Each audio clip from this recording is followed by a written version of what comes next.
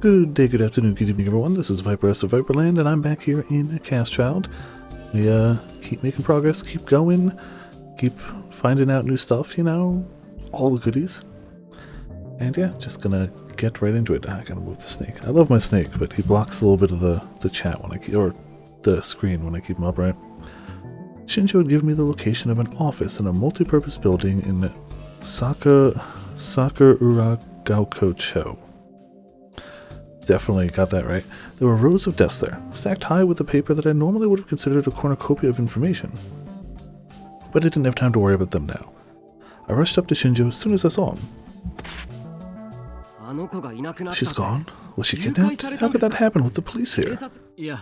No, like I said on the phone, that's not it. But it's true that she's missing, right? Well, she probably just left. Takeru, stop it. What's gotten into you? Well, she's gone. Oh, yeah, sorry. Uki Yamazoe had reminded me a little too much of Senri Minamiyasawa, and I had lost control of myself. Kurisu quickly moved to stop me. By the way, Kurisu had come to keep an eye on me, in her words, to make sure I didn't do anything stupid. Man, there's no one out there that can stop Protag from doing stupid, but you know. Anyway, it wasn't a kidnapping, she just suddenly disappeared. But doesn't that mean she was kidnapped? No, it means she left. No way. Shinjo, Mio, and I were all here at the time. Momose, the CEO of Frisia, had been looking confused and concerned ever since I'd arrived. When I'd first met her the night we snuck into AH Tokyo General, she seemed like a loud, boisterous sort of woman, but now she felt kind of tired. We sat her on the sofa while the rest of us talked over here, and then we looked at the sofa and she was gone. You're sure she didn't just go to the bathroom and has been there all day? Kurisu pointed to the toilets in the back. But Shinjo put his hands on his forehead, thinking, and said, that was the first place we looked, but she's nowhere to be found. In fact, there's no sign that she even opened the doors or windows. There's only one possibility. She's a gigalomaniac, so she used her power to escape. Yeah, clearly she's got some sort of power to get through doors or whatnot. Her power? Come to think of it, I still hadn't asked. What power did Uki Yamazoe have? Teleportation or something like that? Kunasato whispered an answer, her voice full of hate, without even bothering to look back at me. I don't know. You don't know? Yeah, she barely answered any of our questions. Kunasato tried to ask her about her power, but didn't get anywhere. If it was teleportation, she would have left a long time ago, but she didn't. Uki is a little special, and that's what got us. Special? I've been thinking that maybe we should turn her over to an orphanage. And I was just talking with Shinjo and Mio, and they both gladly agreed. I didn't agree. Neither did I. Shut up, you're just making things complicated. Sure. What was the motion for them to be quiet? Ahem. So anyway, they agreed, and I took Uki down to the parking lot and tried to get her in the car. I know someone who runs a facility like that, and I wanted to visit them. And you were the one who took her away? So why was everyone upset that she disappeared? Momose had taken her outside, there was no mystery there. As Kurisu and I stood there with our mouths hanging open, Shinjo interrupted. At least that's how it went in her dream. Huh? Her dream? No, it really happened. I can remember the sensation of her hand and the rumble of the car when the engine started. It was all real. But the moment you tried to get Uki in the car, you came back to reality, right? And then you were in your office talking with us. Yes, that's right. We never spoke about any kind of orphanage, and we never saw you leave. You were here talking the whole time, I'm sure of it. Ah. Well, that would be her power, then. But Uki disappeared from the room suddenly. What do you mean? I don't understand. I think that's her power. Once we capture her, I'll look into it again. Kunosato's use of the word capture pissed me off. I could tell that, like Arimura said, she didn't even think of us as humans, but she didn't have to talk that way about a little girl, did she? Even if she didn't like psychics, did she have to go that far? Apparently. I glared at her, but Kunosato didn't seem bothered in the slightest. She wouldn't. As for where she went, if you two don't know, there's only one possibility. I was just thinking the same thing. Which means that life's about to get a little tough. What do you mean? Shinjo answered me with a bitter sigh. Place you know well, her old home. Hey. Also, Eric, how's it going? Yeah, well, I mean, I still want to know what her power is, but I kind of get the feeling she doesn't want to talk about it. But also, how's it going? Welcome to Viperland of the Chat. What? You can't mean... No, Yuki kept insisting she had to go home, you know? That place was hell. Why? I couldn't say. Anyways, we need to go get her back before things turn into even more of a mess. Back to the hospital. The happy, happy hospital. Takaru. Hey, Takaru. What if they catch us? An hour had passed since we'd first spoken to Momose at Frieza.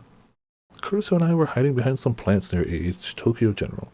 You have to let them handle this. If we amateurs screw this up, it's not happening. I'm finding Uki Yamazoe and taking her back to Alba Dorm. What? Why? I'm not letting Kunosato have her. I was gritting my teeth hard in anger. Afterward, Shinjo, Momose, and Kunosato had started to come up with a plan to get inside the basement of the hospital. Of course, they weren't going to let us come along. We were told to go home, and at first, that was my plan. Then things changed. Kunosato said that she wasn't sending Uki Yamazoe to an orphanage, but to a research center she was affiliated with. She said they were going to research her power there, but Kunosato had treated not only Arimura and I, but also little Uki as nothing more than guinea pigs. And I'd heard her use the word capture many times. She's finally free from those terrible experiments and out of that awful basement. Was Kunosato going to send her right back to that same old life she experienced before? Just imagining it terrified me, and it made me come to a decision. I would save her. Good thing to try, but it's 3 versus 2. And no matter who tries to get her out of there, she doesn't want to leave. If I abandoned her here, I'd be doing the exact same thing I did before. I'd be abandoning someone again to the same exact place. A long time ago, I abandoned your friend Senri Minamisawa here, and I ran away. I still regret that to this day. That Yamazoe girl is another victim of these experiments, and this time I want to save her. I also want some tea. I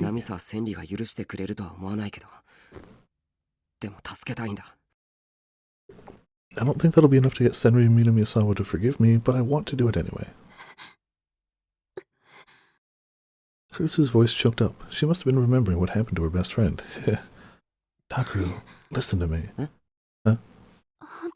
Senri actually... You know something about her? Clearly she does. It's fine, she won't tell him now. Tell me, Kurusu. I'm sorry, I'm just having a hard time thinking straight. Senri died in the earthquake. It's not your fault, I swear it. So you don't need to blame yourself. You can just forget it, okay? Kurusu looked down at her feet. When she did, her hair covered her eyes, and I couldn't tell what she was thinking. Kurusu was about to say something and stopped. Yeah, she clearly knows more than she's telling us. It would be really nice for her to be like, hey, by the way, she's still alive. She hates you specifically for abandoning her, and she's going to light you on fire. Careful. Just as I was about to ask, I heard soft footsteps. They're here. Momose's van was in the same alley where she'd picked us up before. They've been watching the hospital for a while now. I saw 2 shadows that probably belonged to Shinjo and Kunosato leave the van and run into the grounds. Kurusu, they're on the move. Can you do this? Huh? Yeah. I tapped her on the shoulder and she looked up. That's why they called her the Empress of Hekiho Academy. There was no trace of the sadness that had been there a moment ago. Sorry, I was just remembering Senri, but I'm okay now. It only hurts for a sec. Nah, excuse me. Not that I have first-hand experience or anything, but I feel like being immolated to death is one of those things that definitely hurts for more than a second. Again, no first-hand experience, thankfully. Never been on fire. I kinda get the feeling that's definitely a hurts more than a second type of deal, though. Honestly, I'd rather you wait here, but I couldn't reboot on my own. I needed a partner, no matter what. What are you talking about? I'm not sitting out here and worrying about you. Thought you'd say that. Join his gang now? It seems that way. Also, hey, welcome to Viperland in the chat. He's gotta have someone around, and I guess she was the only one around. Otherwise, doors won't just magically open for him. And, like, what do you do then? What happens when you just have a locked door and he just goes, well, guess we're turning around now. We followed Shinjo and Kunosato from a distance.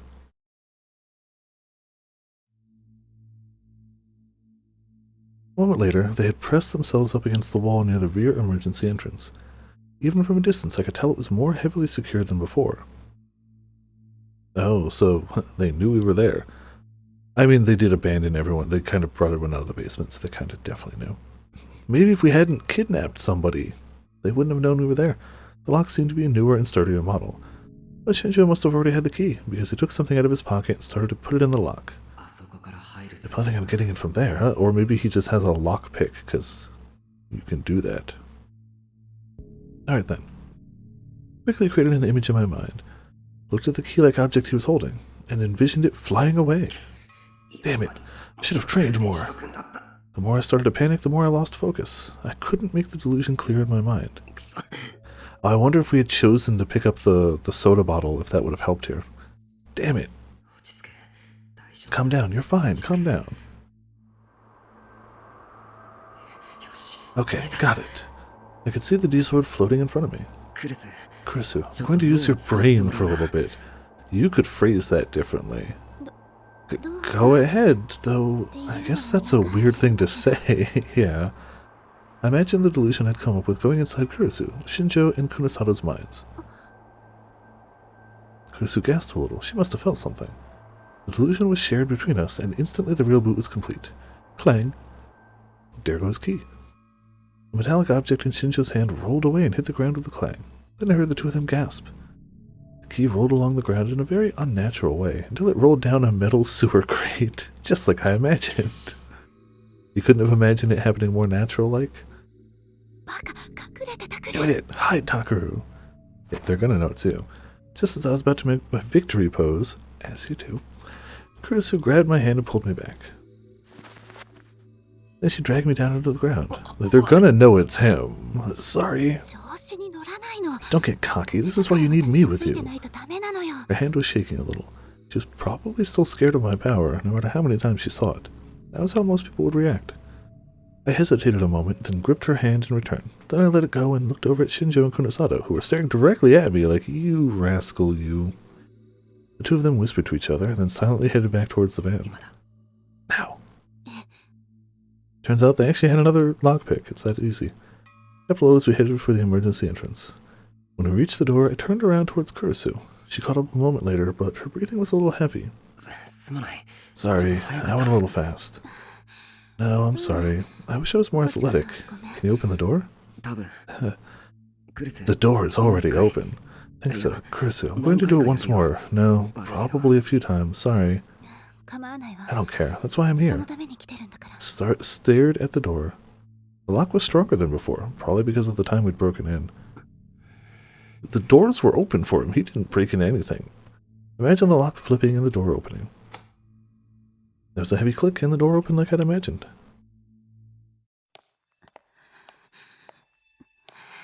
Thanks to my power, we were able to make it inside with no trouble.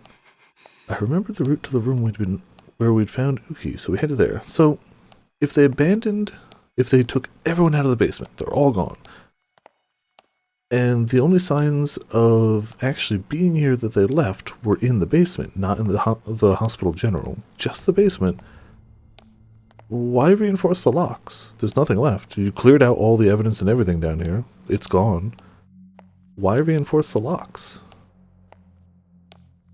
The only people who would have known wouldn't have been general hospital staff. They'd be people from the basement level who cleared out all the evidence already. Why make the lock stronger? I guess, why not? I guess why not reinforce the locks of a hospital, but like, still a little weird. Takes time, right? I guess, but it's only been... It's only been like, what, 1 or 2 days since we got her out of here? Could be meant to see if they come back. But we know that they had already gone back. Somebody had already gone back to check and see, and everything was gone. which is how they knew to tell the girl, who then didn't like that news. Maybe my time frame's messed up, but I thought it had only been a day or two. But I could be mistaken. It definitely could be off. I remember the route to the room we read that. But as we walked through the darkness, I saw that Kurisu was acting a little strange. She 1,000,000% knows more than she's letting on. Like, definitely. They didn't mention. That's the thing. We wouldn't know. Because that happened off camera and they didn't talk about it. So, maybe. Are you okay? Oh, yeah, I'm just a little claustrophobic, actually, but I'm fine. Don't worry about me. Fine, you're sweating really bad. Then I realized something. Is her injury bothering her? She seemed like she was okay, but it had been a really bad injury. She did get stabbed. It couldn't have fully healed up by now. Hey, Kurusu? I'm fine. Let's hurry, okay? Yeah. She pushed me onward before I could stop. We're almost there. It's not that much further to the room, so hang in there. Yeah. That's right. It was right around this corner. Well, I think she's here. Wait. Miyashiro and others. Really? That's what you went with for it? There's only 2 people, and we know both their names, but suddenly we heard a voice sobbing in the darkness. Kurusu and I almost leapt into each other's arms. Oh man, go full Scooby-Doo. Perfect. It was the voice of a little girl. Takaru, is this... Was it a ghost? No, that was Tom. Was it a ghost, or could it be the girl you're specifically looking for? It's definitely a ghost. Which meant it had to be. Kurusu and I nodded and stepped towards the direction of the room.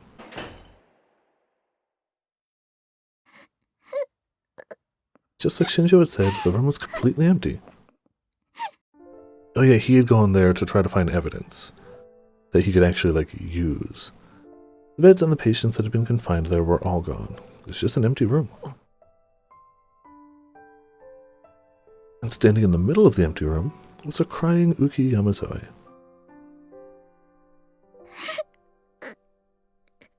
How long had she been there? She was crying like a child who lost their mother. Or, you know, the one thing keeping them going in life, but nobody's here. Nobody's here. Someone answer me.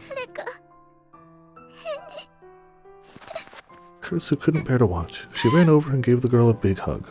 Soon, Kurusu was crying too. You really hung in there, huh? But it's okay now, so let's go home, okay? But Uki must not have heard her, because she just stood there, crying silently for a long, long time. The whole time, there was nothing I could do but watch.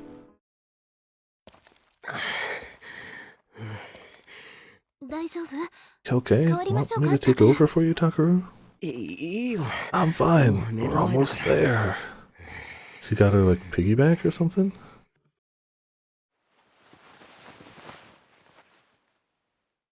When we finally made it back to Alba Dorm, I took Uki off my back and put her on the sofa. I'm unsure if she just weighs more than she looks or if he's just that out of shape. Probably be. Society V protags are not in shape, just as a rule of thumb. And then I lay flat on the floor with my arms and legs stretched out. I hate to say it, but this is pathetic. She wasn't even that heavy. I was just out of shape. Okay, answers the question. Told you I'd take over.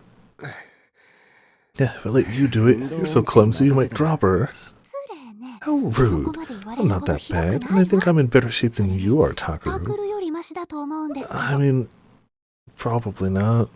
Kurusu's eyes were red-rimmed. Her face was red from when she tried to rub away the tears. She must have been embarrassed by it because she turned away from me and said something mean. Right, whatever. We gotta tell Dad about her. Oh, yeah, you're right. After Kurusu left to get him, I lifted my tired body off the floor and onto the sofa. As I'd expected, Uki hated the idea of leaving the basement, but after Kurusu's fervent attempts at persuasion and my own insistence that nobody was coming back to the basement, she'd finally clung to Kurusu and started to break down. And as I carried her on my back, she'd gotten tired and fallen asleep. Where is her family? Her real home? What about her school? I hadn't had a chance to look the first time we'd gone to the basement, and that data was probably long gone now.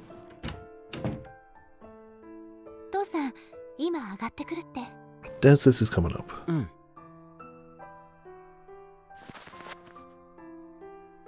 Kurisu sat next to Uki on the sofa and softly stroked her hair.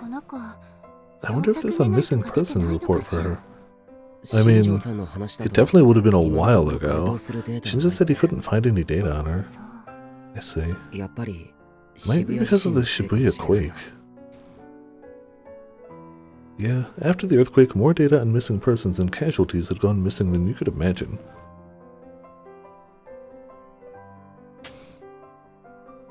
And to top that off, this year had seen the largest solar storm in history affect all kinds of electronic devices. Who would have thought? A big solar storm in 2015. No idea. Couldn't have expected it. Shibuya hadn't been hit that hard, but a lot of data in other regions had been lost. Yeah, robotics notes specifically told us that 2015 was a bad year for solar disturbances. They're just like, it's 2015 now, so use the image. All we know is her name, huh? If only she at least had some kind of clue. Nixus Nono, brother Takaru? Something wrong? The door opened, Yui and Yuto peeked inside. Huh? The two of them froze next to the door. You two are still awake? It's insert time of day here.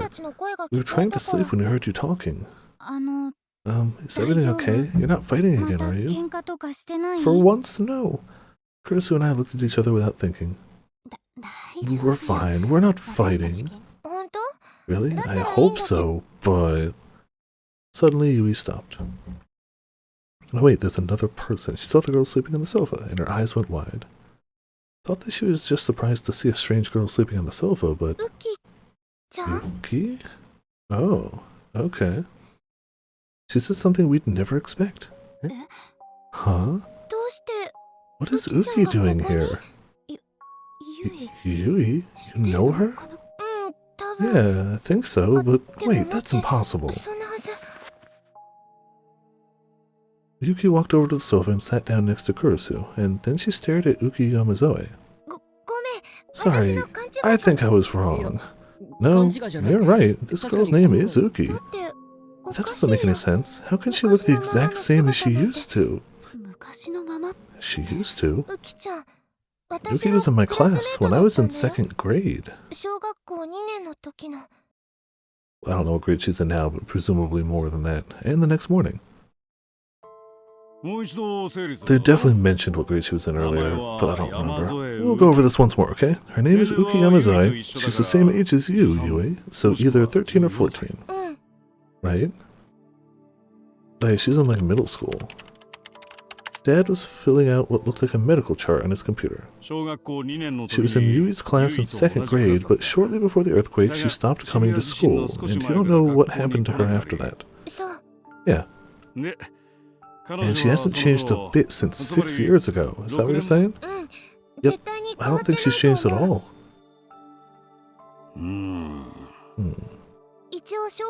I found proof, too. Ah, yearbooks. Yui showed us a photo. Oh, it's a class photo from her school. I could see a young Yui in a row of children. And in the front row, next to the teacher, I saw Yuki. Look. 8th grade symptom chunies, yeah. What do you think, Takaru? It can't just be someone who looks like her. It has to be Uki. Showing some kind of problem with her growth hormones, perhaps? Everyone, Uki's awake. Really? Okay, bring her in. Wait, Dad? No shouting in front of Uki. You have to be gentler. Huh? This is my normal voice, though. Just be gentle. Your normal voice is too loud. Okay. Dad glared at her and started mumbling about how he hadn't raised her to be like this again. Raised her exactly to be like this. Uki, you can come in now. After a long pause, a small girl entered the room trembling. Kurusu took her hand and walked her to a chair, then sat her down. Uki, good morning. She flinched away from Yui's cheerful voice. Happiness, I can't. Oh, you don't remember me, do you? You only know what I looked like 6 years ago. It's assuming they didn't mess with her brain entirely. Yui took out the class photo and pointed to herself. See, this is me. Yui Tachibana, do you remember me? Yui Tachibana? Oh. Uki looked at the girl in the photo, then at Yui. Then she gave a little start of surprise. You remember? Oh, yes, it's been a long time. Oh, come on, we're classmates. You don't have to be so awkward. We were classmates years ago, but it counts. But Dad typed something else on his computer as he watched them. That settles it then. Yeah. There was no question of it now. Yuki Yamazoe was definitely Yui's old classmate. That would go a long way towards tracking down her family. Anyway, that's amazing. I still can't believe it's really you. We were surprised, but it seems to be Yui who was most surprised of all. Her missing classmate had suddenly shown up at her home, and her brother and sister had brought her there. Yeah, that's fairly unlikely. And she looked exactly the same as she had 6 years ago. Yuki, can I ask you some things? Oh, yes, sir. She must have seen Dad's white coat and gotten nervous because she suddenly sat up straight. Oh, yeah. Yeah. Yeah, I don't remember people I worked with like 10 years ago, 6 years ago, 8 years ago. Like, have you ever been told you had a hereditary illness, something that caused you to stop growing? I don't understand, I'm sorry. Then, do you remember when you stopped getting taller? How was it when you were in Yui's class? I'm sorry, I don't know that either, but something weird happened to me after the earthquake. I see, so it was after the earthquake. Yes. I see, so PTSD induced damage to the growth hormones, or perhaps some kind of chromosomal abnormality, like Turner syndrome? A chromosomal disorder found in women. Primary symptoms included delayed or absent development of secondary sexual characteristics, a lack of menstrual period, abnormally shaped organs, and decreased height. And I never really even thought about that, but like, you could have like misshapen organs and eventually a doctor would figure it out, but like for the most part you'd never know yourself. For all I know, my liver could be shaped weird. Probably not, but it's just a weird thought. I'd have to have a real specialist take a look at you. Dad made some adjustments to a chart as he whispered to himself. The look on his face was far more serious than he'd usually let us see. Yuto poked his head through the door. He must have been standing in the hallway the whole time and looking in on us. Yuto, if you don't get going, you'll be late for school. That's right, you. I'm fine. I'll go in a second. He seemed a little scared by his sister's scolding. But he summoned up his courage and came inside, then stuck his hand out towards Yuki. Here, take this. In his hands was a tiny chocolate bar. Oh man, chocolate. It was the kind of chocolate you could buy in huge packs for cheap at the supermarket. Huh? Oh, yes, thank you. Hey, you. Yuki's older than you. Don't talk to her that way. Older than me? Yuto looked very confused and a little unsatisfied. What's wrong, Uki? It just feels a little strange. I'm not used to this. This? Well, seeing a family get together and talk like this. What about your family? Shinjo had said that she wouldn't tell him anything, but maybe in this environment she'd be more willing to talk. When I was little, they left me with the doctors and went away. Oh. Oh. So she wasn't like kidnapped or anything. She was brought there. Oh, that sucks. Oh, that's so much worse. It's not like she was kidnapped and then like got Stockholm Syndrome. Her parents just left her there and went away. Oh, that sucks. My eyes narrowed when I heard her say the doctors. She was probably talking about the scientists in the underground facility.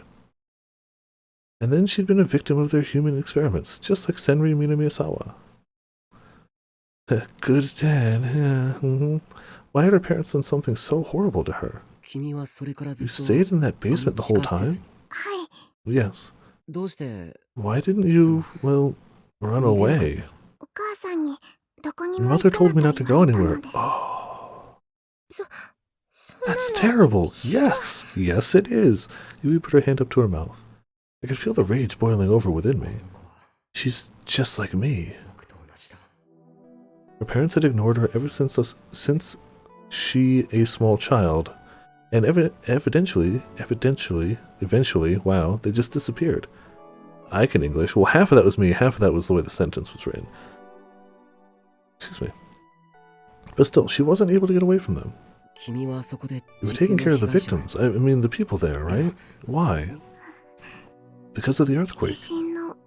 There was a sadness in her eyes as she remembered the people that had vanished. After the earthquake, the doctors went away, so did the nurses who cared for everyone. So the hospital told me to take care of them instead. What about school? You're wearing the uniform for Hekiho Academy, right? At your age, you should be in the middle school. Hekiho Academy? Yeah, oh, absolutely. 100%. Our school. You're a student there, right? But Uki shook her head. This belonged to a friend. It's gonna keep going downhill. A friend? At first, it wasn't just me who was taking care of the people in the basement. I had a friend who was my age. Sometimes she wore these, and I always told her they were cute. I see. Did that girl come from the outside then? Yes. I see. So she was a student at Hekiho. At first she worked alongside me, but she started to get sicker and sicker and didn't come as often. Then one day she gave me these as a present. She said that she didn't need them anymore and that I should take good care of them. Uki looked down at her shoes. So these clothes are very important to me. I always keep them clean and wear them all the times. When I saw her expression, I understood. Her friend probably knew that she was dying. She'd been a victim of the same horrible experiments as Minamisawa and Uki, and had gotten sick as a result. Then you took those old people out. Takeru? Kurusu interrupted me gently. Let's not ask too many questions at once, okay?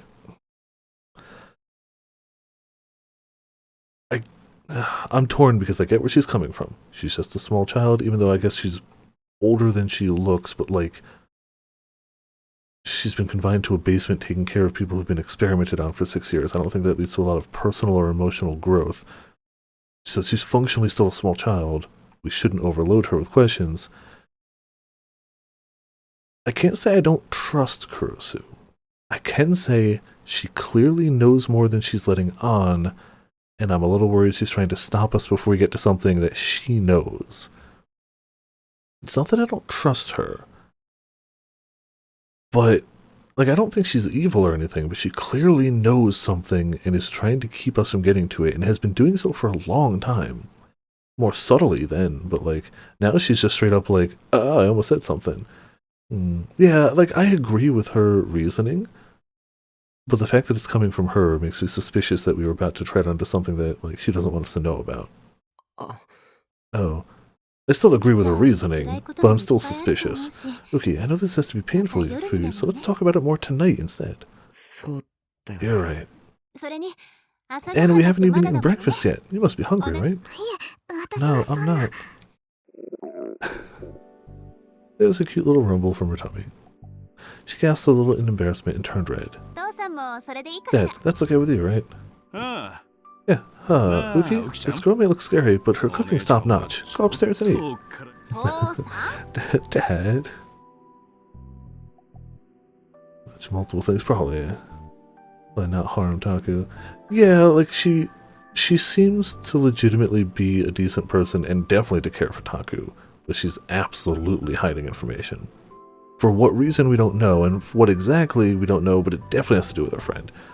Kurusu pursed her lips as she took Uki's hand and stood up. Oh, here, you can have another piece of chocolate. That's gonna ruin her breakfast, man. Literally about to go eat, thank you. As she left, Yuto quickly gave her another piece of chocolate. I mean, I imagine they're just like small little wrapped things. At lunchtime, Ito and I were heading to the club room. And that Uki Yamazoe girl's at the Alba dorm now? Yeah, I don't know what's going to happen now, but I want to try and help her. I still can't believe she was in Yui's class, though. Yeah, I'm surprised too. That's a good thing, though, right? A good thing? Yui was happy, wasn't she? Oh, that's what you meant. Yeah. Yui had really looked happy this morning. Normally she probably tried her hardest to play the role of being Yuto's big sister, but she was still only in middle school. If she ran into a friend, of course it would make her happy. Yeah. Is something funny? Nah, just no matter what you say, you really care about your family now, don't you? He clearly always did. He just, pretended otherwise. That's not it. That's a little bit of it. Don't blush. It's a good thing for you, too, isn't it? To have something like that? I'm not blushing. And wait, doesn't matter anyway. Come on, let's go to the club room. We need to tell Onoe, Arimura, and Kazuki about Yamazoe, too. Of course, I'd already told everyone to come for an emergency meeting. They should be in the room already. Man, you gather everyone for an emergency meeting and you're the last one there? Shame on you. So, now Uki Yamazoe is safe at Alba dorm. Taku, way to go! Nah, it was nothing. The girls all seemed very impressed.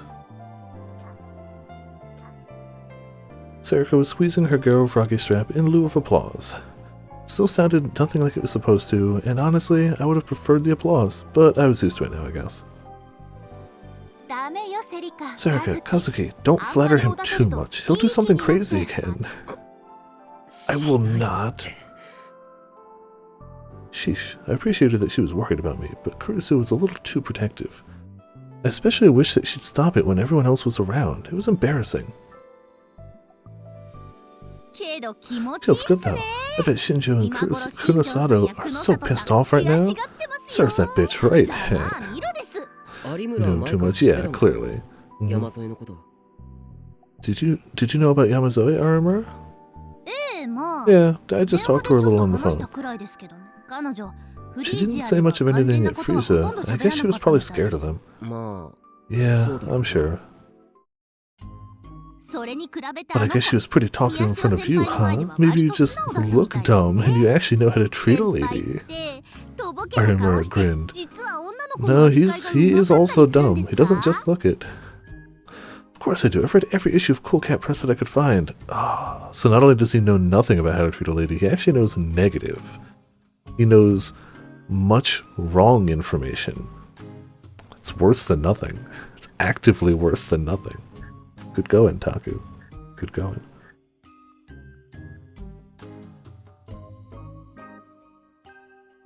I couldn't say that though, so I didn't. No, it's because Kurusu and Yui were there.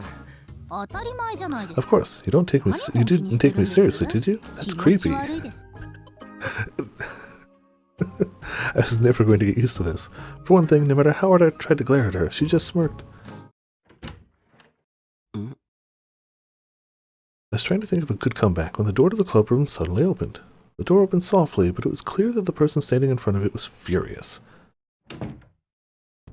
Oh. You. Speak of the devil. Kunosato was there, and the light in her eyes was as cold and fierce as ever. Instead of yelling, her voice was low and threatening. I figured that she'd eventually find out that we were the ones who'd taken Yuki, but I didn't expect her here so soon. It's not like you guys were hiding anything.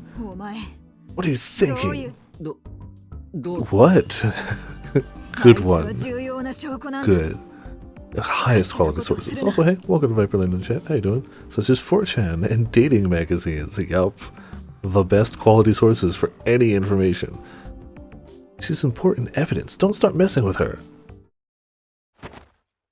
Kunosato stomped over to me and grabbed me by the lapel. Her arms were so thin, I didn't know where she got the strength. It was like she was filled with some kind of raw hatred that gave her power. Or her, psychic power has something to do with, like, augmenting strength. Well, it could be anything. Hey, stop! Violence is wrong! Sarika and Kurusu grabbed her and tried to pull her off, but she held on to me tightly. I didn't force her to leave! Say.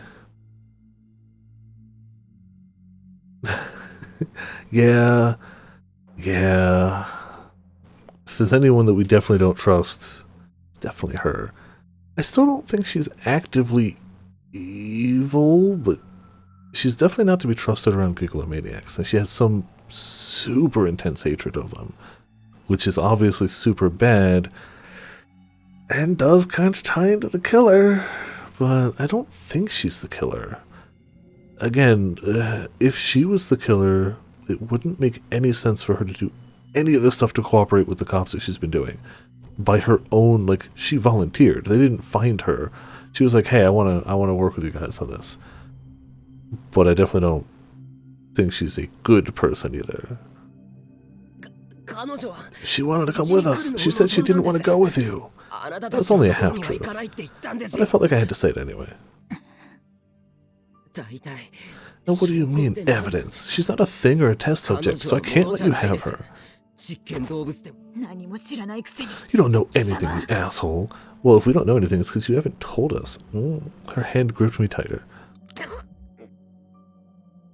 And she's just going to choke him. What the hell's going on?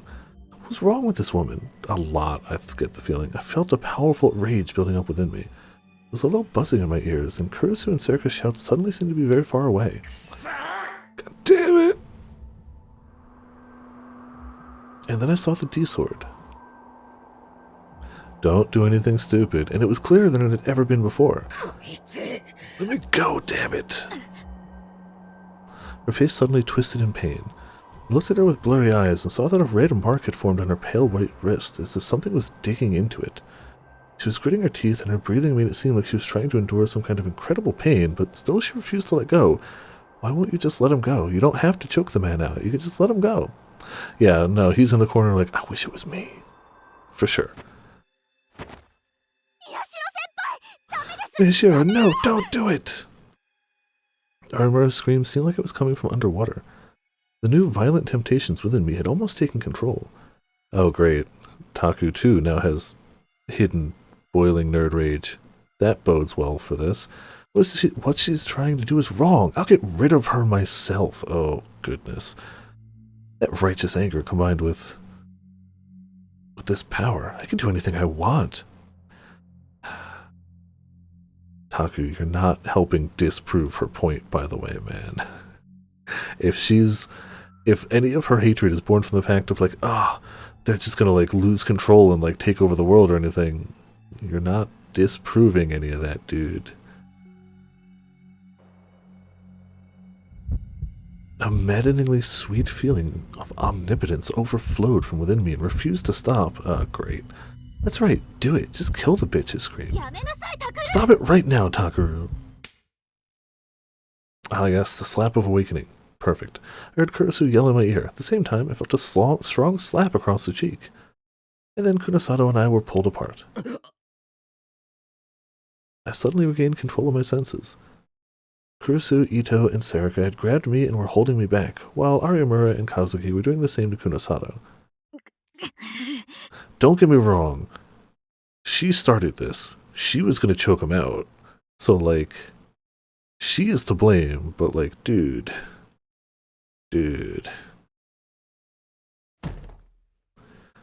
Righteous Fire build. Oh, clearly. Oh, man, I wanted to run Righteous Fire, but it's just so slow to start, but I still love it. I love the concept of just, I run into things, they explode.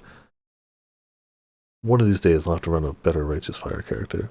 Kunosato looked at me with eyes full of hate, and then pushed Arimura and Kazuki away. Why wouldn't they let me choke him to death?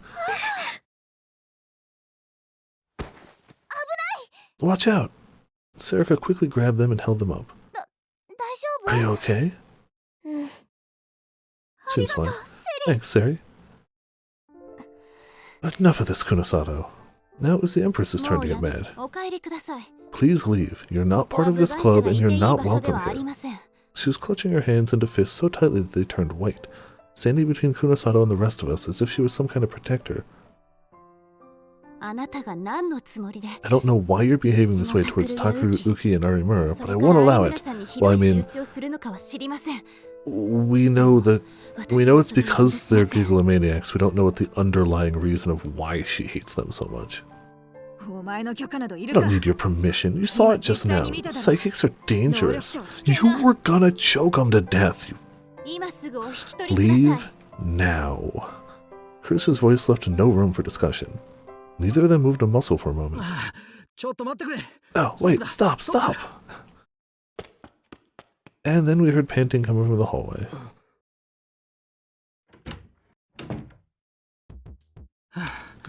You're not... In this case, you're not helping. I figured you'd be here, Kunosato. Where was Shinjo? He must have been running for a while because his hair was messed up and there was sweat in his forehead. Didn't I ask you to leave this to me? The way you want to do it takes so long that the evidence we need will be destroyed. Okay. Taku 4chan, this is X, clearly. I mean, if somehow that turns out to be the case, then suddenly I get it. I understand every single, like, she's justified in everything she's done. If that turns out to be the case, then it's like, can't even fault her. I'd do the same. I know you're in a hurry, but there are better ways to do things. I'm sorry, Kurusu. We didn't come here to fight. No, you didn't come here to fight. She came here to fight. Then why are you here? Please don't look at me like that. Shinjo looked at both of them, troubled. And then he turned towards me. Listen, Miyashiro, I know what you're going to say, and I don't blame you for taking Uki last night. We were probably in the wrong there. So now we've come to ask you a favor. We want Uki, and if possible, you and Arimura to get an examination at a proper facility. What? Arimura responded before I could. If anyone needs their heads examined, it's you. Did you honestly think we'd say, yes, please, run a bunch of experiments on me? Let me finish. This is for your sake, really. First of all, she can tell if that's a lie or the truth. Second of all, no, it's not. Like, I'm pretty in favor of Shinjo, but I think that's a lie. Though I definitely don't know what evidence they're talking about. Sorry, nose. His next words came as a shock to me. We actually just spoke to Dr. Sakuma. To Dad? Both Kurusu and I shouted at the same time. You two You don't like the way Kunosato does things, right? Then why not go to a hospital run by a friend of Dr. Tsukuma's? Don't like the way she does things. Yeah, she's treating every single one of us or our friends as human experiments and expendable things. Why would we like that? Hey, you can't just... Yeah, I can apparently. Shinjo put up a hand to cut her off. You know that this is the only way they're ever going to agree, right? I'll let you come too. No, we won't agree with Shishizo.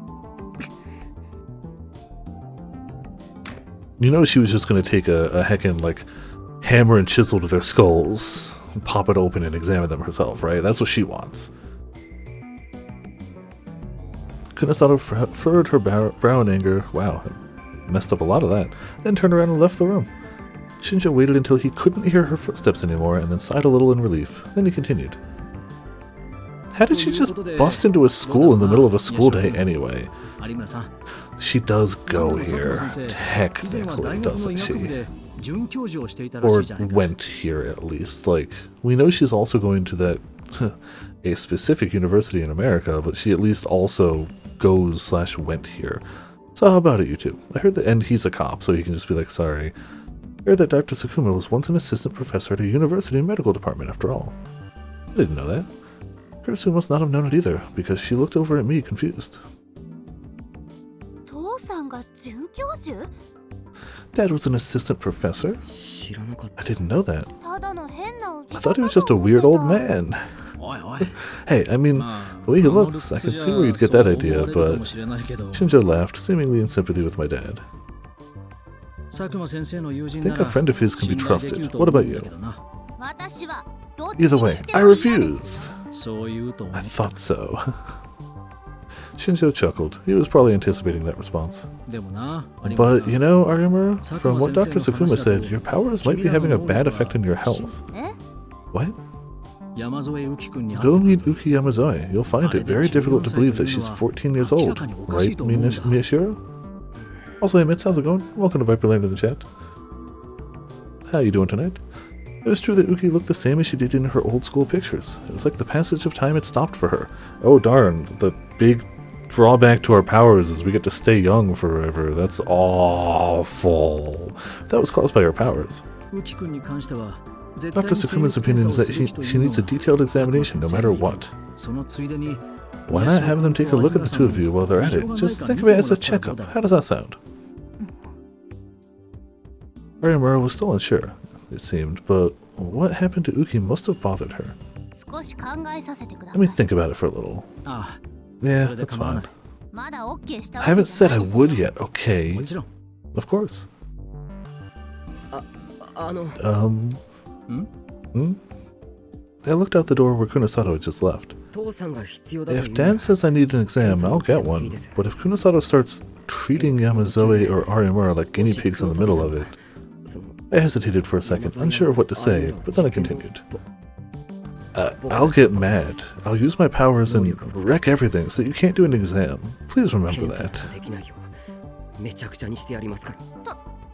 Taku? Yeah, he's got the tough guy act now. Is the whole memory's intact? Yeah. It's interesting. Dude, you can't do that. What are you saying? Everyone was shocked at seeing me act so different than usual. I mean, I think it's a bluff. I don't think he'd do it, but you know. But I remembered the sense of power, of omnipotence that I just felt and shivered a little. That's right. I could do it. I would do it. If I had to, I could do what I just did. Understood. I'll make sure she understands that during the exam. Will that do? Shinzo sighed a little and shook his head. He's probably trying to come up with a way to keep Kunosato quiet and not having much luck. Yeah, no, I don't think she's the type to listen to hecking anyone at all. Alright, sorry to interrupt your club time. Lunchtime. Not just club time, lunchtime. I went to leave the room, but just before he stepped into the hallway, he turned around. One more thing. Oh, oops, I had something else important to say, and I almost forgot it because of Kunosato. You know, that's a good excuse. What is it? It was clear from Kurusu's voice that she was still upset. Shinjo may have been used to dealing with Kunosato, but the Empress was a whole different animal altogether. He flinched a little. This is from Miyashiro, Onoe, and Ito. Huh? Me? I didn't do anything! Ito's first reaction is, I didn't do it! And, yeah, I don't think he did, for what it's worth. Well, neither did I! You three trespassed into the hospital basement, didn't you? That was... Wait, didn't you and Kunosato do the same thing? Ah, that's right. So that was just a joke. Well, it wasn't funny. You really scared me. Actually, I wanted to ask you something about that. Shinjo's voice dropped several decibels as it continued. Kunosato said there was data on a girl named Senri Minamisawa on the computer there. I heard Kurusu gasp a little. Shinjo didn't know about Kurusu and Minamisawa, though, so he just looked confused for a moment before he quickly continued. Kunosato says you saw it too. Do you remember? Suddenly hearing that name almost brought back the trauma, but... Yeah, I saw it. The data was there, right? Yes. I see. Shinjo looked at Ito and Serika too. They both nodded. Then I want you to see this. It's evidence, so I couldn't bring the real thing here, but... He put his hand in his pocket and took out a photo. He showed what looked like an ID card. I couldn't believe my eyes. The card looked old, and it was dirty and scratched in spots. But the name and face on it were clearly visible. Senri Minamisawa? That's right, the name Senri Minamisawa was displayed under the ID number. The expressionless face in the picture was, without a doubt, the girl I'd seen in the basement. This way. Well, could it just be a different person with the same name? Kunosato insists that's her. It's her, I'm sure of it. Yes, I think so too. Me too. All three of us answered instantly. Shinjo nodded and put the picture back in his pocket. I see. Thank you. That girl, Senri Minamiyasawa, is something going on with her? She's lighting the world on fire, but besides that, I asked, trying to say it in a way that wouldn't bother Kurusu, who definitely looks bothered anyway. Last night, it would have been just about the time you two took Uki to Alba Dorm, I suppose. Two officers on patrol near Shinshen Station found a woman they believed to be a suspect in the serial arson case. Huh? Then that's the pyrokinetic... Oh, no. Yeah, pyrokinetic who attacked us. Yeah, your testimony in the composite sketch that Arimura helped with matched. I'm told. And more than anything, she supposedly was using fire. Supposedly, I'm told? Those words probably meant she escaped, didn't she? They were attacked when they went to question her. One was badly burned and is in the ICU. The other officer tried to grab her and got into a struggle. He was badly burned in the arms and legs too, but during the struggle she dropped this. He patted the photo in his pocket. Huh? That woman had Senri Minamiyasawa's ID card? Why would she have that? Why? Does that mean she's the one who attacked Miyashiro?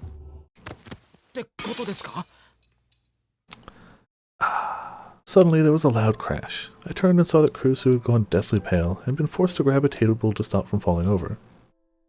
Her teacup was lying shattered on the table. The sound was probably from when she dropped it. Kurusu! Are you okay? Yes, I'm sorry. I just felt a little dizzy. Sit down, Vice President. Thanks. Kazuki dragged a chair over for her to sit on, and she collapsed down on top of it. Shinjo seemed to realize that something was wrong. He hesitated a moment, and then asked in as soft a tone as he could muster, Kurusu, do you know something about Senri Minamiyasawa? Yeah, do you? Now would be a great time to tell us all if you know something about her. Besides, was friends before. Shinjo, that's not... I'm fine, Takeru. Kurusu looked up and cut me off. And then she told him how Senri Minamiyasawa was her childhood friend, and that she was being used as a test subject in the experiments conducted in that basement. And finally, but her name on the memorial for the victims of the Shibuya earthquake, it can't be her. I still think she knows something, but it's fine. That's how she finished.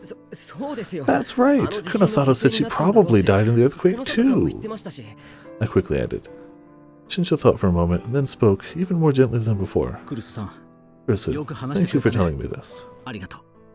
The police are investigating whether the records of her death are accurate. Depending on what we find, I'm afraid I may have to ask you to come down to the station to talk to them. That's fine, though I do believe that's some kind of mistake. There was no doubt in her voice. Shinjo chuckled a little.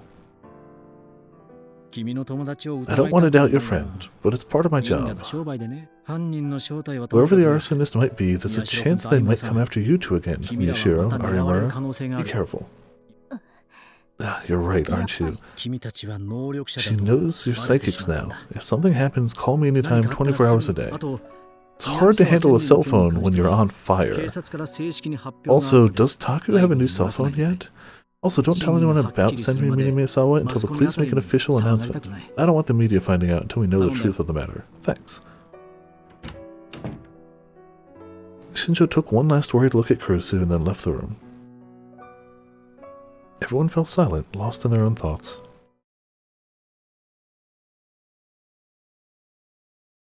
In the end, we cancelled the club meeting, and Kurusu went to the student council to finish up her work. She was still pale. I had no reason to be worried. Wasn't that lunchtime, though? Maybe I was wrong. Maybe that was after club, but after school, they said lunch. We got ready to go, but for some reason, no one actually left. Serika and Arimura were paging through magazines. Is its phone now? Maybe, maybe not. I don't know who has the phone. There's a decent enough chance that that's the case, but I don't know if we know that definitively. Uki said she put it back where she found it, which is presumably on the floor. So presumably he dropped it as he left, turned over his shoulder, saw her pick it up and look at it, but once he turned away to keep running, she just put it down and kept going, by her own admission. which is a weird thing to do with it. Like, you'd figure they'd have a lost and found or something, but... Yeah, so in theory that's what it would be, but like... I don't know. We don't know if she was telling the truth about that, though I don't see any reason to doubt her per se right now. At worst, she's got trauma, but like, she doesn't seem to be lying about stuff. We have no evidence of her lying so far, at least. And that was one of the few things she just straight up said. Like, she didn't want to talk about much, but she's like, that phone? I just put it back. Whatever. Kazuki was still silently playing ESO 2. Ito and I were thinking about the case and glancing occasionally at the map on the wall. There was a new sticky memo on the map. While I was trying to decide if we should add it, Kurisu had written it down and copied it herself. Killer might be Senri. Cool. Her normally beautiful handwriting was a little unsteady. She'd probably been shaking as she wrote it. Senri Minamisawa, huh? Yeah. The girl in the ID card photo does look a lot like the one Arimura described from that sketch. Arimura looked up from her magazine. She was staring at me. She didn't say it aloud, but it was obvious that she was trying to tell me that she thought so too. I thought back to when we'd been attacked by the pyrokinetic. She was a lot older, but if the girl on that ID card grew up, she might look like that, yeah. Then, was she the one who attacked us? But that can't be. If only we had some more solid information. Maybe that girl knows something. That girl? Yeah. I hesitated for a moment, but then realized that we weren't getting anywhere as things stood, so I held out my hand towards Ito. Let me borrow your phone for a second. Dude, get a phone. You still don't have a new one? Wait, you remember someone's phone number? I haven't remembered a phone number since the days before cell phone times. The dark era, where you had to remember a phone number to call someone. You couldn't just start typing their name in your contacts list and it would just immediately finish it for you and dial the number. Ah, who even remembers that? Having phone books with names and numbers written down. Some of them so old you don't even remember them, but you know that you had to call that number one time, so you wrote it down. I'll get one soon, thanks. I took the phone from Ito and dialed the number.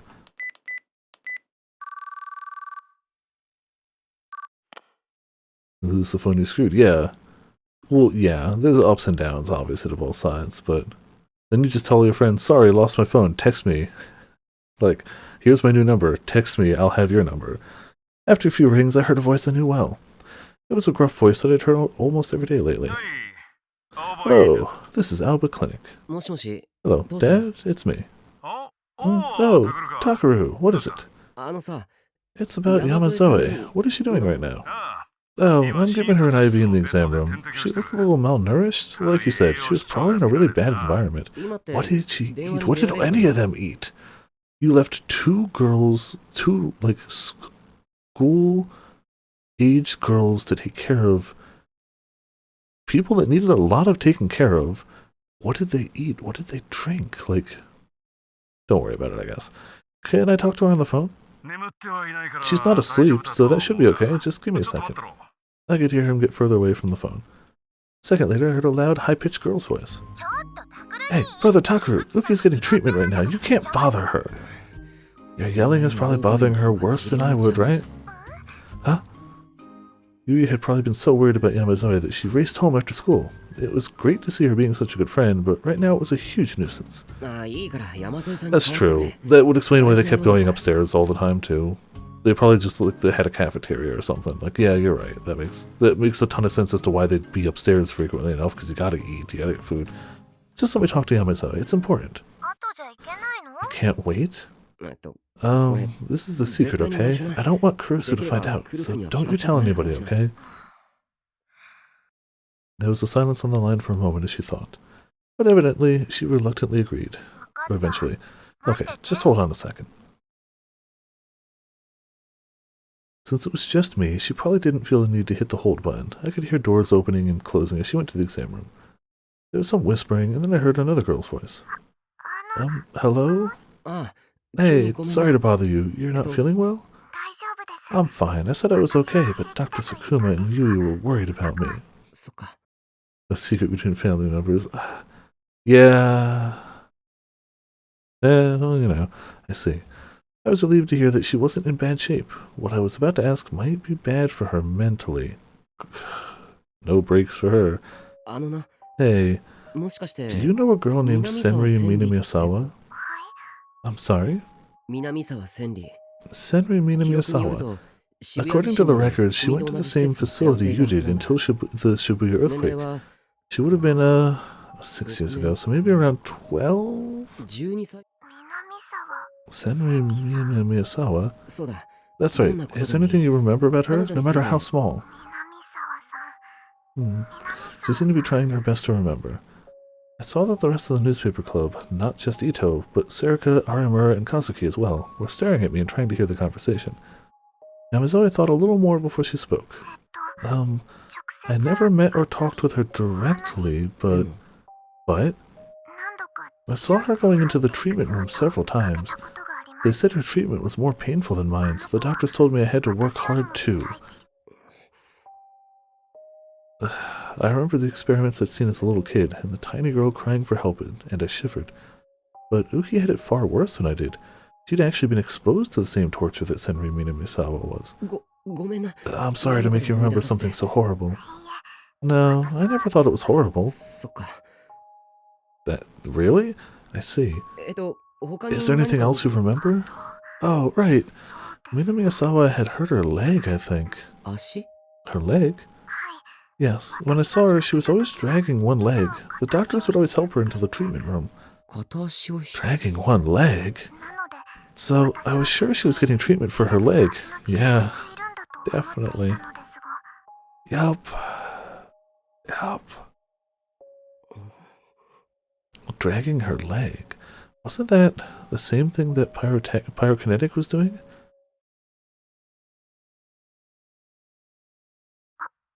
Miyashiro? No, sorry. If I need anything else, I'll ask. Thanks. Alright, I'll give the phone back to Yui. Just hang up. She's being annoying anyway. See you later. Hey, I heard that! What do you mean annoying? Beep. I hung up the phone before she could finish, and handed it back to Ito. Then I looked at the map again. I saw the 2 notes that Kurisu had written in a trembling hand. Pyrokinetic found. The woman had Senri's ID card.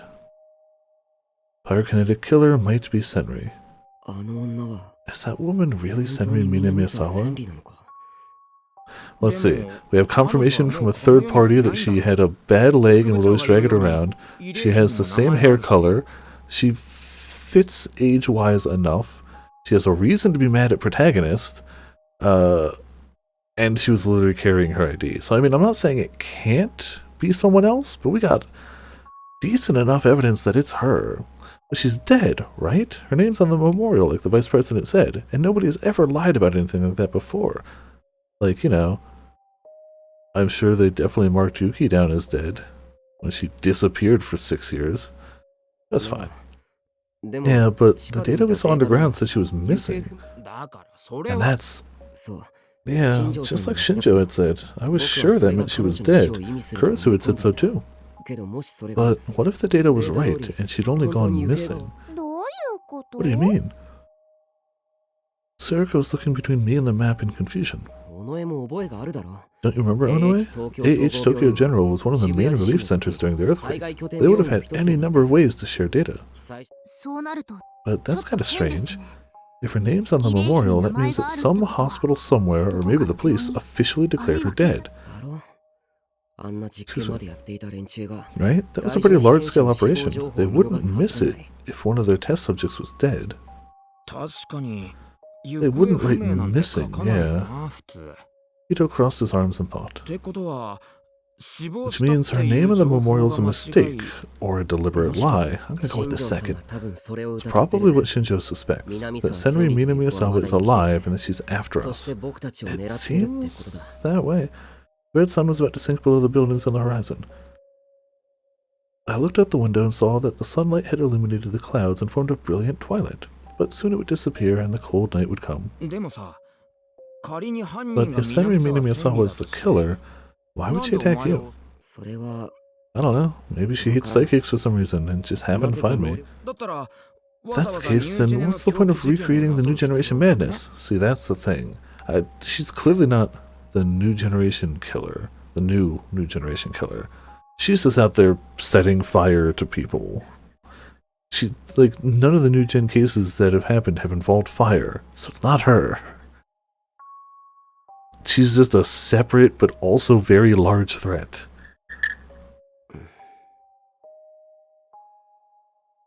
Big threat, perhaps overlying methodology for hating psychics, but like, of course, if there's some kind of message encoded in the killings, that's a different matter. Some kind of message. Back then, when Senri Minamiyasawa had begged for me to help, I'd left her there. Just a kid, what could I do? Out hunting, yeah, it seems that way. No matter how much I told myself that, she probably wouldn't agree.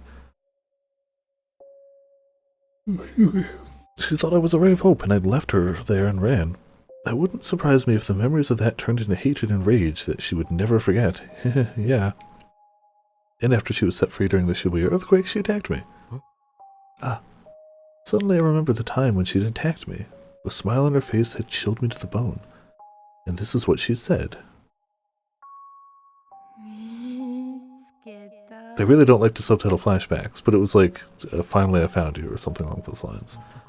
Could it be revenge? Why don't they just... They already subtitled that scene. Why not subtitle it again when you flash back to it? Surely it wouldn't be difficult to keep the subtitles there.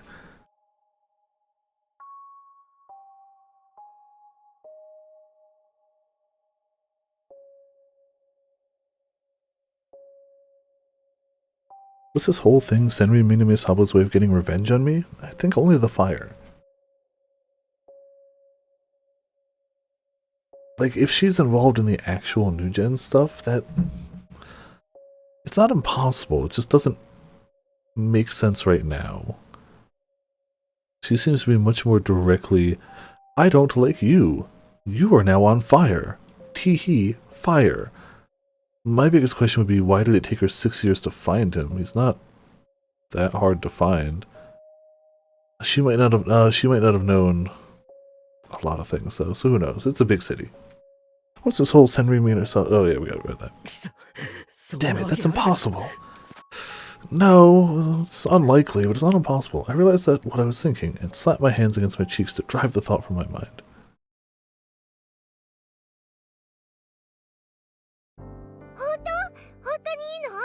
Really? Really, really? Yep, just leave it to me. Yay, isn't that great, Uki? You can stay here, he says. After we got back, Kurisu and I were met with some good news. Yes, thank you very much, sir. Oh, I told you, you don't need to be so polite. Shinjo had come here in the afternoon, and that's what he'd worked out. There were several reasons. First, Frisia couldn't keep her anymore, but due to her power, it would be difficult to give her to a normal orphanage. Second, Shinjo was taking a different route than the other officers in this case, so he said he couldn't give her to a police facility. And the most important thing of all was that this was where Uki wanted. Having her old friend Yui here seemed to be helping her a lot. That's great, Uki. Yes. She blushed a little and nodded. Thanks, Dad. Don't worry, I'm actually glad to have her. Unlike a certain someone, she's very nice and does a good job with the chores. Once she's feeling a little better, she says she's going to help around the clinic, too. Dad, can I assume that last one was directed at me? Yui pouted, but Dad just laughed and ran his hands through her hair. Where should we put her? We don't have any spare rooms right now. Want to sleep with me, right? Right? We can't do that. What about Yuto? Who cares? You don't mind, do you? Who cares? See? He does mind, so no. Then what about my room? No way, Brother Takeru, you're such a pervert! There's no way that's a good idea. No, that's not what I meant! You know, for once I believe him. For once I believe him. Once his case was settled, I intended to leave. So I could sleep in the dining room or something. She could have my... Oh, wow. Okay. Yeah, he lives in an RV, but Kurusu seemed to know exactly what I was thinking, and she poked me in the stomach. What? I'm not letting you just leave us again. The deal was that I'd only stay here until the case was solved, right? That's true, but I've told you a bunch of times that I don't think you've got any business living on your own. Dad suddenly slapped his hands together. When you go off on your own, you read those cool cat press comics and think you know everything about everything, but you actually know less than nothing. Oh, I know. We do have a spare room. Huh? You know, we had that room that we used to use when the nurses did overnight shifts. Huh? We use that as a storage room now, though. But that room gets a lot of sun, and I've been thinking that it was a waste to use it as a closet. And you should have cleaned it out earlier. Kurusu sighed and turned to me. We can clean it out tomorrow. Help me with it, okay? Okay. Yuto answered cheerfully. But what do we do for tonight? Maybe we can stay with Uki, but Yuto can stay with Dad? Does that work? Yeah. Okay, I'll go get a futon ready. You can help me. Okay. Oh, I can do it myself, man. That's fine. You don't know where anything is yet, right? And stop being so polite. Yes, ma'am. Stop saying ma'am. Just talk talk normally. Try it, okay? Okay, but I'm gonna help too. Yeah, then let's both... Oh, wait a second. I stopped Yuki before Yui could take her out of the room. What's wrong, Brother Takaru? Yamazoe, I talked to Shinjo, but I wanted to ask you one more time. I'm sorry? You really don't know where my smartphone is, do you? Smartphone? You know, like one of these. Yui took out her phone and showed it to Uki. When she saw it, she finally seemed to remember. Oh, the telephone that Shinjo showed me. I put it back where it fell. Okay, put it back where it fell is pretty specific. She picked it up, looked at it, put it back down. Do you know who picked it up? I don't. I'm sorry. I see. So it's just as Shinjo had said after all. Then who had my phone and the picture inside it? And how had they been able to call Ito's phone?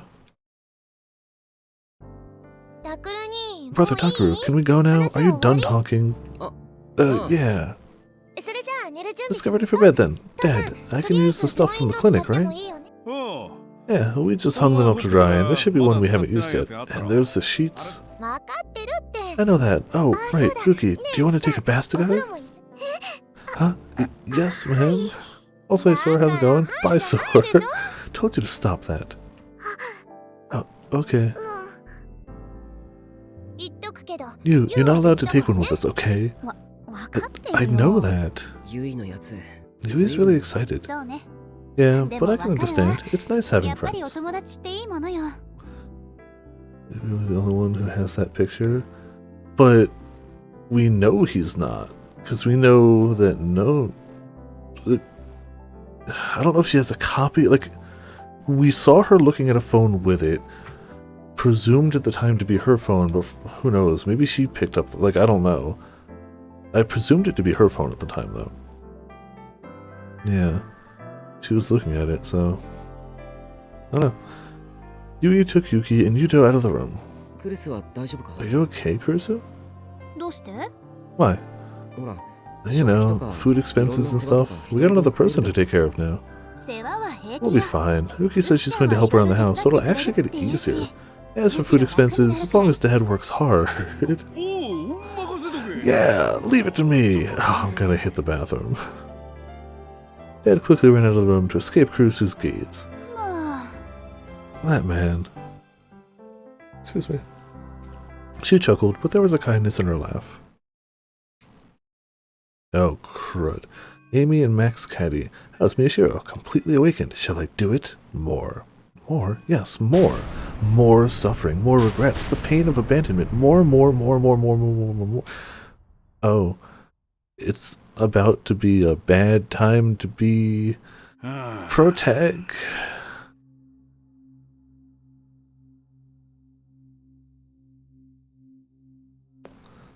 It's weird, though.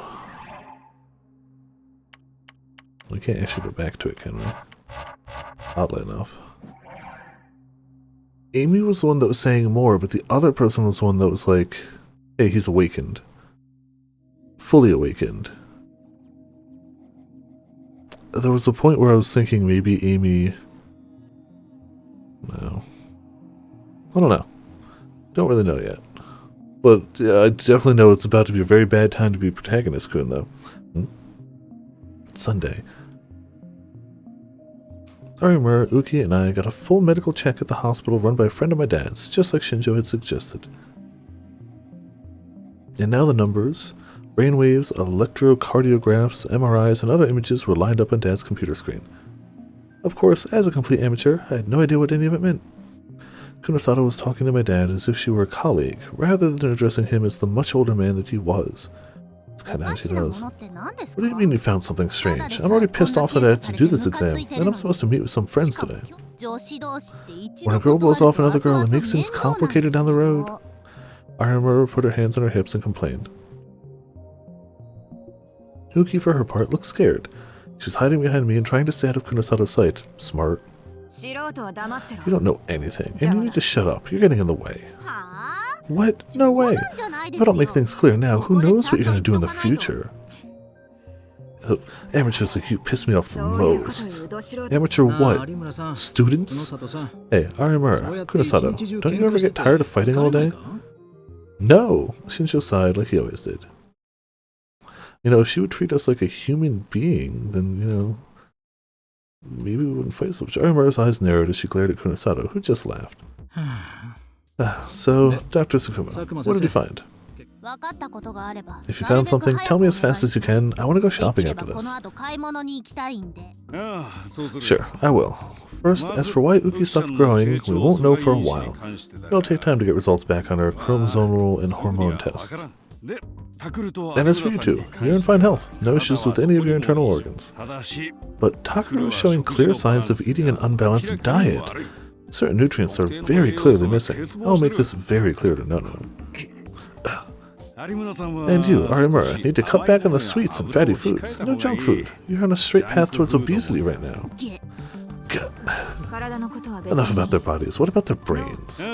Yes, well, this is an MRI scan. Dad clicked on one of the images, which displayed images of a human brain. Arimura must have found the sight of her own brain creepy because she looked away. Uki didn't seem to know what it was and stared out from behind me, confused. Kunosato clicked through the images slowly, checking each little part in turn, but then finally tossed it away. All three of them are negative, aren't they? Yeah, this MRI shows negative. Negative? What? Does that mean I'm stupid? Arimura staggered back as if she'd been given some kind of shocking news. Yes, you're stupid. Extremely stupid. Oh, no way. No, this is not what the word means. Dad took a rule. Kunosato, you're an even meaner person than I've been told. Yes, she is. If she doesn't know what negative means, then I'd say calling her stupid is fair. I see what Shinjo's going through. Right? Shinjo gave Dad a tired smile. Don't worry, negative in the medical sense is a good thing. It means there's no unusual symptoms. Huh? Your brain is completely normal. Oh, you scared me. Arimura sighed with relief, for once acting like a girl her age. Lately, I'd finally understood that this was who she really was. She once told me before that she was always trying to be the person that people around her wanted her to be. So there's no relationship between the Gigalomaniac's power and the enlargement seen in the brain. I can tell you at least that I'm not seeing any issues with them on these charts. Decide for yourself what that means in relation to that Gigalo what's-its you're talking about. Kunosato frowned and thought. But there was a commonality between all the murder victims. Their brains all showed the same symptoms. Kunosato showed Dad her tablet computer. It had several brands on it that weren't ours. Arimura looked away again. You can tell from looking at this, right? The cerebral neocortex is swollen. You're right, now that you mention it. Dad whispered as he looked at the tablet. Swollen? It's bigger? That's right. About 1.2 times normal size, so we wanted to see if your brains show the same symptoms. But the result was negative. Your brains are no different than a normal person's. Which means something happened to the victims that caused their brains to swell? I don't know about that. This isn't large enough to cause a problem with their daily lives. It wouldn't affect them mentally either. They probably didn't even notice it. In other words, the brains were like that originally, or this happened to them when they died, or perhaps this is what killed them? We don't know. So we know nothing. Dad looked at the tablet and nodded. Yep, don't know anything. That's right. Either way, we don't have enough data to make a decision. If only we had 2 or 3 more victims. I mean, give it enough time and you will, but like, that's a weird thing to hope for. I told you, stop saying that! Shinjo treated it like a joke, but her face was completely serious and terrifying.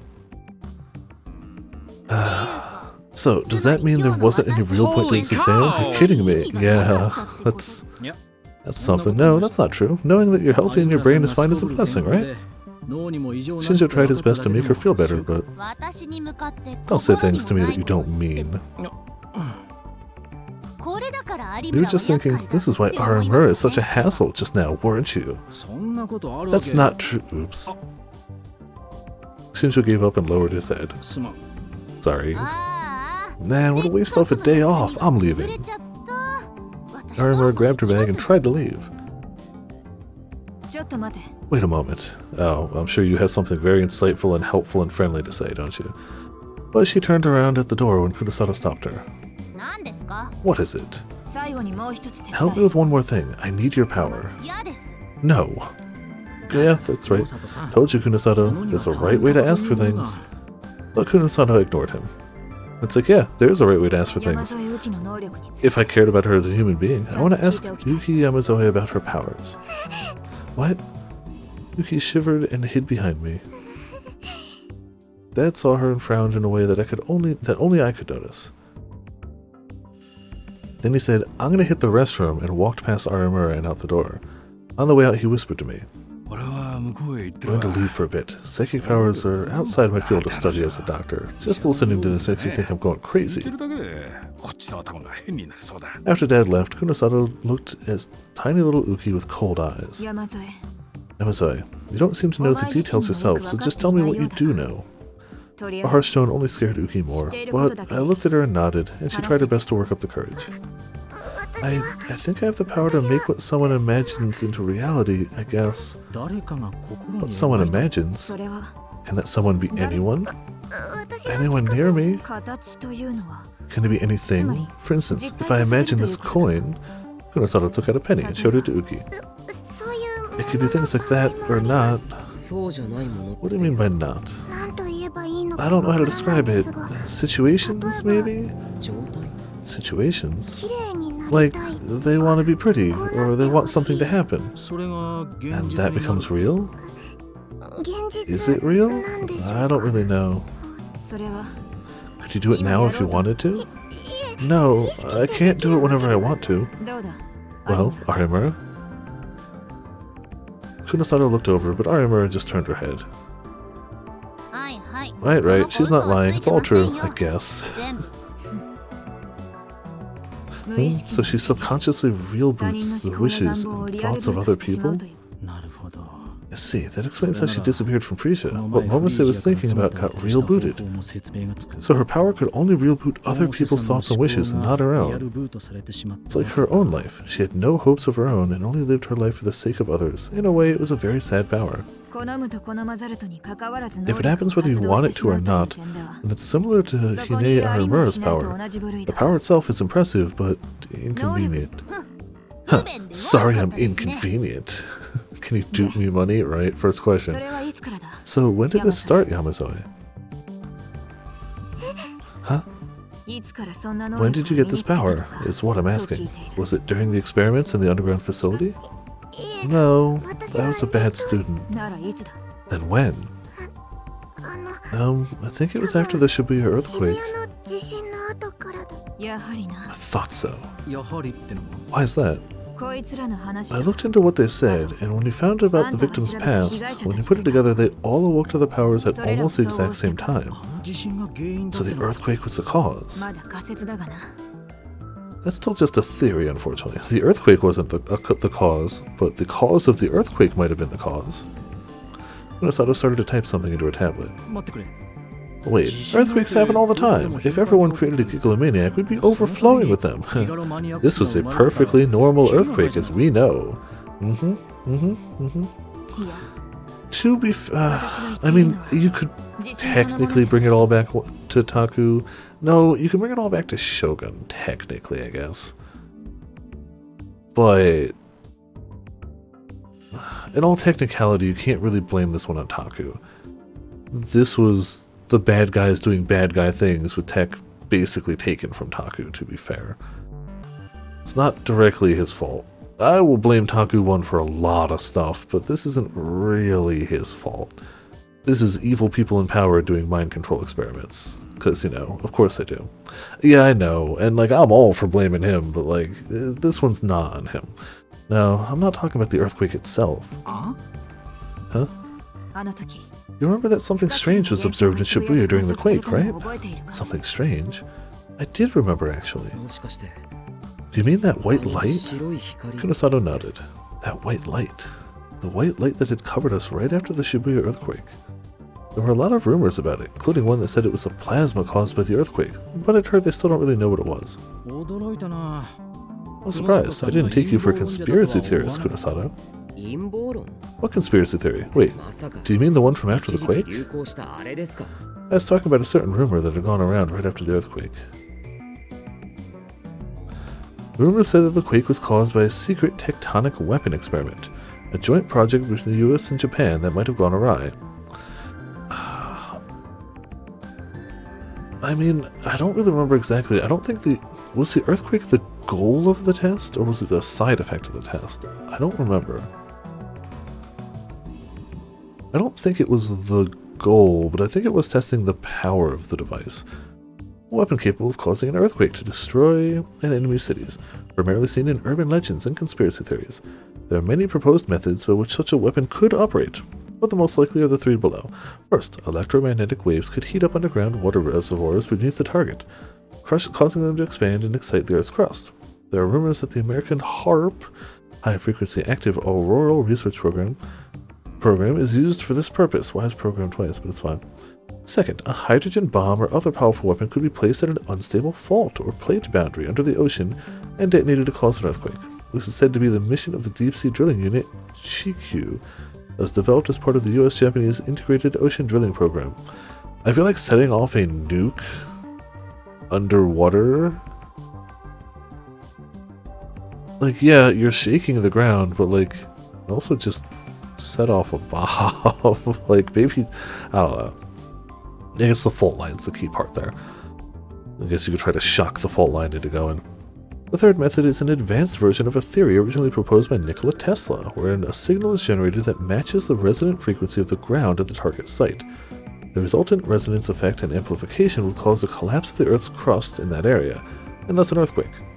While it wasn't a weapon, Tesla developed a device to prove the resonance effect exists, which is said to have actually almost destroyed a building. There's another theory that became popular on the internet as well, which involves standing an army of sumo wrestlers to an active fault near the target point, where they would all stomp on the ground at the same time.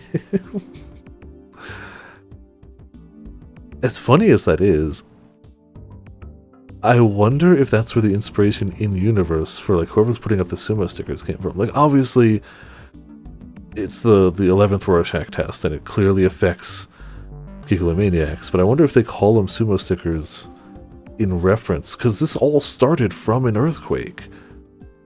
So I wonder if they're actually in reference to that.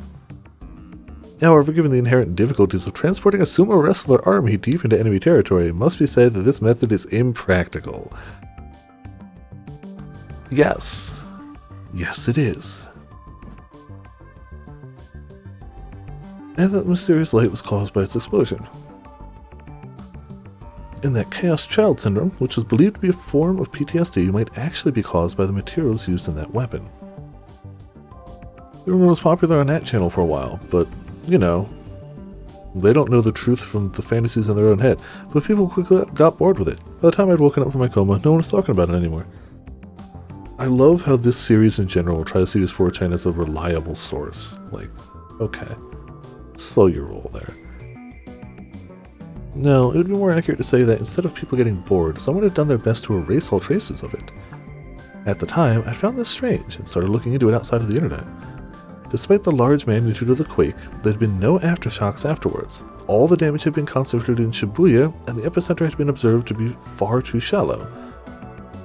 Despite all this, not a single scientist was speaking up, even though, by everything he just said, that's not a normal earthquake and that should draw people's attention, but it's fine. Committee 300 just slaps the scientists, they stop talking. And by slaps them, I mean murders them, but 50-50. Whenever someone raised even the smallest doubt, they were quickly shouted down as an idiot conspiracy theorist. I wish it was just a conspiracy theory. What do you mean? I think that light might have been the cause of everything. The earthquake was just a side effect of it. Ah. She may suck as a person, but she's not dumb. Are you serious? Then what do you think that light was? I knew my life would be a whole lot easier, but I'm sure that someone caused it. I'm sorry, can you figure that out on some other time? All I want is for you to solve the case, and soon. Marinamura saw that Shinjo and Kunosato were about to start arguing and readjusted her tote bag on her shoulder. I'm finished here, right? Then goodbye. See you at school, most of you. Yeah, bye. See you around, Uki, and cheer up. She patted Uki lightly on the head and left the examination room. Uki softly whispered, "Yes, ma'am," as she watched her go. After that, Kunosato began to mumble to herself as she started to look at her data on Dad's PC. There was a different look in her eyes than any I'd seen before. To be honest, she looked a little crazy. It wasn't like a mad scientist, it was as if she was concealing some dark obsession. I'd seen those eyes somewhere before. Where was it? Taku thinking about hentai games. Oh, I remembered in Shivered. Taku 1 specifically. That pyrokinetic. That girl who might be Senri Minamiyasawa. They looked just like her eyes. They were the eyes of someone bent on revenge and consumed by hatred and rage. Happy times.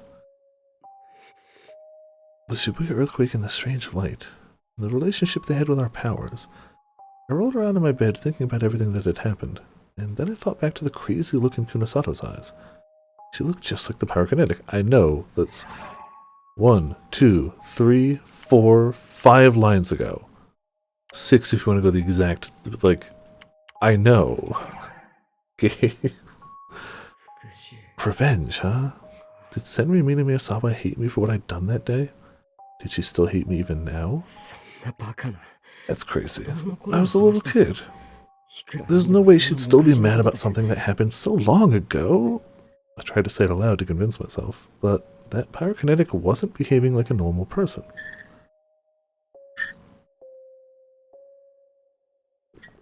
It was hard to think she was sane. She was a beast, an animal without a conscience, that was stalking the streets of Shibuya with bared fangs. At least that's how she had seemed to me. And the terrifying words she said when she saw me. She looked at me and she said, "I found you." So you can subtitle it there. Did I end up putting my life at risk and not even realize it? The more I thought about it, the more my blood began to run cold. She was a wrong sider. Clearly she leans more into the maniac side of Gigalomaniac. If I'd known that this was going to happen, I would have just listened to Kurusu to begin with. No, you wouldn't. No, you wouldn't. It's clearly a lie. Wait, why am I acting so wimpy? I sat up on the bed. That's right, I had my power. Even if that woman was Senri Minamiyasawa and she was trying to kill me out of revenge, I wouldn't just sit there and let her. Do you know what makes it really hard to concentrate on some sort of delusion and real boot it? Being on fire. Just saying. I think being on fire makes it a bit hard to concentrate. But what if she attacked me when I was with Kurusu? And what if things got so dangerous that I couldn't protect my own life or Kurusu's without killing her? Could I kill Senri Minamiyasawa right in front of Kurusu? I almost leapt up at the sudden noise. The sound was from my new smartphone. Hey, he got a new phone! I'd finally gotten a new one before I went to the hospital today. I had totally forgotten. I remembered how Ito had gotten a call from my old phone after I lost it and hesitated a little. I looked at the screen, trembling. Caller, Sarika Onoe. Oh, it's just Onoe. Hello? Oh, Taku, hey. What's up? Are you in a bad mood? Did something happen at your exam? No, that's not it. can't fool me, okay? Whenever your voice is like that, you're worried about something. Evidently, it wasn't just Kurisu and Arimura who could tell when I was lying. So, what is it? I wasn't sure if I should tell her, but it was Serika I was talking to after all. I told her everything I've been thinking about. A white light. I was with you then, wasn't I? Do you remember anything? Well, I was out cold, so I didn't see it. Remember, you carried me to the hospital. Oh, that's right. I could still remember how Serika felt when I'd carried her on my back. Until then, I hadn't really treated her differently than any other boy, but at some point she started to grow into a woman. When I carried her on my back, I was surprised. That was what a girl felt like. Sorry about making you do that. Thanks. Literally, like, years ago in an emergency situation. But why are you bringing that up now? You know we're friends. Yeah, it's nice to have an old friend, isn't it? Serika sounded happy, but the tone of her voice quickly dropped. See it? Maybe. Oh, but that girl who's None's old friend is causing you a lot of problems right now, isn't she? Yeah, I wonder, because she didn't see it. To the best of our knowledge, she's not... Oh, we know she's not a Gigalomaniac. Maybe? Maybe you had to see it. But even then, a lot of people saw it. This would be so much more common. And they were experimenting on some people before this. I don't know. My guess would probably be... No, I gotcha. My guess would be that it would probably awaken the latent ability in people, like the people who were being experimented on. If they... Let's say they never got Mina Miyakawa there, but she had been out during the time of the earthquake, maybe either seeing it or just being around in Shibuya for it would have awakened that power. That's my assumption.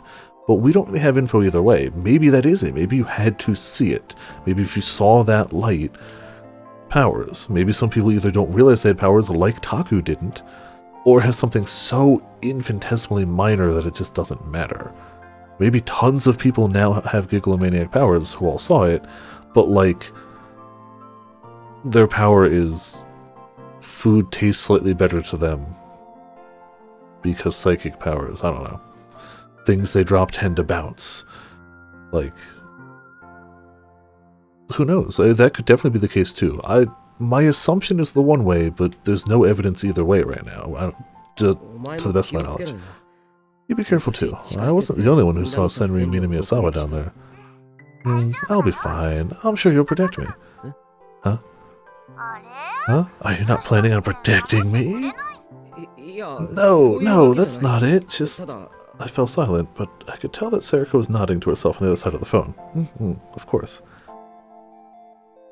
Sorry, nose is just... Oh, I see. So that's why you're not sure what to do. And then, even though I hadn't said anything, she seemed to realize my problem. Could I kill someone if it meant saving someone? But you know, Taku. I think that even... Excuse me. I think that even if it were her best friend, no one would kill them without a second thought if she had to do it to protect you. Oh. Of course, I would too. I'd do anything for you, and I don't think I'd lose to anyone either. Ever. She has a lot of confidence for somebody we haven't really seen, like, in a fight. But, yeah, that is a hell of a line. Like, no one would just straight up kill her best friend if she was threatening you. Or... not threatening, but like really legitimately threatening. Not like, oh, I'll beat you up, but like about to kill him. Oh no way. What about you, Taku? Maybe she was right. Kurisu would probably kill her friend if it was the only way to protect us. But I can't let Kurisu do that. If that woman really was Senri Minamiyasawa, it wasn't Kurisu who needed to do it. It was me, right? That's right. That was the way to overcome my past trauma too. When the way to overcome your past trauma is murder. Oh, but today's the 18th, right? Why is that important? Following Serika's conversations was as implausible as ever, or impossible. Oh, I was just thinking that the next murder won't be for a while. It won't? Looked at the calendar, then realized. The next is the 23rd, huh? If these killings were following the New Generation Madness, the next murder would be on the 23rd. After that would be Yummy Hand on October 28th. Favorites. And DQN puzzle on the 4th of November. If we could get through the 23rd, we'd be safe for a while. Safe is a relative thing. Yep, so we may be safe until then. But that means we'll have to spend the whole day running on the 23rd. Then let's all stay together that day. Make it easy to target all of us. You know she hates you. I don't think she can just show up when we're all together. I don't think that's how going to a place works, Onoe, but okay. I see. That might be our only plan, yeah. If we could avoid the murderer that way, we'd win. We could have everyone in the club help, and go to some place that's open all night. Or if Dr. Sakuma says it's okay, we could stay at Alba Dorm. Onoe, you're smarter than you look. Huh? That's a big compliment. It's a compliment, but it also implies that you look dumb. But, you know, take it when you can get it. It's fine. No, it's not. It's not a compliment at all. Who? But whenever I was in trouble or worried about something, Sarika had always been there to listen to me. She was one of the few people who really understood me. Of course, I was too embarrassed to tell her that, and I had no plans to ever do so. Okay, Daku, good night. Sweet dreams. Yeah, good night. I hung up and then looked at the calendar on the wall again. October 23rd. What's the killer going to do? Kill.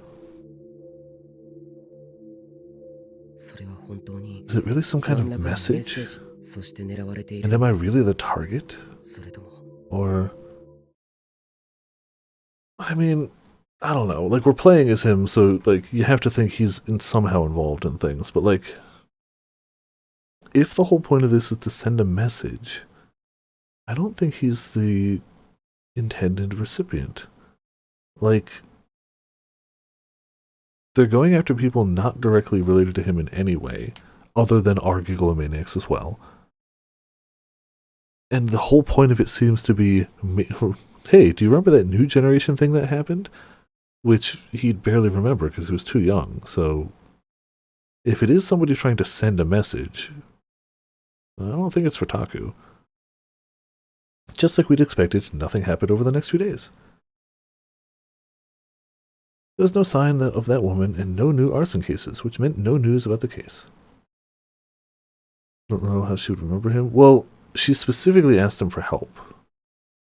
Like, the whole thing was when he and Sarika snuck into the hospital, she noticed them, not just him, but both of them, and was begging them to help her get out of there. The doctors didn't notice, but she did. So,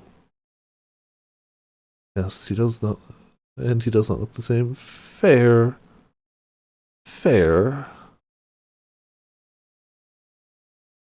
And she recognized him immediately. It's not like he was like, oh man, I'll keep you safe, or my name isn't that guy who was in that basement and saw that girl chained in the chair. Like, yeah. I'm gonna say he probably looks similar enough. Like, there are definitely some people who change drastically as they grow up, and there's some people who are just like, you're just the same, but you're a little taller. And we haven't seen how he looked as a kid, so I'm saying it's plausible. Yeah, it might be the power of anime, so it might just be hand-waved away as like she just recognizes him, but I'm not saying it's impossible in real life either.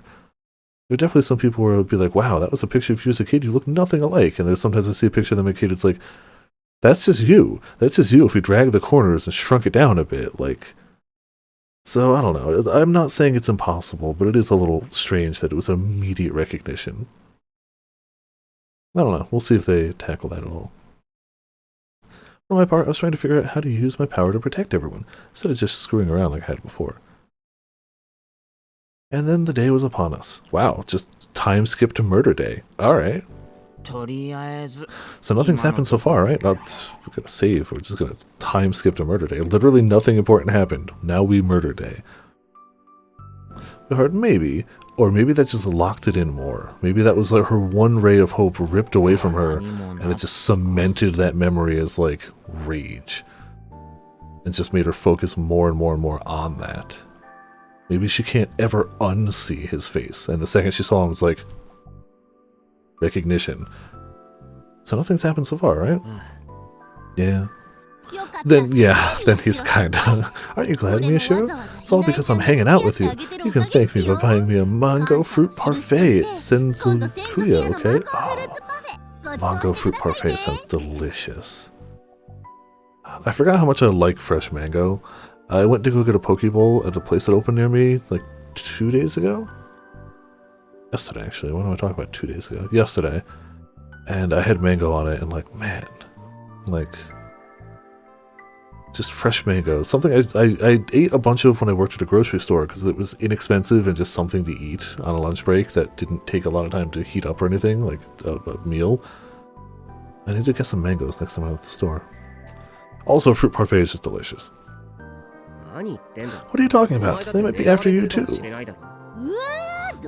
Blend. Oh man, yeah. Like, it's just, until I had tried one on a whim at the store, I'd never had fresh mango. I'd had mango flavored stuff. I'd had mango like smoothies, mango like flavored things, but I'd never just had a mango that I had just cut up, and I was like, damn, that's good. It was just not a fruit I grew up eating. But boy, howdy is it tasty. Not that there's many bad fruits in my opinion, but still. Ah, cheapskate. Listen everyone, it's too early to let your guard down. This is where things start to get tough. Yeah, I just never grew up eating mangoes. We had plenty of like bananas, strawberries, grapes, raspberries, blackberries, blueberries. I had tons of fruits growing up. Mangoes were just never one of them. Yeah, that's fair. Like, it's just different people grow up eating different things. Like, I had plenty of fruit growing up, but I just never had an actual mango. And I'd had mango-flavored things, but like, I had never just had a mango and cut it up and eaten it, and it was, go figure, delicious. Who would have thought? But like, yeah. Man, there were so many things that took me too long for me. Before we just looked afterwards. Yeah, like, it's... Well, see, I grew up eating so many blueberries. Blueberries and strawberries were probably my favorite, though I do... Man, I think I just like fruit in general. Go figure. I think strawberry is probably my favorite overall, but like... Blackberries and raspberries are top tier too. Blueberries are top tier. Grapes are top tier. Bananas are top tier. Like, is there even a mid tier for fruits? I don't know. Not that I've had. It's all top tier. It's all S tier. Nothing had happened during school. We made sure that nobody was alone during break periods, and it had paid off. You even brought her along. Understandable. We've got to keep her safe. I've never had a durian, but the fact that people eat it means it must be okay? I just hear it smells really bad. But like, I love blue cheese. Blue cheese smells really bad, but I love it. Gotta keep her safe, yo. I assume she wasn't here for the whole school day, but maybe she was. I don't know. I've never had a durian. I'm okay without it. I don't need to try one. But the fact that people eat it means it must be tasty, even if it smells bad. What is it, Yamazoe? Is it okay for him to be here? I'm not a student. Today is special. You're a psychic too, so they might come after you. That's right. Make sure you stay with us until today is over, okay? Yes, ma'am. Yuki had seemed uncomfortable in this new environment all day. And like, I definitely had like... One of the colleges I had gone to had like a student cafeteria section where they did fruit smoothies. And I've definitely had like mango smoothies. So, like, again, I'd even had like fresh-ish mangoes, but I'd never had like just straight up cut a mango, eat it. Until like a year or two. Oh man, time flies. It was actually more like 4 years back, but still.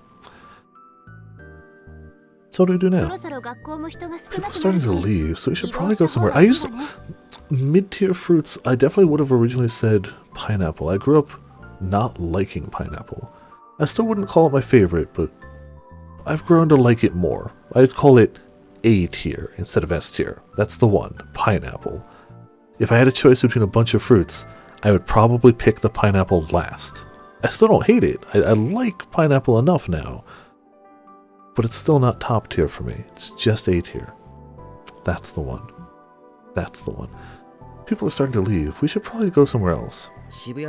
Let's go someplace in Shibuya that's open late. You guys don't mind coming with me, right? It's really good. Okay, fair enough. その代わり宮代 Like 先輩の soup お with ごりで tomato. よろしく。 Yeah, like pineapple in stuff tends to work pretty well. I do like dried pineapple. I'm just a sucker for dried fruits in general.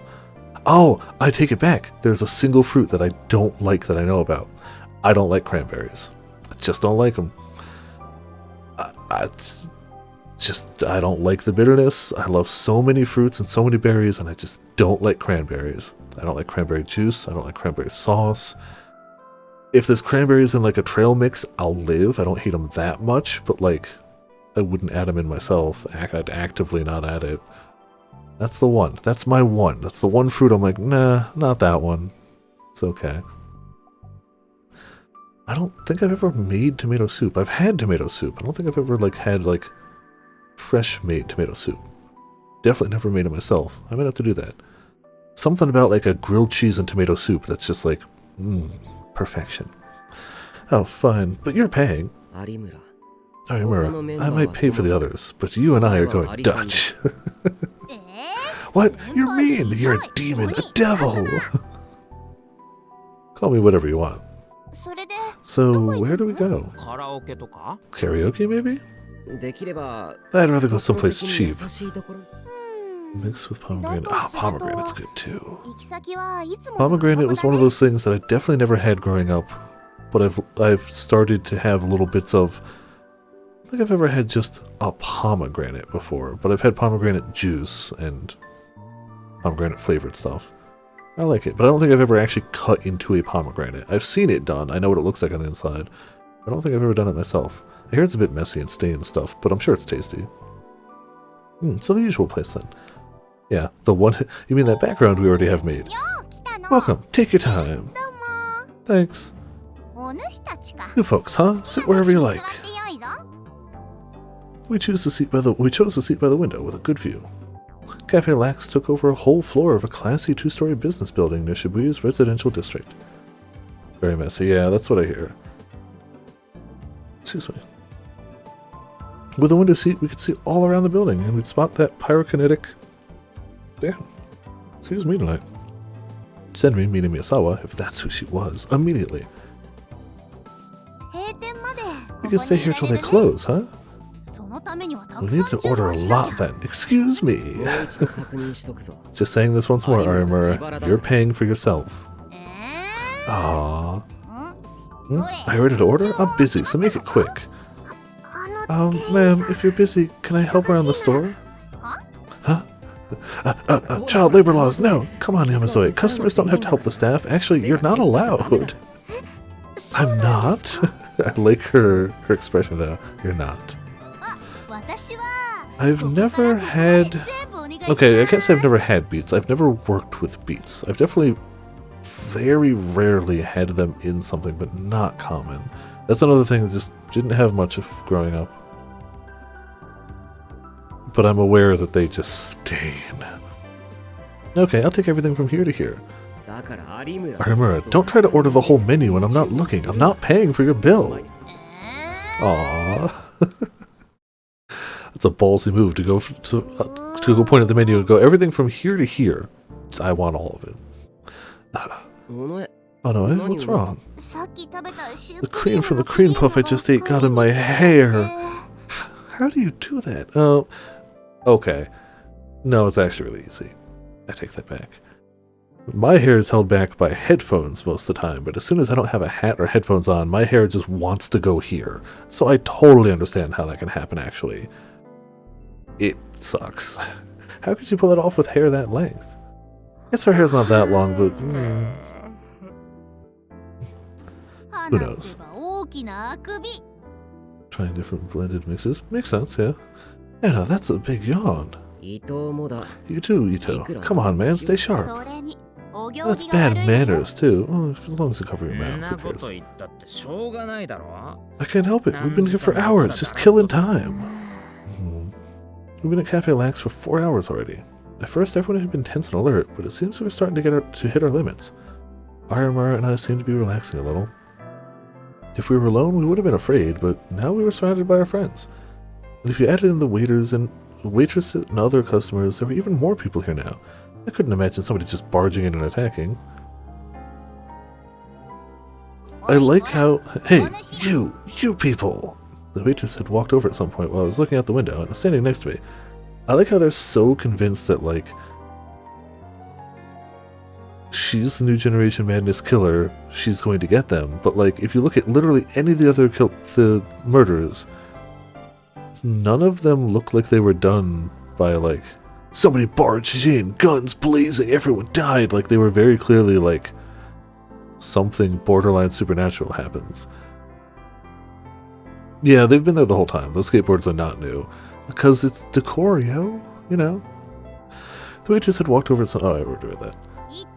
How many hours are you planning on staying here? If you're not going to order more...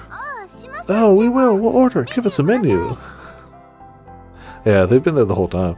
Guess we had to order extra after all. It's only natural, but it was putting a big dent in my budget for the month. Here, have a menu. Thanks. Taku, what do you want?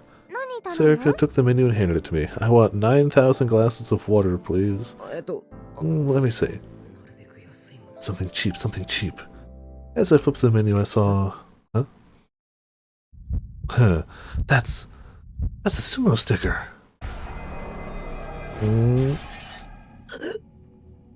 Cool. Bad times abound. I felt horribly dizzy and my eyes started to go blurry. I felt bad. It hurt to breathe. It's the same as that night. The 11th Rorschach, which had tortured Arimura and I on the night we were attacked by the pyrokinetic, was right in front of me. Everything started to go dim. No, not now. Stay strong. Don't lose it. You could close it. They clearly have a prolonged effect. Even if you were to close it, it clearly wouldn't be. Don't lose it.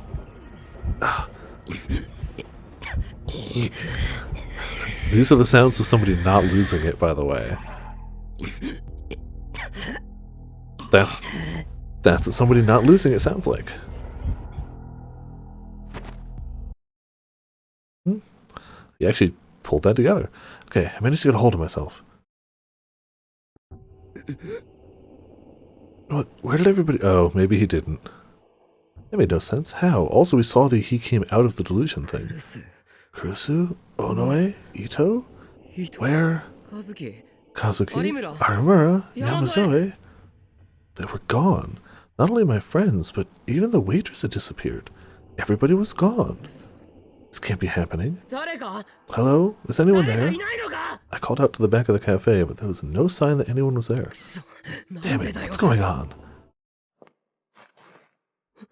Maybe he didn't snap out of it. The sound. The sound is... All the sound had disappeared from the world. The music that had been playing in the cafe was gone, and so were the sounds of the cars that sometimes passed on the road. There was nothing but strange silence and dark gloom. I could hear only one thing. That terrifying sound. Well, you in trouble, yo. She was getting closer. The footsteps were coming up the stairs to the cafe.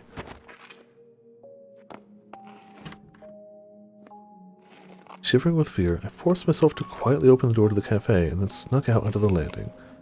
Trembling, I looked down at the stairs to the first floor. And there I saw... Good. That's...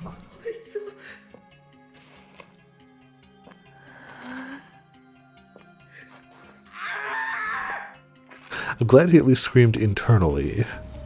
Though it seems you noticed him anyway. Our eyes met. Yeah, it doesn't matter. Our eyes met for an instant. I saw those eyes, like cold fire, looking up at me from beneath that hair that covered her whole face. I knew it. That's the pyrokinetic from before. Senri Minamiyasawa. As if she could sense my fear. Senri Minamiyasawa looked at me and smiled. It was the smile of a beast that had found its prey. I found you. Good times. Ooh, wow, end of the chapter. Great. Betrayal's up next. A trophy, though. Chapter 8.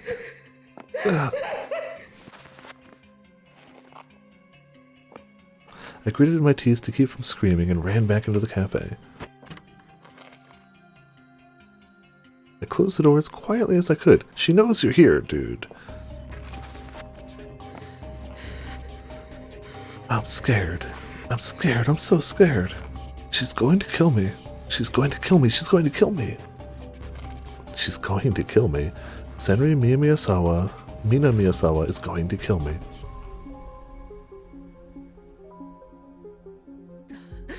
Somebody! I tried to scream for help, but my voice got caught in my throat. No, even if I'd been able to yell, no one was there to help me. Kurusu was gone, Sarika was gone. So were Ito, Arimura, Kazuki, and Uki. Even the waitress had disappeared. And the lighting seemed to have turned a faded yellow too. The cafe was much darker than usual. Why? Why did everyone disappear? I was too scared to speak or do anything except slowly move backwards from the door. Finally, I hit the wall and found myself with nowhere to run. That's right, my power! I can use my power! I could knock her flames away again. I tried desperately to psych myself up for the fight. But why? I couldn't see it. The D-Sword. The D-Sword wouldn't appear. Why now of all times? No matter how much I tried to concentrate, the terror won out, and the D-Sword refused to appear. Past the entrance to the cafe, I could hear the loud clicking of a heel against the door, or against the floor, and the sound of a leg sliding along the ground. She was bringing me a merciless death. No, there has to be somewhere to hide. I looked around and saw a door on the other of the kitchen. It was the employee bathroom. See, if she knows you're up here, hiding permanently is a bad call. I'd say his best call would be hiding somewhere out of sight and trying to ambush her, not cowering in the bathroom, because she'll eventually do what he did, look around and go, a door. I flung myself away from the wall, ripped open the door, and went inside. Then I locked the door, trembling hands. That'll stop the fire.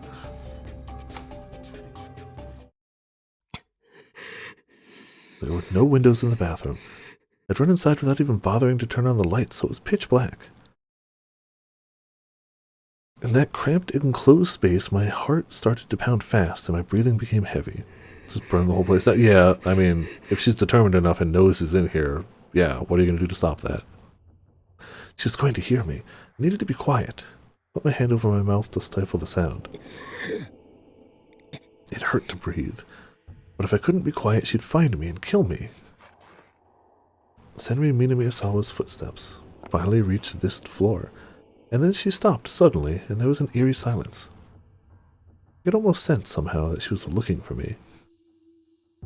Just go away. Leave me alone. Sure. I prayed, but it was a waste of time. She came inside the cafe. Footsteps started again. Slowly, slowly. She's here. The woman slowly moved around the cafe, making a mess as she went. I could hear her dragging her leg from one side of the cafe to the other, as if she was toying with me. Each time she moved, she knocked glasses and cups to the floor, where they shattered.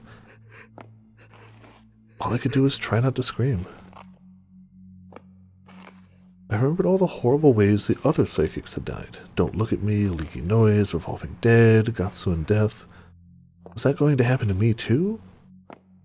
No, I don't want to die like that. How can she know where he is? Well, she literally looked up at him as he was on the balcony of the cafe. I guess theoretically, and they had mentioned before that this cafe takes up the entire second floor of this building.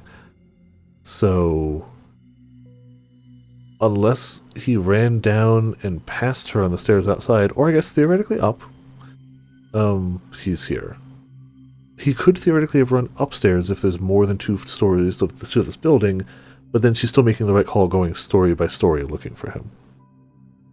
How much time had passed after that? Suddenly, Senri Mina Miyazawa's footsteps started to get further and further away. I'm also not entirely unconvinced this isn't a dream. Huh? I couldn't tell from here, but it felt like she might be about to leave. Am I safe? I concentrated as hard as I could on listening to those eerie footsteps.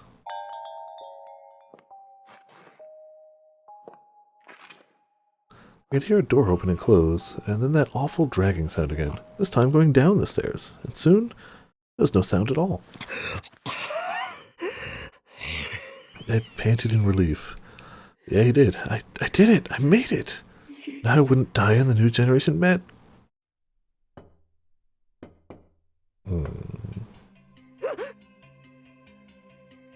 Oh no. Well, suddenly there was a knock at the door. Not just any knock. It was so utterly unexpected that I couldn't stop myself from screaming. The knocking stopped for an instant. I could sense that someone was looking at me from the other side of the flimsy door. Whose door is that door? This can't be happening. She just went down the stairs. Hey, Potions, how's it going? Welcome to Viperland of the chat. How you doing tonight? The knocking started again. It's that same knock. The same one I heard at the hotel. Time for the knock, you do? Yes. And slowly but steadily it continued. The interval between each knock was identical and mechanical. Knock, knock, knock, knock. Tried to get as far away from the door as I could. It's fine. But I'm still not unconvinced this is I'm still not convinced this isn't a dream. But the bathroom was tiny and there was nowhere to run. They know another murder is going to happen today because they're following the same dates as the murders in the first game. They all are sticking together as a squad. They went to the cafe they like to go to. He opened up the menu because they were going to kick them out because I hadn't ordered anything in 4 hours, which, you know, understandable. There was one of the sumo stickers there. He started to go into a delusion, but he snapped out of it. We saw the screen, like the old CRT screen turning off thing. But then he immediately woke up. There was no one there, none of his friends, no customers, no sounds, no music, no waitresses, no waiters. And then she started going after him. Yeah, we also had a bunch of story info, but in the pressing terms of things, that's what led us to this moment.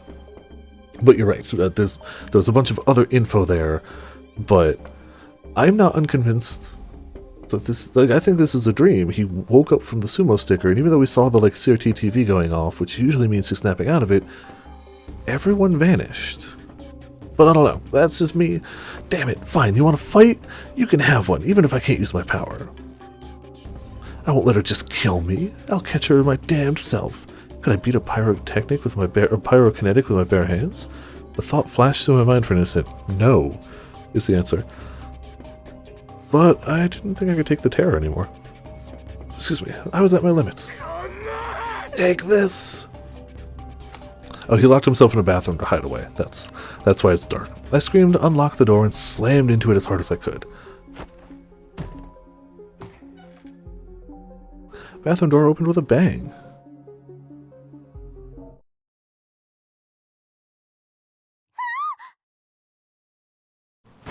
Oh, there's people again. Overcome with terror, I screamed and slammed the person in front of me to the floor. But what are you doing, Takaru? At the last minute, somebody grabbed my head from the side. I smelled a pleasant scent that I knew well. Huh? What's gotten into you? Kurusu? Kurusu was beside me, holding me. And... You're heavy, Taku. You're crushing me. My insides are gonna come out. Huh? What? The person I had knocked to the floor was Serika. Any more and I would have hurt her. Wow, Miyashiro, you're so bold, trying to take her first time here? Wow, thanks, Arimura. I'm not, and anyway... I shook off Kurusu's arm and stood up. Where's that woman? That woman? Everyone looked confused. Serika stood up, rubbed her butt, and started to look around the room. Which woman? She was just here, the one who tried to kill me. Wait, where have you been? Huh? We've been here the whole time. Yuto stood up from the sofa on the window. Yamazawa and Kazuki were sitting next to him with surprised looks on their faces. Hey, you folks, you're being a bit loud. Any more and I'll have to ask you to leave. Even the waitress was here too. That's impossible. But I know I was attacked, and right in this cafe. Was that just a dream? No, that wasn't a dream. It was real. It is weird that he still ended up in the bathroom. Like, nobody noticed him just, like, freaking out when he saw the sticker, standing up, going outside, going back inside, looking around panicked, and hiding in the bathroom with the lights off. Like, yeah. I could still remember the sound of her leg dragging and the sound of the knocking at the door. Just thinking of them made me shiver. Is this another power Senri Minamiyasawa has? She made a fake cafe lax and trapped me in it? No, I don't think she has genjutsu. I thought she was just a pyrokinetic. Could she do that as well? Maybe there's another psychic helping her. Either way, the possibility we discussed at the newspaper club meeting was right, and in a bad way.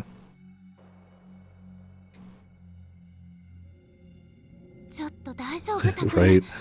Wait, are you okay, Takeru? You're really sweating. Kurusu took out a handkerchief from her pocket and started to gently wipe the sweat off my forehead. But suddenly her hand stopped. She looked at me, her face pale.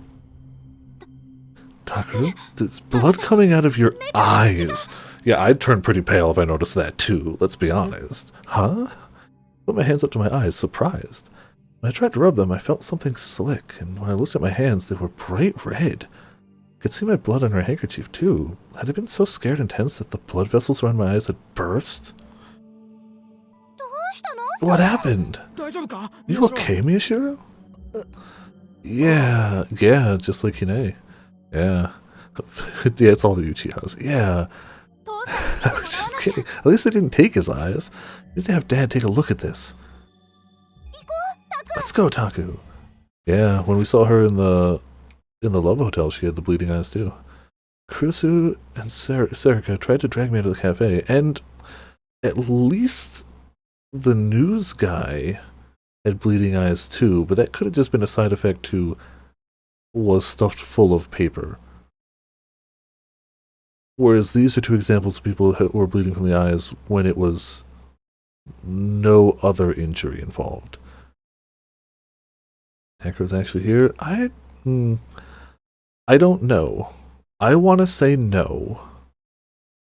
And maybe that's why, because when she was in the Love Hotel, she attacked that cop, but like didn't have a reason to do so either.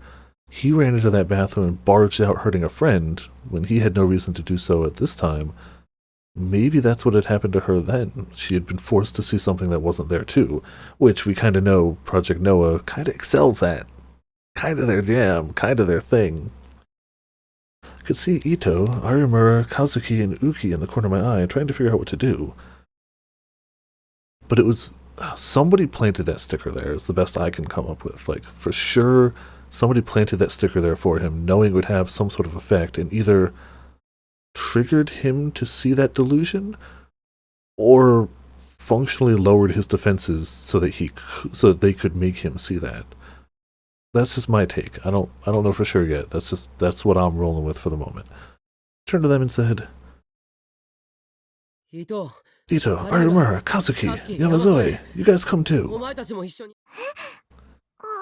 Yes. Maybe? Well, not necessarily hallucinogenic. Again, Project Noah is just straight up like... oh, hallucikinetic. Oh, okay. Maybe. Your money's on Kunosato. I still super don't trust her, and only trust her less as time goes on. But I truly, truly, truly do not think she is involved in these murders. She is a bad person who would willingly do bad things to any of the Gigalomaniacs because she does not view them as human in any capacity. If one of them just showed up dead that had gotten in her way, I would absolutely believe that was her. But she is too invested in trying to figure out this case for me to think that she's involved in these murders. That's a hell of a front to put on, and to volunteer to help solve the cases. And she has actively been moving the cases in the right direction. She's not trying, to the best of what we can tell, she's not trying to deflect. She seems to be giving accurate information. She is a bad person. For sure. And that's only becoming more apparent as time goes on. I strongly don't believe she's involved in the murders. But that's me. That's me. The murderer's motivation and hers overlaps. They seem to be targeting psychics. She would definitely target psychics. So, like, I'm not saying there's no reason I'm not saying there's no evidence. I'm just saying I believe the evidence against it for me outweighs the evidence for. However, she's not a good person, especially if you're a psychic. She's a really bad person. Oh, okay. Is it okay for me to come along at a time like this? Now's not the time to worry about it. We know that they're targeting psychics. Just stay with us until the day is over. We left Cafe Lax and headed for Alba Clinic. That said, I totally get why you don't trust her. I don't trust her either. I just don't think she's the murderer of these cases. I truly believe she could absolutely have experimented to death on one of the psychics. 100% believe that. Yeah, no, I'd believe that in an instant. But I don't think she's the specific murderer for the new generation murders. I mean, I guess so, but there's still enough supporting evidence for me to think she didn't do it. But it's mostly circumstantial, like she's working with the cops. She seems to be helping the case. Which is, to be fair, not the strongest counter-evidence. And I'll admit that. It's enough for me, but it's not the strongest counter-evidence. No problems with your eyes. Retinas look good, and blood pressure is normal. Dad nodded as he looked at me. Any headaches? Numbness anywhere? Not really. No gaps in your vision? No narrowed field of view? None? I see. Then you're fine.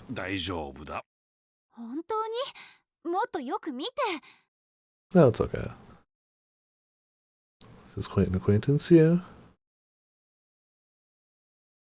I mean, obvious for her to be. I gotcha. Really? Take a closer look. Kurusu was sitting next to me, worried. You keep saying that. But there are blood vessels in the back of the eyelids, and once in a while they can burst, especially under great stress, excitement, or strain. Does that ring any bells, Takeru? Boy, does it. I remember the attack at Cafe Lax and shivered, but I nodded before Dad could say. See, that's the cause. Don't worry. Dad called up my chart on the computer, the same one he'd been using since I was in a coma. He started to type something. Eyes bleeding. Come on, no, don't glare at me like that. What if something happens to Takeru? Fine. Dad stopped typing and opened another page on the chart. Takeru, I'll write you a referral, so go get some more brain scans done tomorrow.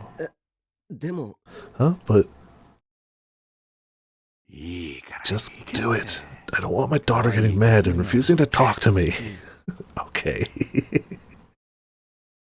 Dad wrote me another referral for the same hospital as before, which was finally enough to satisfy No. I wonder if he gets the slightly larger portion of the brain. Now that they've clearly been influencing him in some way. I wonder if that shows up. But why have him see that thing and do that thing if you're not going... if he's not going to be the murder victim?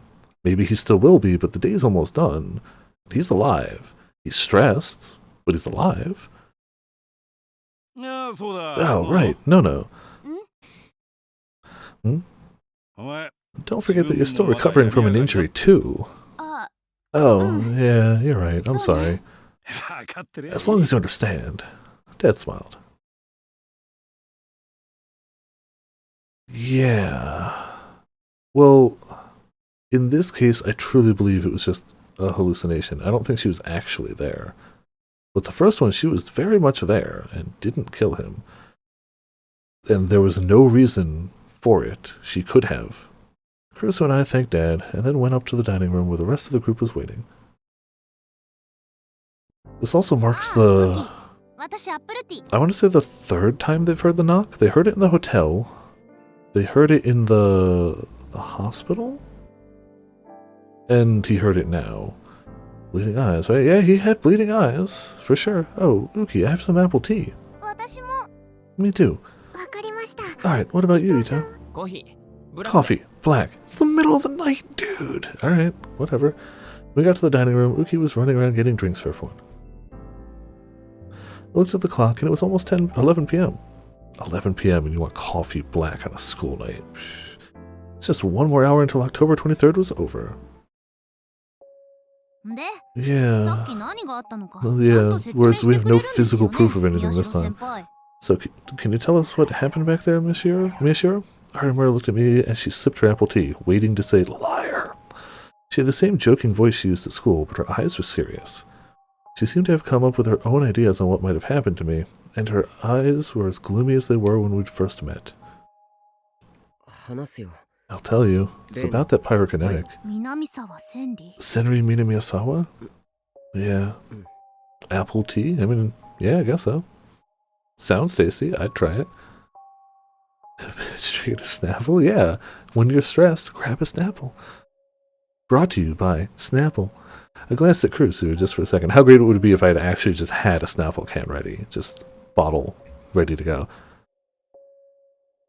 I thought she wouldn't want to hear that her old friend might be a serial killer.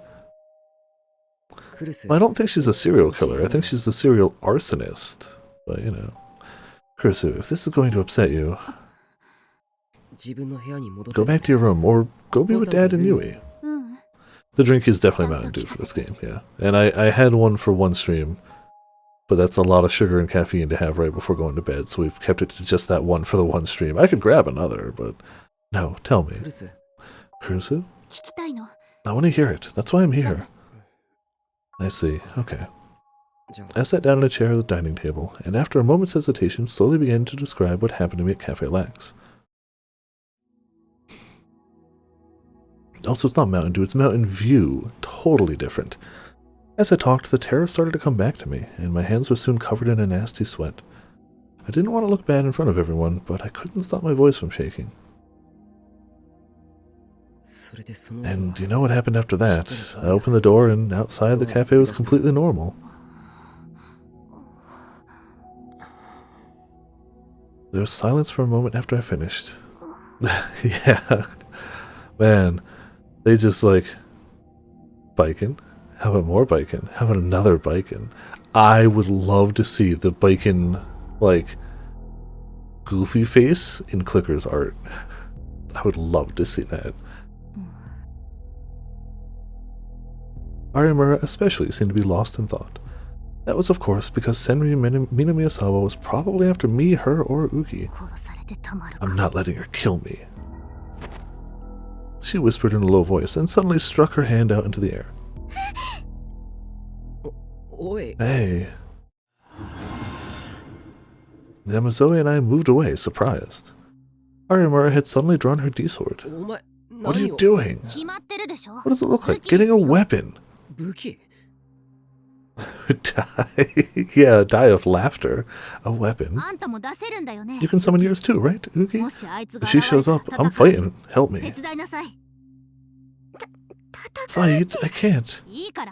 Just do it. Wait, so she can summon her D-sword and Taku can't? It's kind of great. Uki tried to shake her head no, but when Harimura glared at her threateningly, she bit her lip.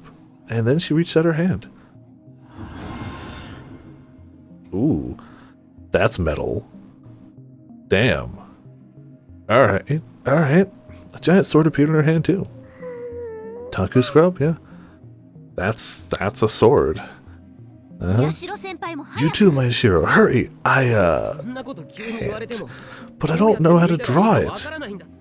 You're useless. What can I say? When the game gives ourselves the tagline itself, like, it's right there. I could hear how annoyed she was. It's been a long time since I'd seen her act this cold. Hey, what's going on? What's up? What are you talking about? The others couldn't see the D-swords. All they saw was Uki and I freaking out. We were attacked by Senri Minamiyasawa once already, and today you... I can't take this anymore, so... Harimura looked at the sword in her hands and cackled. I'm going to end this case myself. I'm going to kill Senri Minamiyasawa. Wait! They are cool, right? 4chan how to summon a sword. I'm sure he's already thought about that. It's the worst part. Everyone turned to look at Kurusu. She probably knew that she was getting too emotional about the situation, because she was hesitating more than I'd ever seen before. Are we absolutely sure that Senri is the killer? The only evidence is that ID card and what we saw, but... her name's on the memorial. It has to be some kind of mistake. The data we've had inside the hospital said she was missing, right? But I saw it myself. Senri was crushed by rubble right in front of me, and you waited to now to say... I knew she was hiding something, but like... Couldn't have mentioned this earlier? She must have been remembering something painful. She put her hands to her chest and her nails dug in deep. But then Arimura raised her eyebrows so high that I could see it from here. Yeah, because she can tell she's not lying. Kurusu? Oh. Or worse, she can tell she is lying. Why are you lying? Huh? Huh? Shocked, I glanced at them from one to the other. Arimura was staring at Kurusu with suspicious eyes. But Kurusu's expression remained unchanged, to the point where it almost seemed unnatural. What you just said was a lie. Arimura's power let her tell when someone was lying. In other words, Kurusu was absolutely lying right now. But Kurusu looked Arimura dead in the eyes as she spoke. I'm not lying. No, you didn't see Senri Minamiyasawa die. Truth goes, oh, that's cool. It's a shame it's a commercial, but hell yeah. I love Scrubs. Don't know how accurate that power of yours is. She's gone. That's just what you want to believe, isn't it? Or maybe you know she's alive after all. Two of them glared at each other. If, just hypothetically, yes.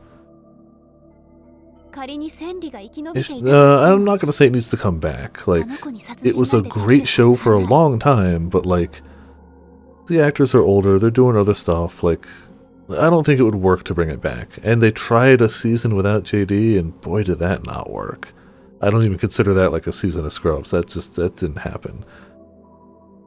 More than that, what I think it really means is I just gotta rewatch it. If she survived, she couldn't kill anyone. There's no way. Kurusu's voice took on a sorrowful note. Senri was a very scared girl. She was so timid she couldn't kill an insect. And whenever something happened, she would start crying. That's why she was always following someone else around. That's before they literally, like, broke her brain. I'm not saying she's at fault here. It's definitely the people who human experimented on her. However, the end result seems to be she here angry and fire. Works better than a rewatch, yeah. Of course, she hated violence. Even just the sight of blood. I just can't imagine she'd kill someone. It's impossible. Fire doesn't leave a lot of blood, kind of just burns it up. I'd imagine. I guess this time you're telling the truth. That's why... Kurusu's voice was rarely this emotional, but she must have realized that nothing she said would matter, so she fell silent. Anyway, if Senri's not the killer, then your hypothesis is completely wrong. What if someone else is the real killer? That's... Of course, I thought about that possibility, that there might be multiple killers, that there might be another psychic working with Senri Minamiyasawa. But even if there is, as long as we can make it to the end of the day, we win.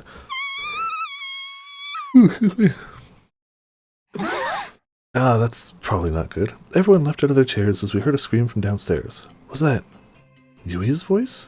Yui! Kurusu ran down the stairs. We followed right after. Channeling Viper's logic, yeah, I mean... Her friend...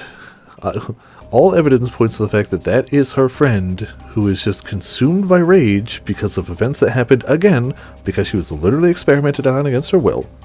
I can't fault the person, but it's still happening. All logic points to the fact that she is after Taku and is going to burn him alive. But none of the new new generation murders have involved fire. So, like, I don't think she's the killer either. She's a killer. She is lighting buildings on fire, and she's going to light Taku on fire if she gets her way, but I don't think she's the overall murderer. At all.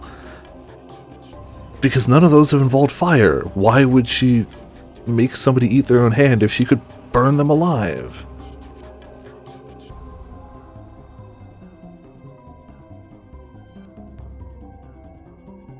But that's just me. I don't know. That's the thing about games with unreliable narrators, you never heckin' know. We followed right after. I'd say he's definitely less unreliable than Taku as a narrator. Yui had fallen backwards onto the ground near the front desk. Her face was pale and her jaw was chattering. Yui, what's going on? Yui, are you okay, Yui? Yuto and Dad grabbed her and held her tight, but she was still shaking. The terror had completely consumed her. What happened, Yui? Big sis, no. Get a hold of yourself. Excuse me. Yeah, they'll eventually meet, and then she'll either know or she won't. But also, I still want to know how her power works. Like, if she, like, hypothetically, we don't know at this rate, but hypothetically, let's say Nono, to the best of her knowledge, was not lying. She saw her die to the best of her knowledge. Would it still show up as a lie? Because she's alive? Or is it because she doesn't believe it herself? Like, I assume because it's a psychic power, it has to do with what they believe. But some of these powers are straight up, I can set things on fire, so who knows? It's basically magic. I don't know. Kurisu grabbed her by the cheeks and yelled. I was going to go to bed, and then I went to say goodnight to Dad. Good night. Don't work too hard, Dad. Why not go to bed? If you think I'm working too hard, go complain to Nono. Thanks to her, I've got to do extra work. Yeah. Yeah, no, understandable. Huh, Big Sis Nono actually acts totally different when it comes to Brother Takeru. Got that right. Anyway, night. Yeah, good night. And then I left the exam room to go back upstairs.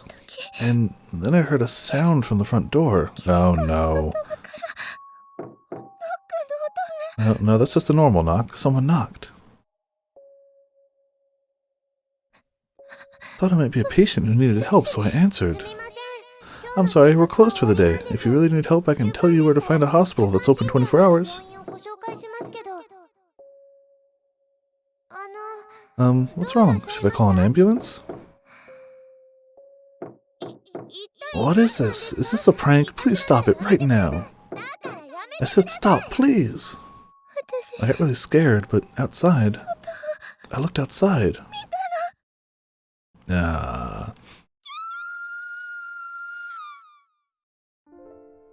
Well, she's at your house now, so that's bad. It's okay now. It's okay, Yui. Kurisu rubbed her head gently, and at last the dam burst and Yui started to cry. Big Sis, no. Everyone looked at each other, pale, as we listened to her sob. She's not dead, true. Arimura and I in particular had gone as deathly white as Yui. Knocking? That was the same thing I'd heard at the cafe. No, not quite. Still got sword. So she did follow us. Yeah. I could feel my knees shake. I remembered the knocking and the dragging footsteps I'd heard at the cafe, and my heart began to feel overwhelmed with terror. I felt an impulse to run, screaming off into the night. But strangely enough, it was Arimura who gave in before I did. She gritted her teeth so hard I heard it from where I was standing, and then ran towards the front entrance. Hey, Arimura! Ran off screaming into the night. She yanked open the lock on the door and then flung it open. Then she ran into the street, flailing her D-sword. Senri Minamiyasawa, I'm right here. Stop fucking around and come get me. She kept swinging her D-sword at the shadows formed by the streetlights. I'm done with running, and I'm done hiding. If you think you can kill me, come try it. Stop it, Arimura. What are you doing? Grabbed Arimura from behind. She'd clearly gone insane. Her D-sword hadn't been real-booted yet, so it just slid right through me. Thankfully. If it had been, I wouldn't have survived. No, let me go. I don't want to die. Calm down. She's trying to make us panic. If we can't calm down, we lose. Why did this have to happen to me? I never wanted this power. If only I didn't have it.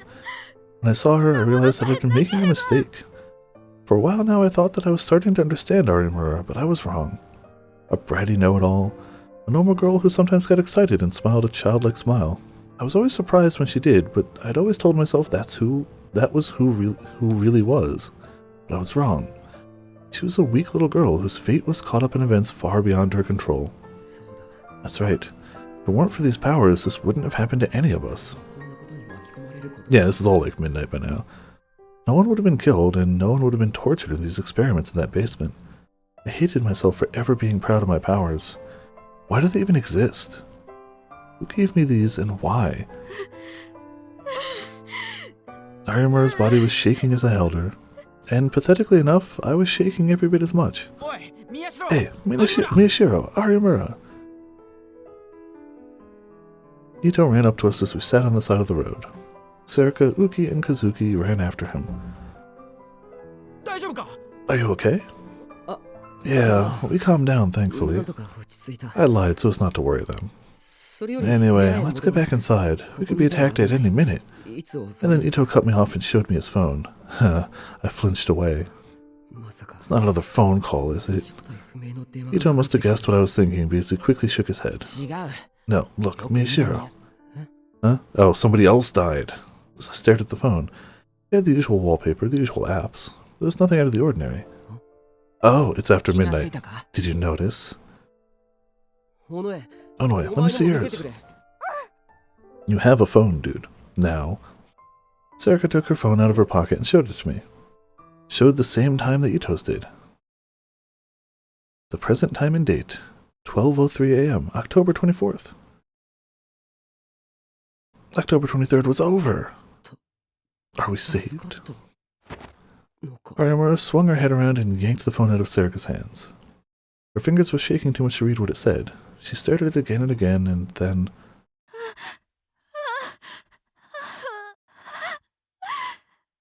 The strength drained from her tiny body as she collapsed into me, and then she passed out. Yeah, imagine being on edge for like an entire day thinking you're gonna die. October 23rd, the day of the return of the New Generation Madness. And we'd survived it.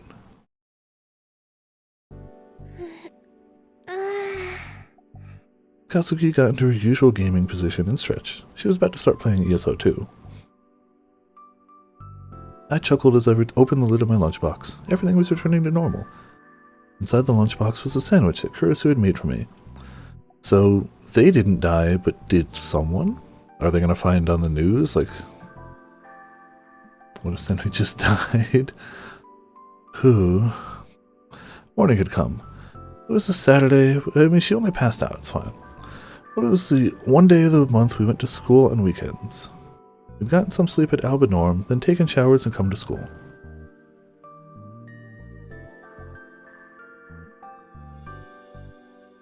Yui and Arimura still hadn't woken up and were staying at Alba Clinic. But neither of them seemed hurt, and Kurisu and Uki were staying home to take care of them. Psychic Mino so far? Yeah. I mean, it's possible. For my part, I mean, none of the ones that had died, I guess until the news guy, were people we in any way knew. They were just... it happened. But it could happen. For my part, I skipped out on morning classes to stop by the brain doctor that Dad had referred me to. But it's also weird that she's not out there if that's the case. Like, she was at the door, presumably, like a minute before they rushed out. It could happen, for sure it could happen, and I'd even say there's a distinct likelihood of it, but for sure they're gonna have, yes, the targets are psychics. They have been so far, everyone.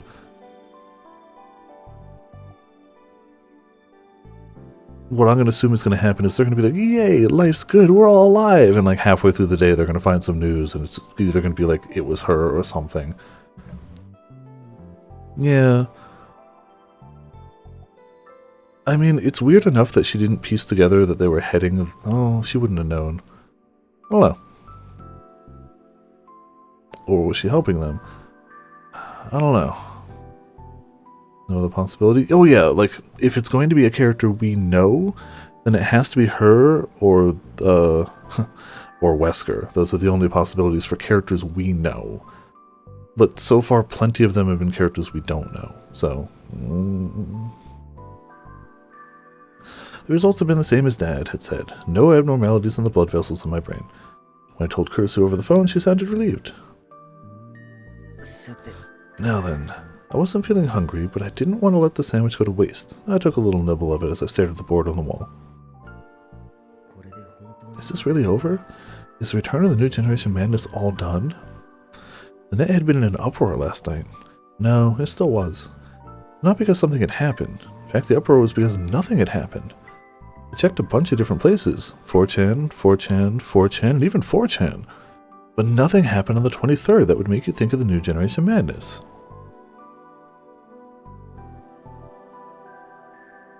There were all kinds of rumors going around on the net. This included a weird... yeah, Kunosato. We're pretty sure is a Gigalomaniac herself, so... even though she hates them so much. This included... we don't know what she can do, though. She has not divulged that information at all. This included a weird conspiracy theory that the killer had been captured, but because he was the son of a major politician, they couldn't go public with it. She had a D-sword in her room.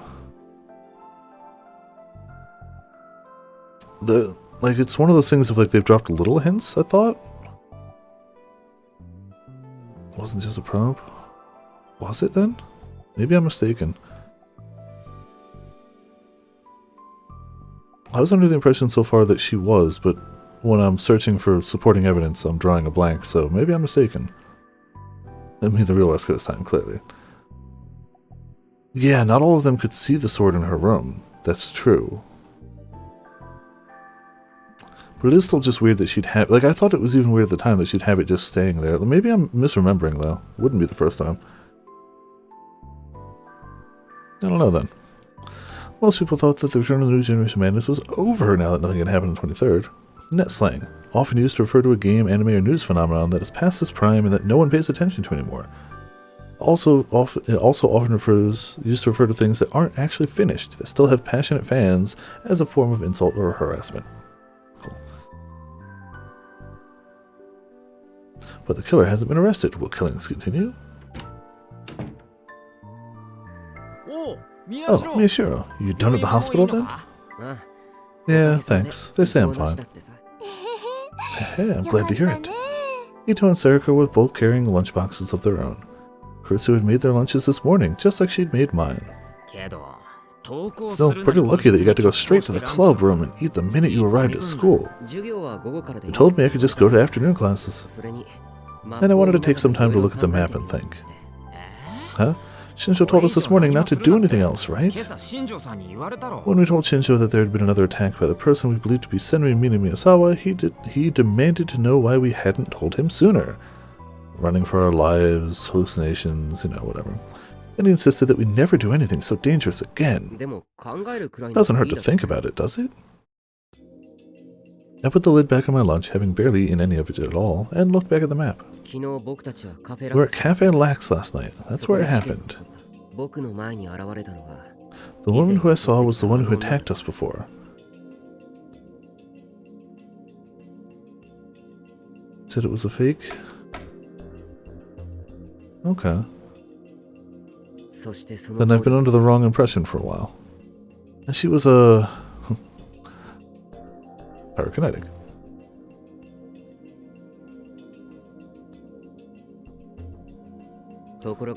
By the way, it was a different power than pyrokinesis that was used on me at Cafe Lax. She... showed me a delusion of being alone. Read my mind and shared embarrassing secrets. Oh man, that would be the worst. Just read your memory card, share it all. Don't worry, it's not real. Okay. Which means that Senri Minamiyasawa has two powers after all. No, we don't know yet. We can't be sure that another psychic isn't helping her. And then the veins in your eyelids burst from the stress when you were attacked, and we all moved to Alba Dorm. No one else reacted to it, yeah.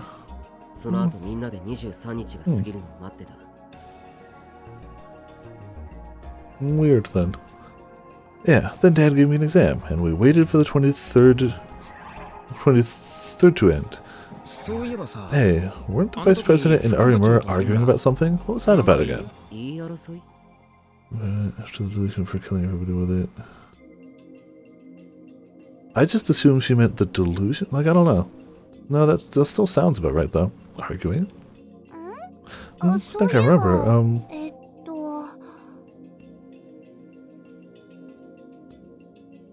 Nono said she didn't believe in psychic powers. Nono said she didn't believe Senri was the killer. Nono got mad that Hina was using her powers too much. And Nono said we should let the police find the killer.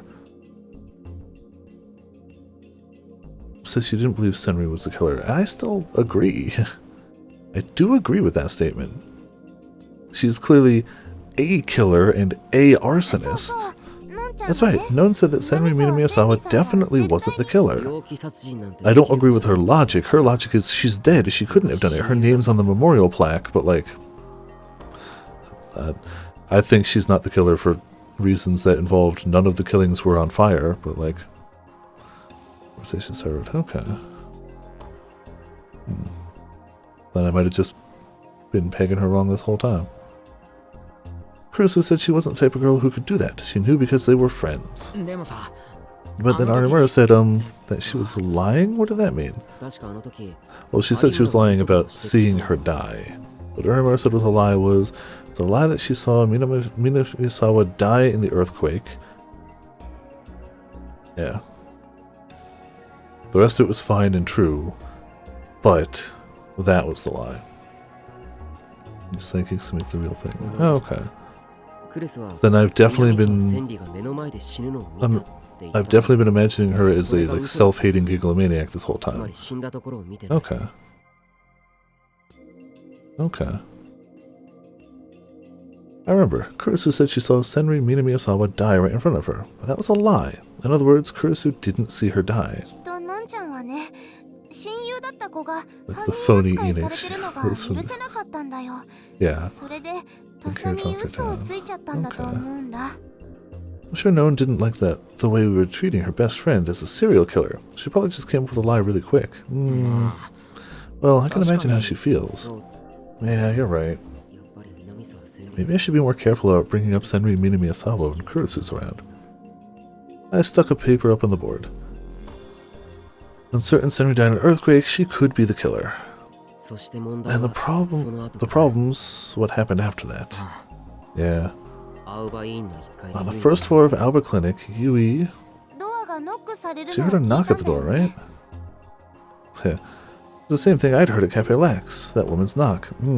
It's not the same, though. And Yui had seen a terrifying sight. Oh, for sure. There's gotta be... I don't know if there's gotta be a good reason, but there's definitely a reason. For sure. Even I was scared of the cafe. Must have been hard for Yui since she didn't know anything. Oh, 100%. Like, she straight up said, with not a shred of like joking in her voice, that she wants more New Generation Madness murders to happen so she can further like test if things they think are constant between the victims are indeed constant. So like, she is not good. For sure. Yeah, that's right. Fortunately, Yui didn't open the door. She'd quickly shut it and locked it and saved us at the last minute. But if she'd opened the door all the way... Huh? No, wait. Looked up from the map towards the clinic. Something seemed very wrong. Huh? What's wrong, Taku? Did you remember something? Sarika and Ito looked at me confused. No, something's bugging me. It feels like we missed something really important. What? Even Kazuki was surprised enough that she turned away from ESO2 to look at me. Something important? Yeah, so much happened last night with Arimura freaking out and me panicking that I didn't notice, but... That's right. What was I just thinking now? Yui had opened the door. Of course, in all the cases we've seen so far, that means she'd end up a victim. But that also means... That means... Look to the map again. I said this before, but all these cases have one thing in common. Which is... the victims. The victim in the Don't Look at Me case, for instance, he was... And the leaking noise case, and the victim of the revolving dead case, and lastly the victim of Gatsuin death, the murder that happened at the school.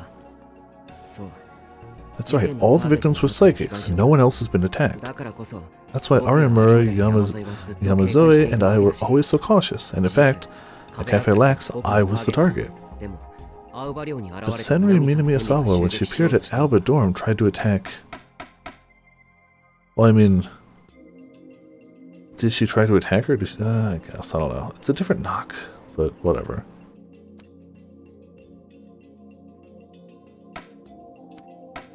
Yui was almost attacked by that woman at Alba Clinic. That's right, Yui. Tried to attack not psychic? Or question mark psychic? I stood up in shock. That can't be right. Does that mean Yui's a psychic too? Are you serious? It's far too late for it to make a difference now, but I suddenly felt like a cold pillar of ice was pressed against my back. I was certain that Senri Minamiyasawa had come to Alba Clinic in search of me, Arimura, or Yuki. There is no try. That Yui had only been caught up in it at all because she was unlucky enough to answer the door. I'd assumed the same, honestly. What if I was wrong? What if there was a reason she was after Yui? Then why wasn't she engulfed in flames the moment she opened the door? I sighed. It was hard for me to really believe. I'm not saying it's impossible, I'm saying I think he's stretching. I'm gonna go see if she's really a psychic. How are you going to do that? Oh, sorry, did I wake you? Oh, Brother Takeru, shouldn't you be at school? I came home early because I was worried about you. Huh? You're being silly. Yui slowly sat up from the bed and smiled a tired smile. She must have felt dizzy for a moment because she leaned forward and grabbed her forehead. Her face was still pale and the ivy looked like it was painful. It's fine, you can stay lying down. But I'll tell Kuretsu if you don't. Those were always the best words to use on Yui. She frowned for a second, but then laid down and pulled up the covers. Where's Arimura? The other bed in the exam room was empty. Around lunchtime, a detective named Shinjo came and they left. She said she'd be back. Shinjo was probably asking her about last night. Is she feeling okay? Yeah, she looked okay. See. She told me to tell you thanks. Huh? My eyes went wide as I looked at my foster sister. Arimura said thanks? You probably misheard her. That's not true. Arimura is a good person. I think she's grateful to you. If you didn't hear it wrong, then she must have just gone temporarily crazy. I pulled a stool up to Yui's bed and sat down. Then I watched her as she lay under the covers. Well, it might have been the first time I'd looked at her like this, come to think of it. Did she have some kind of power? Excuse me. It just seemed hard to believe. Maybe I was mistaken. I hoped I was. People were saying that the killings were over and that the return of the new generation madness was at its end. But the killer still hadn't been caught. The idea of the killer being after not just me, Arimura, and Uki, but also Yui was too scary to contemplate. Huh? What's wrong? As I tried to figure out the best way to explain things, I heard a very uncomfortable voice. She must have noticed that I was staring at her silently. My sister was looking at me in confusion. Well... See, this would be the best time for him to be able to materialize the D-sword and just be like, can you see this? Oh, Takeru. Welcome back. It's not time for him to be back. Oh! She can, though. It's not time for him to be back, is it? Kuretsu was standing at the door, holding a tray with a bowl of rice porridge. Uki was next to her with a pair of spare pajamas. Kuretsu put the tray next to the bed and looked at me concerned. You left school early? Are you not feeling well? No, that's not it. Something was bothering me. Something's bothering you? Even if Yui was a psychic, I still wasn't sure if I should tell Kuretsu about it. She'd just worry more. But she cared about her sister, I knew that. It was probably better if she knew everything. What's the best way to say it? And then I remembered the method that Kunasato had used on me. I glanced at Yuki. Ah, see, there you go. She probably wouldn't like it, but it was the only way I could think of. Hey, Yui? Hmm? I know you probably don't want to remember a lot about last night, but... Did you see Arimura and Yamazoe holding something in their hands? Huh? Kurusu and Uki were shocked too. What do you mean? Did you see them holding things that looked like swords? Swords? Hey, Takeru, what are you saying? Kurusu grabbed me by the arm. She couldn't see the D-sword herself, but she knew exactly what I was asking. Yui, you didn't say anything like that, right? Wow, leading question, huh? Well, they're both asking very leading questions, to be fair. 100% they're both asking super leading questions. No, I didn't. Nope. Yui must have been surprised by Kurusu's sudden outburst. Huh. Only Arimura was here. It was obvious she was telling a lie. I could see from the look in her face that she thought she'd seen something that she wasn't supposed to see. Yamazoe, I'm sorry. Can I ask you to do something I know you won't want to do? If Yui is one, I'll have to protect her too, until the bad guy is caught, just like I'm protecting you and Arimura. Okay. Uki was surprised, but she seemed willing to help her old friend. She put the pajamas on the bed and stretched her hand out into empty air. Yui, watch carefully, okay? Huh? What's going on? Uki, no, don't! Kurusu let go of my arm and grabbed onto Yui, as if she was trying to stop her from showing it to you. Yui, sorry. Kurusu, I'm sorry, but we have to know before it's too late, so... You can see what's in Yamazoe's hand, right, Yui?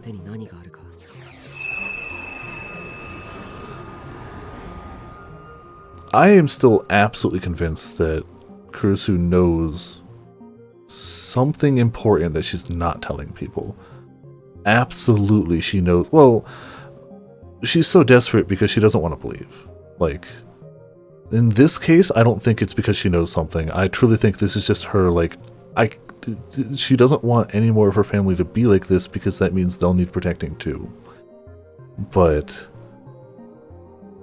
I'm also absolutely convinced that she knows more than she's letting on, and I really like the shape of this D-sword. It's a cool one. Very metal. Uki slowly drew it out of thin air, as it shone with a light no normal person could see. It was the weapon that connected reality to the Direct Sea and its ocean of negative energy, the D-sword.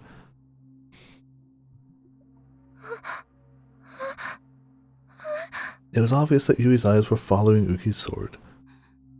You can see it, Yui? Can you see it? Yui looked like she was about to cry, then she nodded slowly. Yamazoe, that's enough, thanks. The D-sword disappeared from Uki's hands. There was nothing left but an awkward silence. This can't be happening. I was right, Yui was a psychic. And Senri Minamiyasawa had almost killed her last night. I don't get how she's still alive then. If she opened that door to somebody who wanted her dead and could create fire in an instant, she should be dead. Like, yeah, that would be Jack Black's D-sword, 100%. Definitely. It's... Where the hell is he? Huh. It's like the Soul Reaver went slightly more metal. And after a scream, she just runs away. Yeah, like...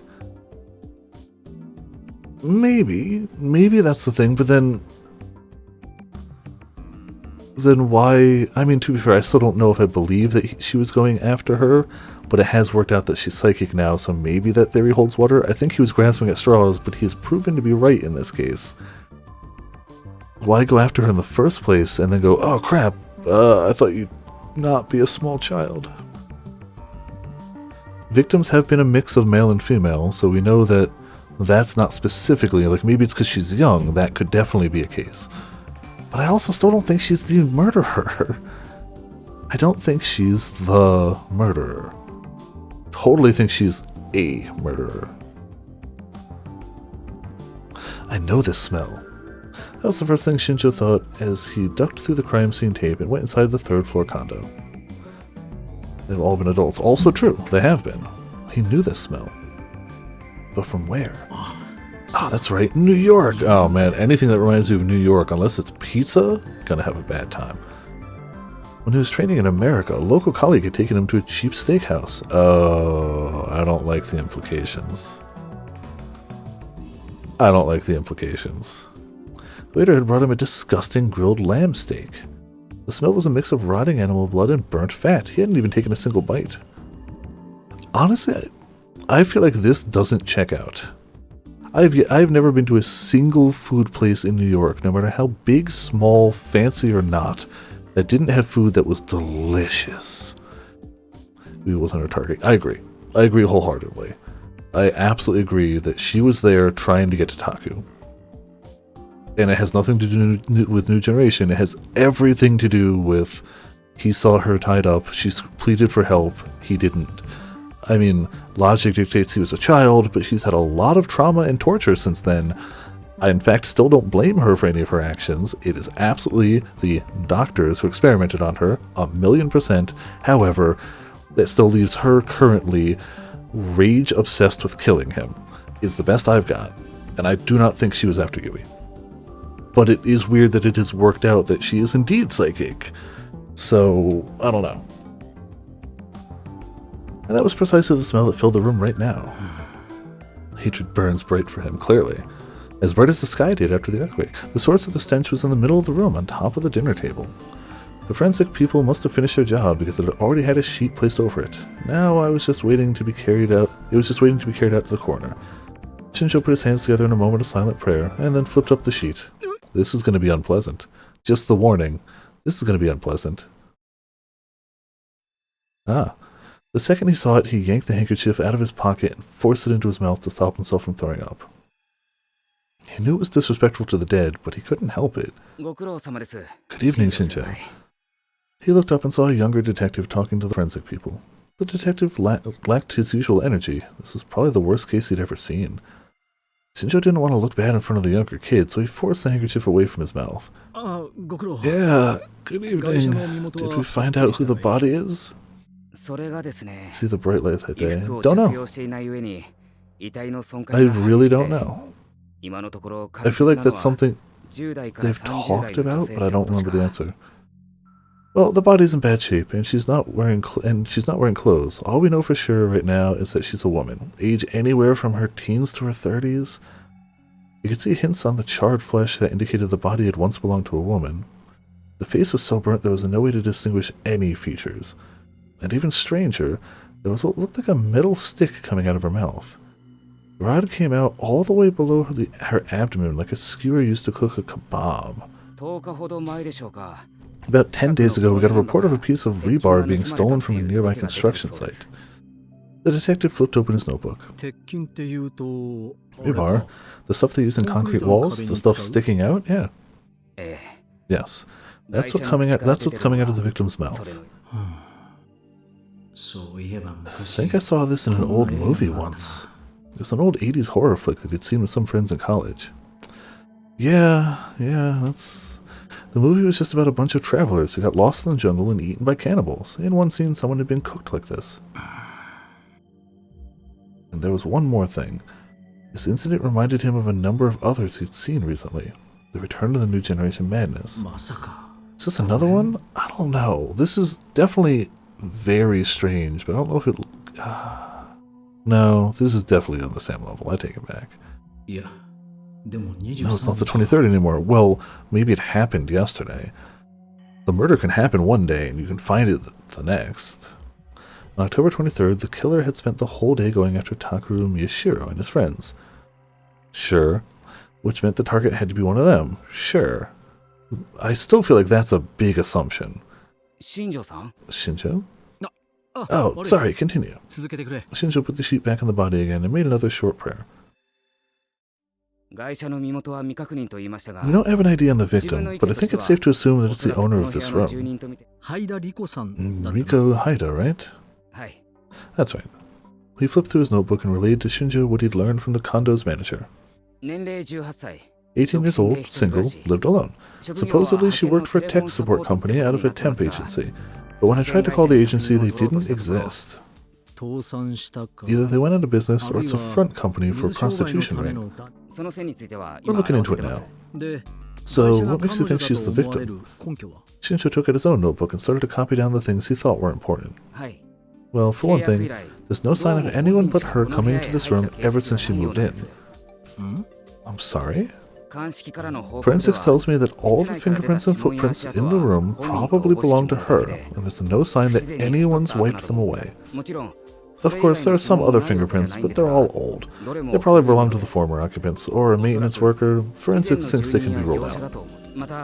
The only shoe marks at the entrance belong to her, too. When we found the body, both doors were locked from the inside, and the windows were locked too, which means it has to be her. Shinjo felt a little like he was going to faint. Yeah, a body like that in a locked room sounds new gen to me. So, how did the killer get in here and do this? And this is where investigation mode in a Danganronpa game kicks in. It takes some serious equipment to roast a whole person.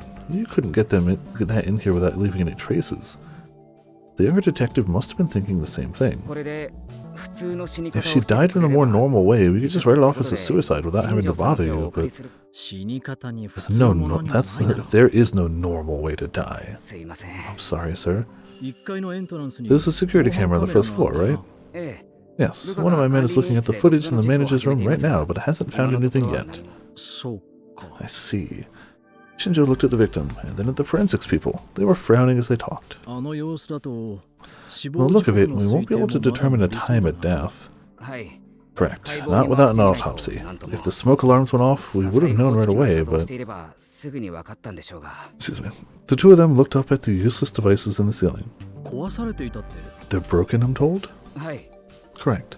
Who broke them? No. If hers are the only fingerprints in here, then it has to be her, right? Why would she do that?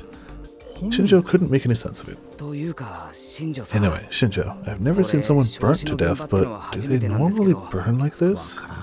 No idea. I've never seen one either. The forensics people all say they can't figure it out. Even gasoline couldn't do this. There was no smell of gasoline anyway. The only stench was of burning meat. I saw this on TV once, but no, never mind. Say it. You won't get mad. Depends on what you say. There's a special and psychic phenomena around the world. One section was on spontaneous human combustion, which would not explain the stick. Stop it, fool. Shinjo poked the younger detective's head lightly. The detective apologized, but Shinjo hadn't stopped him because it was too unbelievable to be true. It stopped him for the opposite reason. He was probably right. Then it still doesn't explain the stick, though. Do they go into crazy episodes like Takatu does? Don't know. Don't know. Which meant he didn't want rumors flying around, even inside the police department. Pyrokinesis, I think they called it. Yes, potions. That. Mio Kunasato, Hine Arimura, and Takaru Miyashiro had all used the word repeatedly. It was the power to set things on fire with your mind. And they said the woman that was after Miyashiro and his friends, Senri Mina Miyasawa, had it. Was this Riko Haido woman attacked by a pyrokinetic then? He came back to the same conclusion he'd reached earlier, but then soon shook his head. That doesn't explain it either. How'd she get the rebar used to skewer the woman inside the room, and how did she get it skewered? Shinjo looked at the large window that dominated the room's east side. The curtain was open, and he could see the chaotic city of Shibuya outside. A bandit into volcanic viper, obviously, yeah. If the building was taller, the view would have been impressive, but from this height you could see the dirty backsides of the surrounding condos and multi-purpose buildings. It's hard to call it a nice view. I probably made the rent a lot cheaper, though, he thought to himself as he began to examine the glass window. If the killer had used some kind of power to get the rebar in from the building across the street, this window would have been shattered. There wasn't a scratch on it. I don't think I'm going to get anywhere by myself here. He hated to say it, but he needed a specialist like Mio Kunasato, so for now, he decided to focus on gathering information. Shinjo! One repeatedly Fafnired. Yeah, I mean, that would cook a body pretty quickly. What? When heckin', Yeah, the volcanic viper, also a lot of fire. A light tap on his back brought him back into reality. I got word from the guy looking at the security camera footage. Oh, they got command grabbed by his super, and there just happened to be a bit of rhubarb in the way, and then just one or two Fafnirs, and like, it's over. You're done. You're done. This is the weird crossover story of Sword Art Online and Guilty Gear. You get stuck in the game, and if you get Fafnir'd in real life, you're in the game, you cook in real life. Heavy Mob Cemetery. I always forget the name of that one. Yeah. She got installed. I got word from the guy looking at the security camera footage. He found a clear shot of the victim's face. He did? Let's go. When he finally got out of the room, he felt like he could breathe again. Disrespectful to the dead or not, he took a deep breath when he got outside. He went down to the first floor and looked at the video on the monitor in the manager's room. Ah, you'll also notice the, Oh wait, never mind. It's way earlier. It's not the... It's fine. I was looking at the time for some reason. I was like, it's before midnight, but then I looked at the date and went, it's before midnight on a date that's irrelevant. He says Riko Haida always hid her face from the camera. Weird. So some reason she didn't want to be videotaped? Her face got burned during the Shibuya earthquake, he said, and she hated people seeing her. Somebody with a burned face, you say? Oh, so that's why. But this time he happened to get a glimpse of her. Timestamp on the screen indicated that it was late at night on the 12th of October. We only know one person that we've seen that has a burned face. He remembered writing that day down, so he flipped open his notebook. Alright, that's the first day Miyashiro and Arimura were attacked by Senri Miyasawa. Huh. It was Riko Haida, sir. He quickly turned his eye back to the screen. Yeah. In the video, the door to the entrance opened and a woman came staggering inside.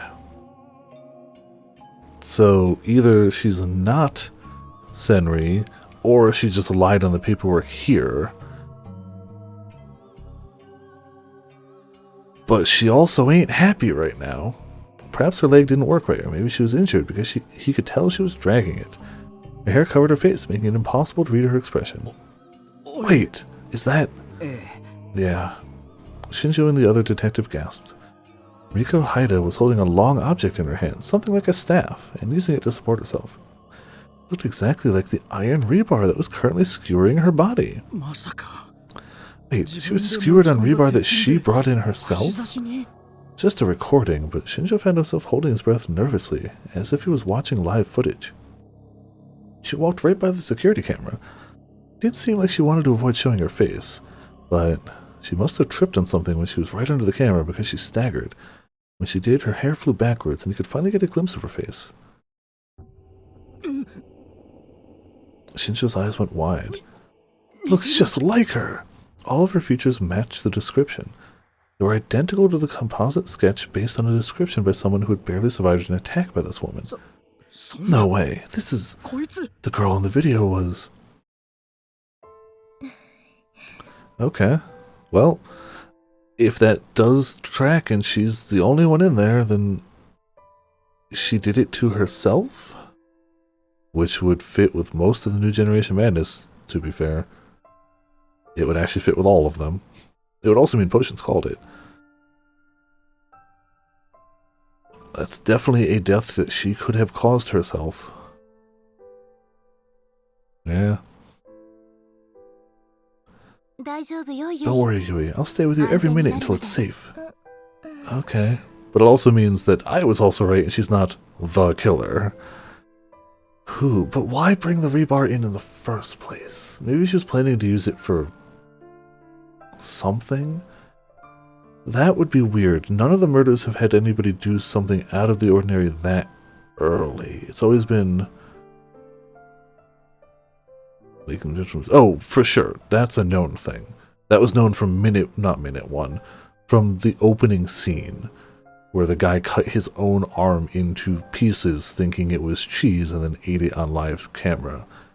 And then the next woman we saw in the opening, before we even were introduced to Taku, we didn't know what she did until later, but we know she did it to herself, and we later found out that she recorded herself and stuck an amplifier, a speaker, in her stomach after she cut it open and did a concert that way on the street. They have all been self-inflicted that we know of. To be fair, we didn't know about the tied-up guy. And we don't know for sure that the reporter guy swallowed all those himself, but at the same time, like, he probably did. Well, the thing is, this tracks with the first game. It's the same. It was the same way in the first game. It was people who had the power of Gigglomaniac / the Noah device, and they made people do these things to themselves. It was all... yeah. So it still tracks. Yeah.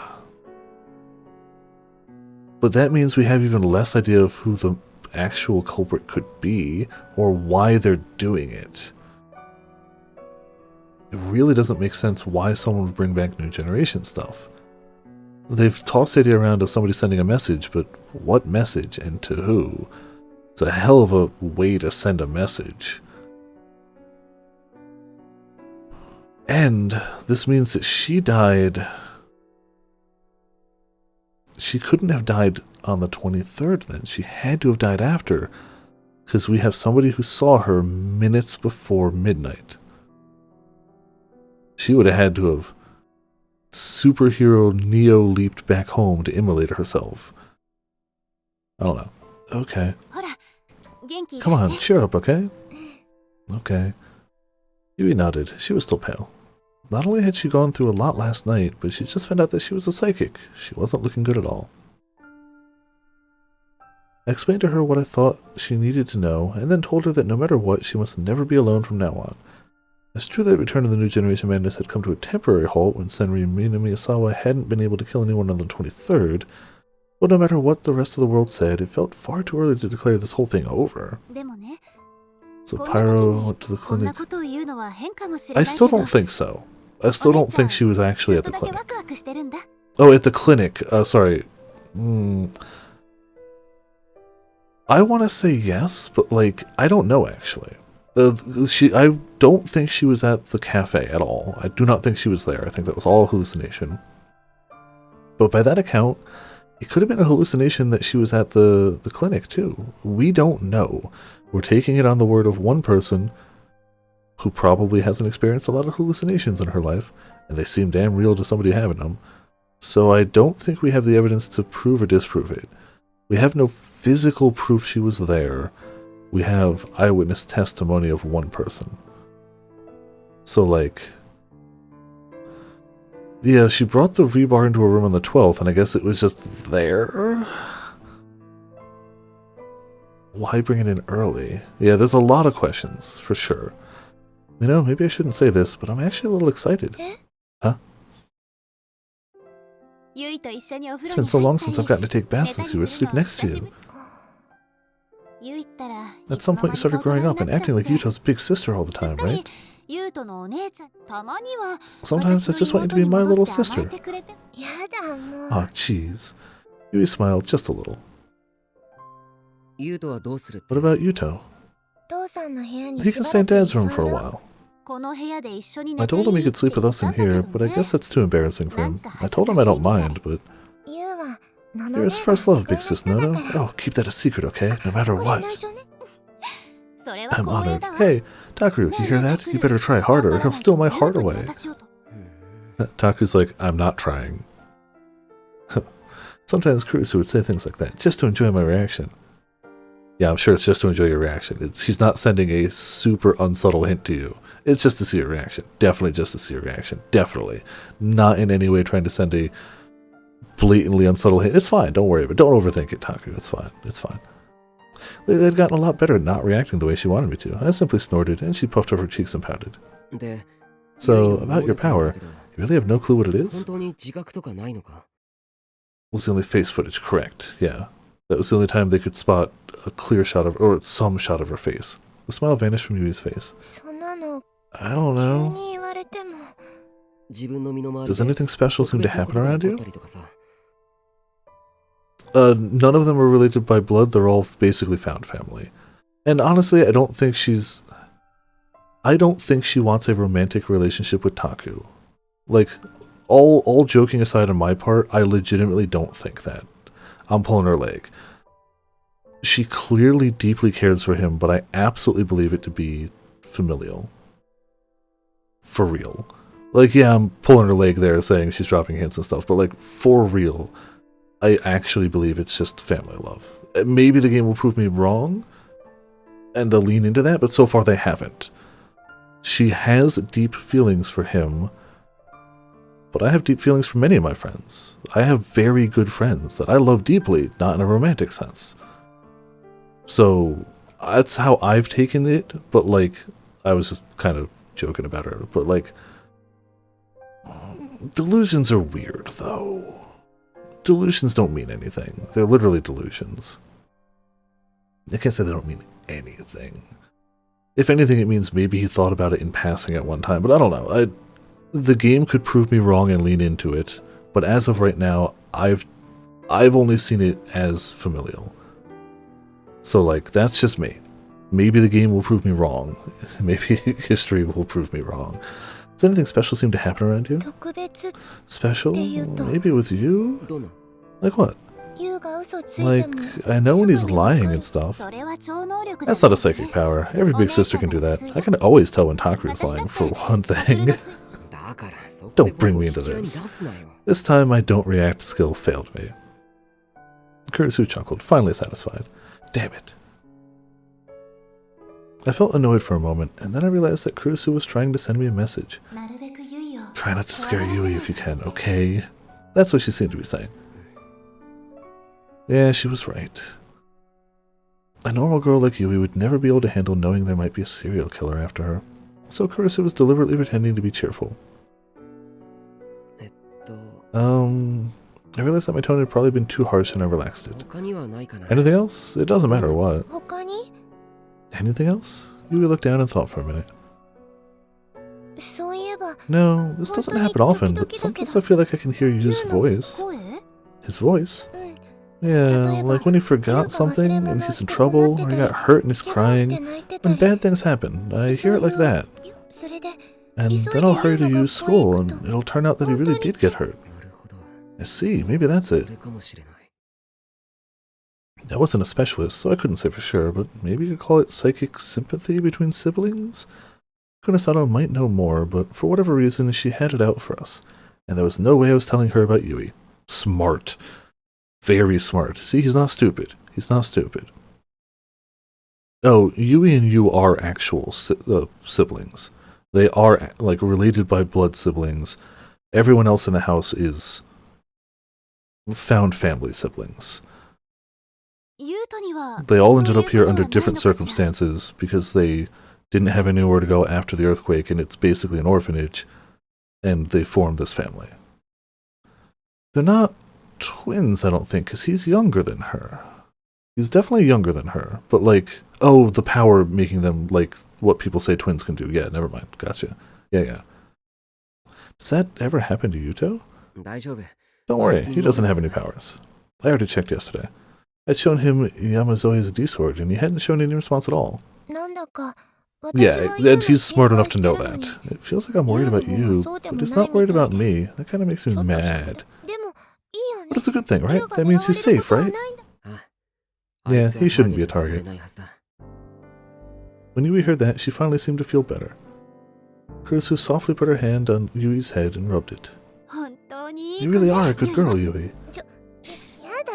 Hey, stop that, stop! You see, my worry about the family is not that they're gonna surprise incest. My big worry is they're gonna surprise murder off one of them. That's my worry. That this happiness is going to be somehow ruined in that way by the end of the story, not in the surprise there was incest. Not to say they couldn't do that, but that's not really how I think. It's like, if they're gonna mess with this, that's how they're gonna mess with it in my eye. But I don't know. I'm not used to a chaos character having happiness, so maybe that's it. Maybe it's just weird. I don't know. I'm not saying I want that to happen. They're happy. I hope they stay happy. Legitimately. I'm just saying, if Chaos Head has shown me anything, it's that happiness doesn't happen. So... Kurusu grabbed Yui before she could escape and held her tight. She looked like she was about to kiss her at any second. I like you, Yui. I love you. Ah, Big Sis Nono's being kind of creepy. Help me, Brother Takeru. This happiness. I'm sure it does. I'm sure. I couldn't help but smile. Let her do it until she tires herself out, Yui. No, save me. Just when I thought it was safe to leave, Yui with Kurusu. Okay. Whew. Normal knock. The three of us froze with the sudden sound of a knock. No way. We're inside our house. It's a regular knock. Knock continued. I like how Taku's smart enough to, like, not bring his sister to a psychopath, but not smart enough to go, that's not the same knock I heard 3 other times before bad things happened. It's just a knock. It doesn't follow that pattern. Kurusu stood up and positioned himself between Yui and the door. I motioned for her to step back and put my hand on the doorknob. I remember the terror I'd felt at Cafe Lax and gulped. To be honest, I was afraid, terrified. But I was the only one who could protect them right now. Yeah, they didn't shave and a haircut 2 bits. Clearly, it can't be a murderer. Hello? Huh? Suddenly, I heard an easygoing voice from the other side of the door. Miyashiro, can I come in? Or are you up to something naughty with Kurusu? Wait, it's you!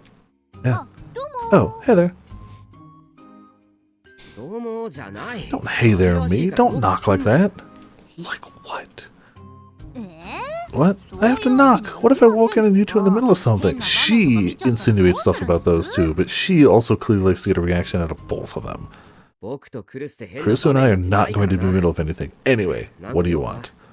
Oh, right. I need to talk to you. Got a second?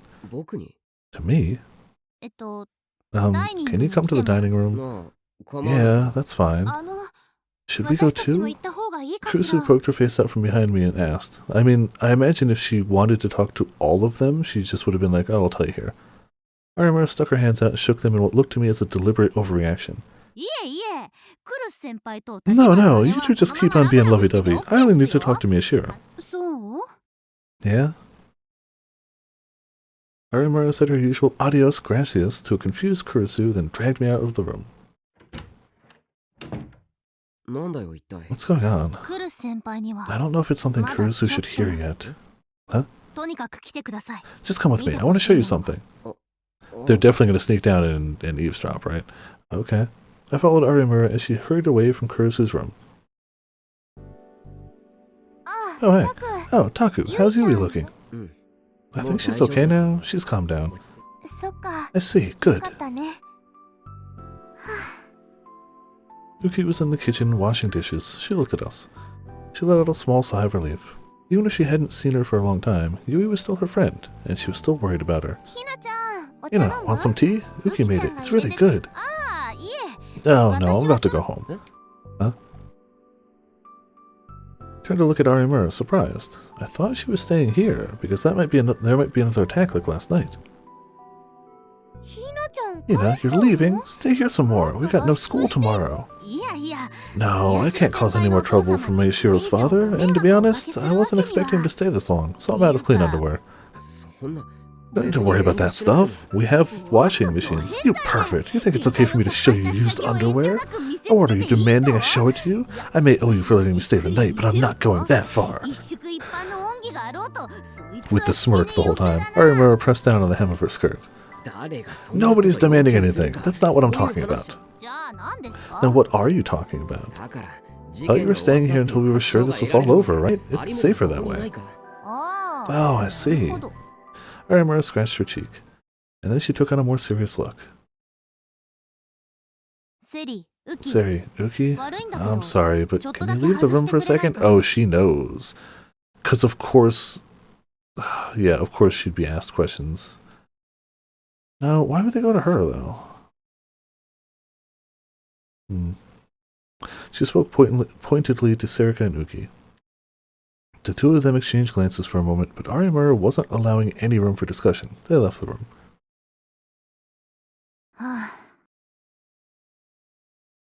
Once we were alone, Arimura sighed a little and took her phone out of her pocket. This is actually what I wanted to talk to you about. Huh? I just got a message from Shinjo. Okay, he wants the two of us to confirm something for him right away. From Shinjo? He sent me something awful. The man has no tact. I just hate him. Arimura expanded the attached image and looked away from the phone as she handed it to me. This is a copy of a security camera video, he says. I could see in the video the face of a woman I would never forget. Senri Minamiyasawa? My reaction was the opposite of Arimura's. I couldn't tear my eyes away from it. You're sure that's her, right? Then you tell him, please. I don't want to talk to him anymore. Oh, yeah, okay. Where was this? Arimura seemed annoyed. The message said it was her condo or something. They found her condo? So she was arrested? Finally managed to tear myself away from the screen and look at Arimura. She shrugged a little. Well, more or less. So it's okay for me to go home now. Thanks for everything, Meishiro. Tell Uki and Big Sis Tachibana that they don't have to worry now. What do you mean? She's dead. That woman is dead. Huh? Arimura spoke without any real emotion in her voice. Senri Minamiyasawa is dead? Yeah, you come up with a good way to tell Kurusu. I'm terrible at that stuff. Anyway, that's what's up. Thanks. She grabbed the phone from my hand and quickly deleted the photo. Then she bowed and left me alone in that dining room. Seri, Uki, I'm done talking. I'm going home, so keep Maeshiro company for a while. He's lonely. I could hear her voice from the hallway. I could also hear Sarika, Uki, Kurusu, and Yui all talking. They were probably all saying something like, "You're leaving at this hour?" But I didn't hear that conversation at all. Senri Minamiyasawa is dead. The serial killer who was after us was gone. Definitely the serial killer. Yep. October 27th. Oh, we just cut ahead a little bit. Riko Haida's condo was cut off from sunlight by the surrounding buildings, making the whole place feel somewhat gloomy. Miyu Kunisada was standing there, her eyes as cold as ever. She'd gone through all the wooden shelves and colored boxes on the walls, read every last document and receipt inside, and found nothing. You're sure there's nothing in what the police took, right? Yeah, I looked at all of it, I'm sure. Several days had passed since the death of the woman they believed to be Senri Minamiyasawa. The body had long since been taken out for an autopsy. Two pieces of evidence, like the table the body had been found on, had been taken by the police, but Shinjo said the clue she was looking for wasn't among them. There's nothing here. Am I wasting my time? It is weird that the body is burnt beyond all recognition. They literally were like, all we can tell is that she's somewhere between the age of a teenager and 30s. That's it. That is literally all. We can tell you nothing else. I guess we have the whole concept of they didn't find anyone else's fingerprints or anything in here. And the fact that we have footage of her bringing the rebar in. So, I mean, it is likely her for all reality. We don't know for sure. And even if it is, that only proves more that she's not the new-gen killer, the new-gen killer. Nothing here. Am I wasting my time? I mean, she's a victim. She spent 2 hours searching the room. Even she was starting to feel a little concerned, but she shook her head to drive the thoughts from her mind. She just vanishes. Yeah, because unless it was just a delusion of her at the clinic, she just vanished from the clinic and then dies. At a time we can't tell. This body could have been dead for days and have just been put there. We don't know. Maybe she immolated someone else and put their body there to throw people off her trail. I don't know. Next she pulled out the magazines and comics. Well, it would have been hard to get that by the security camera, to be fair. It would have been really hard to bring an immolated human body past the security camera undetected. Next, she pulled out the magazines and comics from the shelf and began to check if anything was hidden between the pages. No. Hey. What? Shinjo was leaning up against the wall and watching her, a frown on his face. This room was completely locked. There's no sign of anyone but her ever being here. And she herself brought in the murder weapon, that piece of rebar. You think that's the murder weapon and not the fire? What of it? How did she die? Regardless of whether it was murder or suicide. I'm not a detective. Don't look at me to solve your locked room mysteries for you. That's not what I'm talking about. I'm asking you for your opinion on the death of a Gigalomaniac. Her reaction is going to be good. Shinjo sounded unhappy as he turned to look at the spot where the burnt body had been found. Gigalomaniac is different than what you typically imagine if you were thinking of a psychic. Their powers can only be used when there's someone else for them to share their delusions with. True. In other words, if this was a sealed space where no one's eyes could see, no matter whose eyes they might be, then Senri Minamiyasawa was just a normal human. She couldn't use her pyrokinesis. That's true, and we know that to be true because Taku's powers.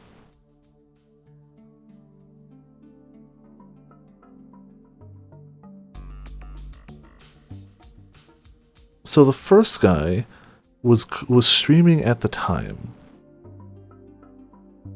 Even though the stream didn't seem to be able to hear or see anything that happened because it was off camera, you could make the argument somebody else was watching. But the second girl, maybe a security camera? Maybe? The guy in the Love Hotel obviously had two people there.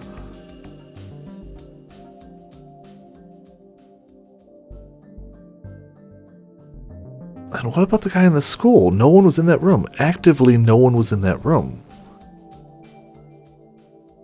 There was nobody there to witness that. I guess you could argue the school has a security camera system, but like... He was. But specifically, there were comments in the stream of like, is he talking to someone? Like, they couldn't hear the stuff. It didn't... They were watching, but they couldn't really hear or see what was happening. Still, you could argue, sure. Yeah, the knocking is obviously the related thing, but...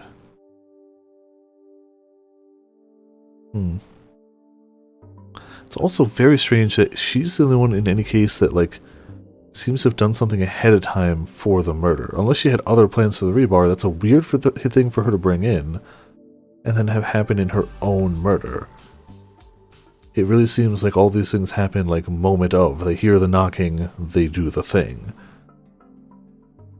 Not, they hear the knocking, they get a weapon, wait a week and a half, and burn themselves to death. It's usually immediately they do a thing. We really don't know much about this third guy. We really don't know much about him. He was successful in business. He went to the Love Hotel and head snapped. We really don't know much about him as a person. I'd argue he's the one we know the least about.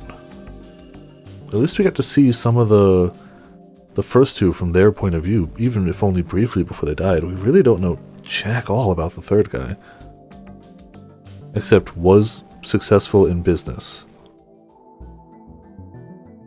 Met up with Arimura to help her with something.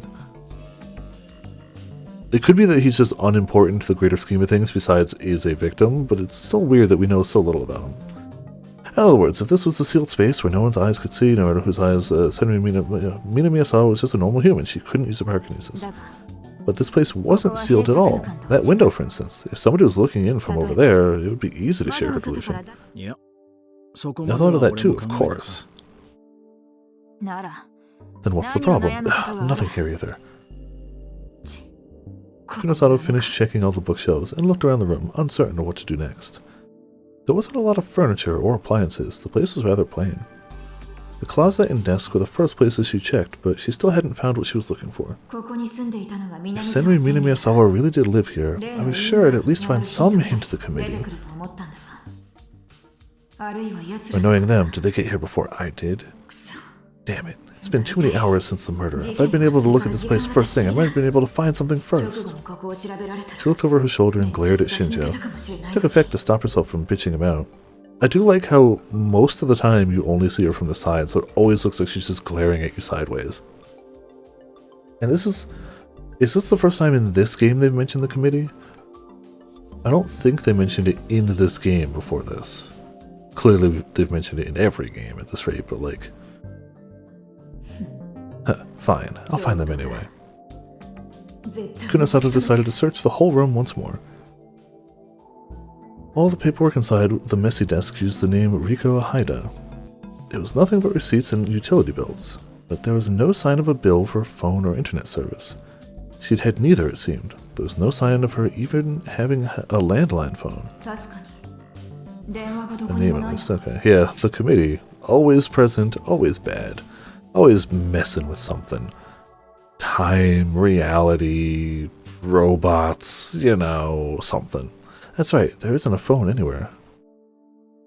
She looked around the room and found the phone jack, but it was covered in dust and showed no signs of ever having been used. The only other things she found among the papers were receipts for food and drink from a convenience store. Senri Minamiyasawa had never cooked. Convenience store food was all she ate. She must have spent a lot of money on food, I bet. Man, imagine being able to literally set something ablaze and not cooking yourself. How had she paid for it all?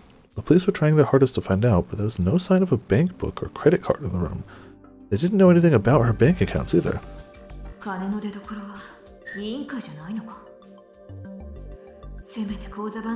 committee wasn't paying her?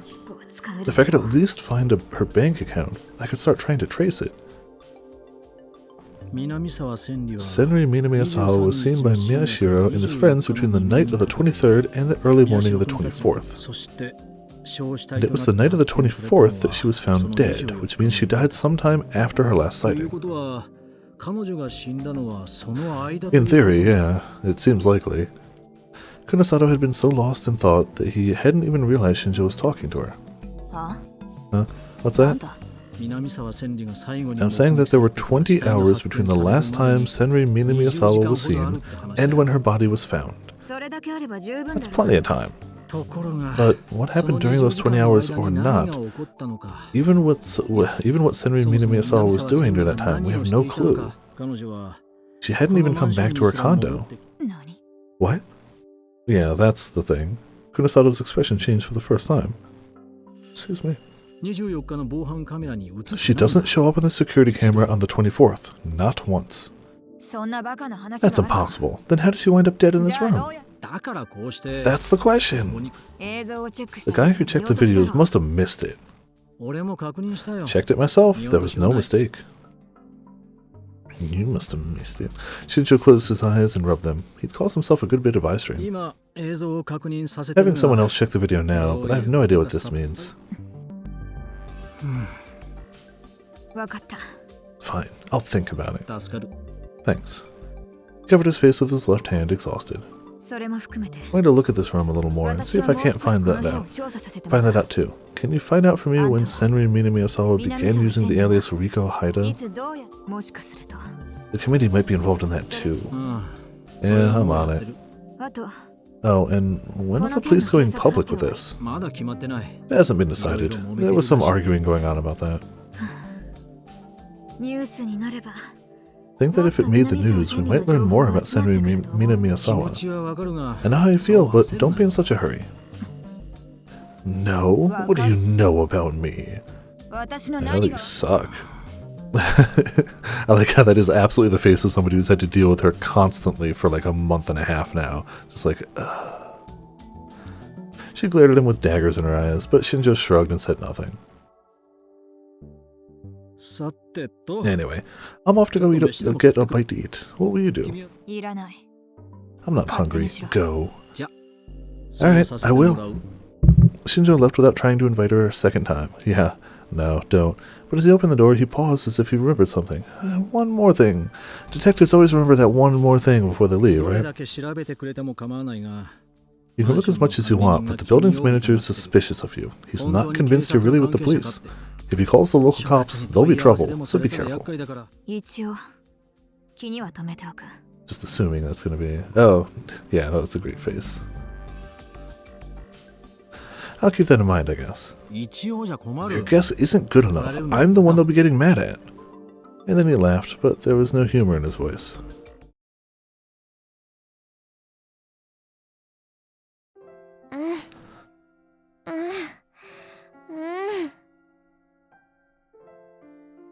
I think she's trying to get across a point.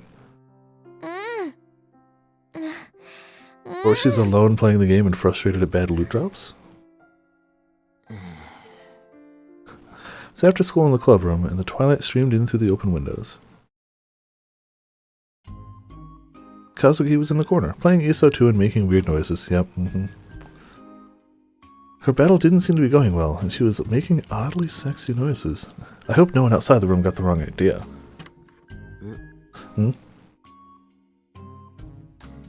heard a small knock at the door.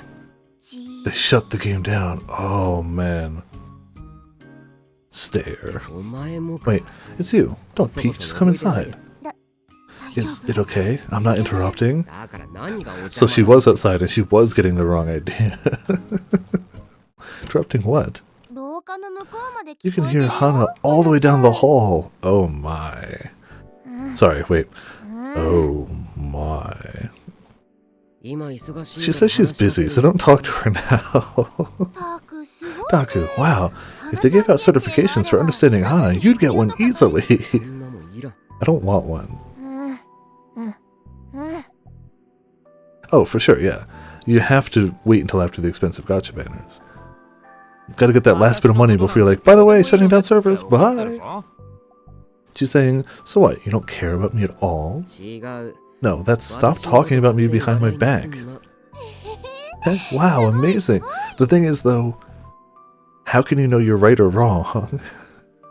Sarika smiled and clapped. For some reason, she was really happy. Yeah, where's Noan today? Student council. She was out for a while, so she has a lot of work to do, she says. Kawahara came and said we couldn't have her today. Oh, that guy. Oh, so it's war! Okay, Taku, let's go steal her back. Huh? No, that's fine. I didn't want any more trouble with the student council, or Kawahara, more specifically. Wow, you're back to the old loser, Taku. You were so cool for a while, too. Huh? What are you talking about? Facing off with that scary psychic, sneaking into hospital basements, you were really cool when you were following the case, you know? Was I? Burning down, yeah. Kurusu got super mad at me and told me not to go chasing after danger, though. Well, clearly, you have two women who are, be it romantically or otherwise, very emotionally attached to you in your life. One craves danger, one craves safety. Would like to report a murder? But now, that all seemed like the distant past, even though it hadn't been a week. The case is really over, right? Definitely. That night, the 23rd, when there had been no murder, the rest of the world had started to declare that the return of the new generation madness was over. But I still hadn't believed it then. Thought that it wasn't over at all. But the next day I heard a shocking news from Shinjo. Senri Minamiyasawa, the woman who threatened us so much, was found burnt to death in her condo.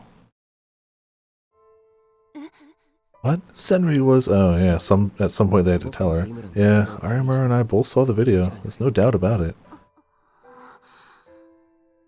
There is some doubt, though.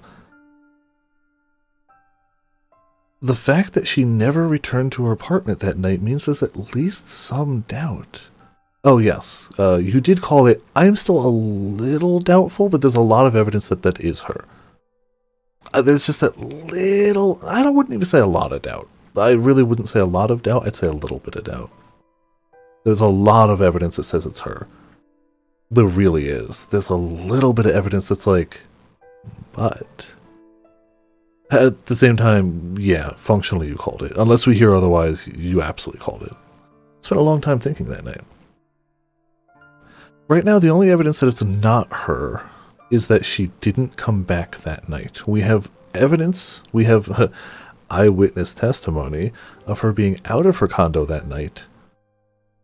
And we have zero evidence of her returning to her condo before there's a body there. She does keep vanishing, yeah.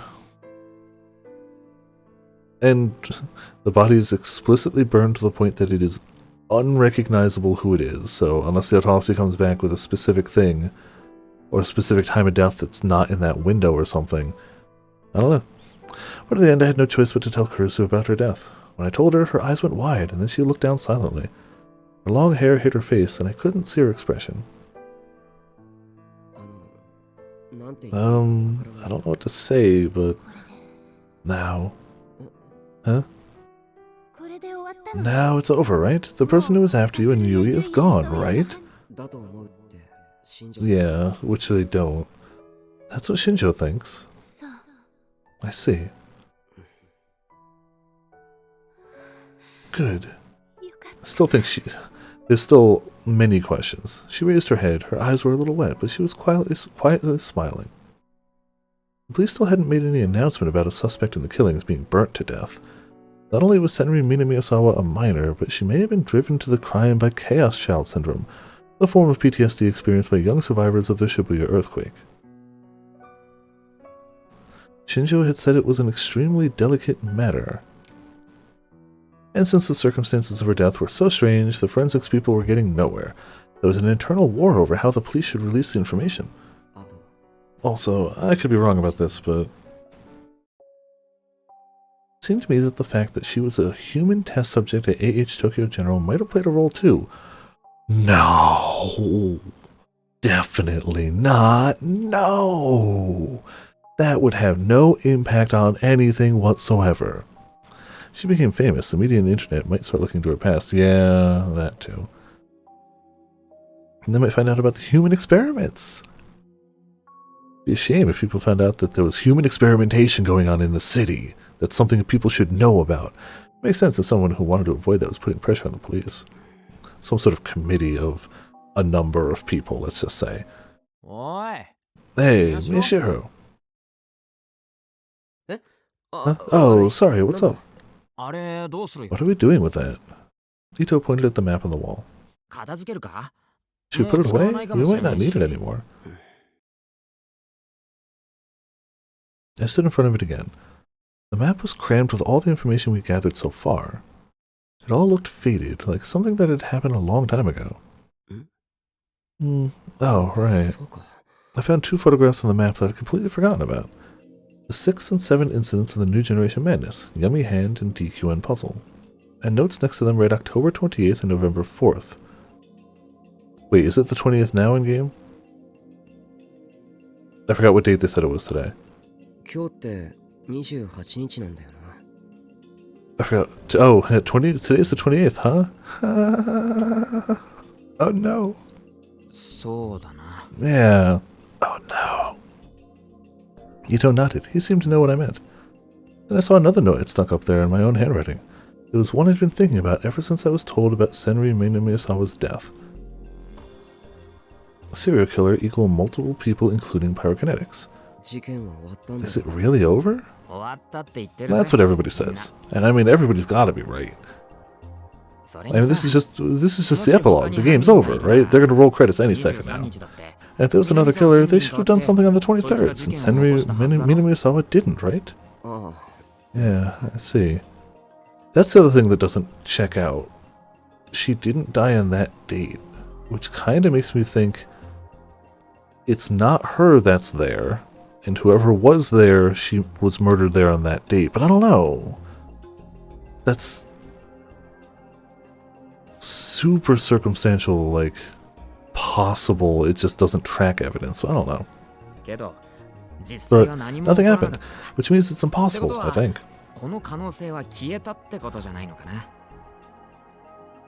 Well, you're taking stuff down. Ito took the notes off the map. Let's just give it up. I think it's hard on the Vice President. Oh. Yeah, she might be right. Right? I see. I remembered Kurisu's sad eyes when I told her about Senri Minamiyasawa's death. Alright, we can be done with this then. Well, goodbye map. I slowly removed the map. But now the wall seems kind of plain, doesn't it? It's been here for so long, yeah. Right? Let's find some other case, Taku. Something that will astonish everybody. Yeah, that's why we formed the newspaper club. Yeah. Serika smiled again, the same way she always did. Inito finally started to grin too. This time, let's pick something that won't get the vice president mad at us. I know, I've learned my lesson from this one. Even Kazuki turned away from her game and gave me an in agreement.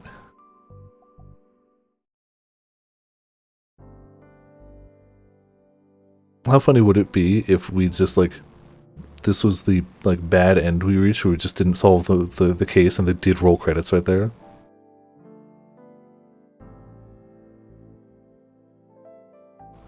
That night, I finally went back to the RV. Yui had finally calmed down and stopped being afraid at night. If Dad, Kurusu, and Yuto were there, she'd probably be fine. Her old friend Yuki was there too. This place really does calm me down. I sat in the chair and booted up my PC for the first time in a long while.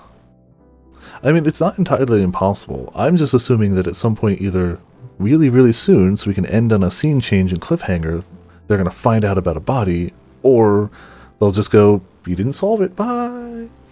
My box was overflowing with spam. That was strange. It always used to annoy me, but now it felt like proof that I'd returned to my old life. Otherwise, I would have ended on that scene change, but I'm assuming he's going to, like, boot up his computer and see, like, a murder, and we'll just, like, cliffhanger end it, but, like, maybe I'm wrong.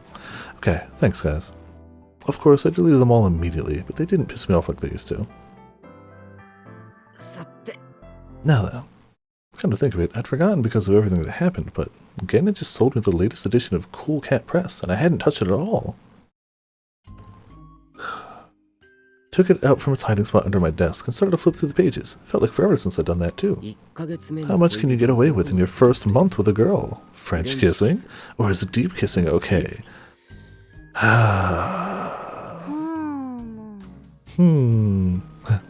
Onoe, what do you think? I knew whatever sound he was going to make, I couldn't beat it. I almost fell out of my chair. Serika was standing behind me, looking over my shoulder. I think it doesn't really matter what month it is, you know? No. When did you get in here? Your door wasn't locked. Crap, I've been so busy reading that I hadn't noticed Serika. Don't just come in, knock at least.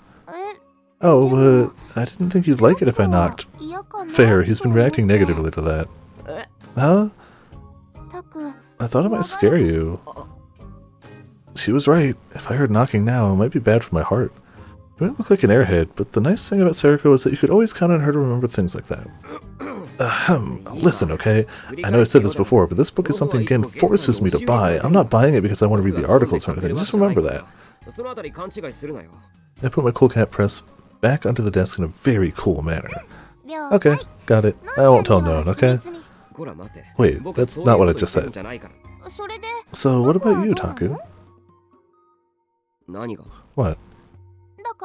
How much can you get away with when it comes to kissing? Maybe we're in a delusion, we didn't know it. I don't know! I've never kissed a girl. Huh? Serika suddenly pursed her lips unhappily. Huh?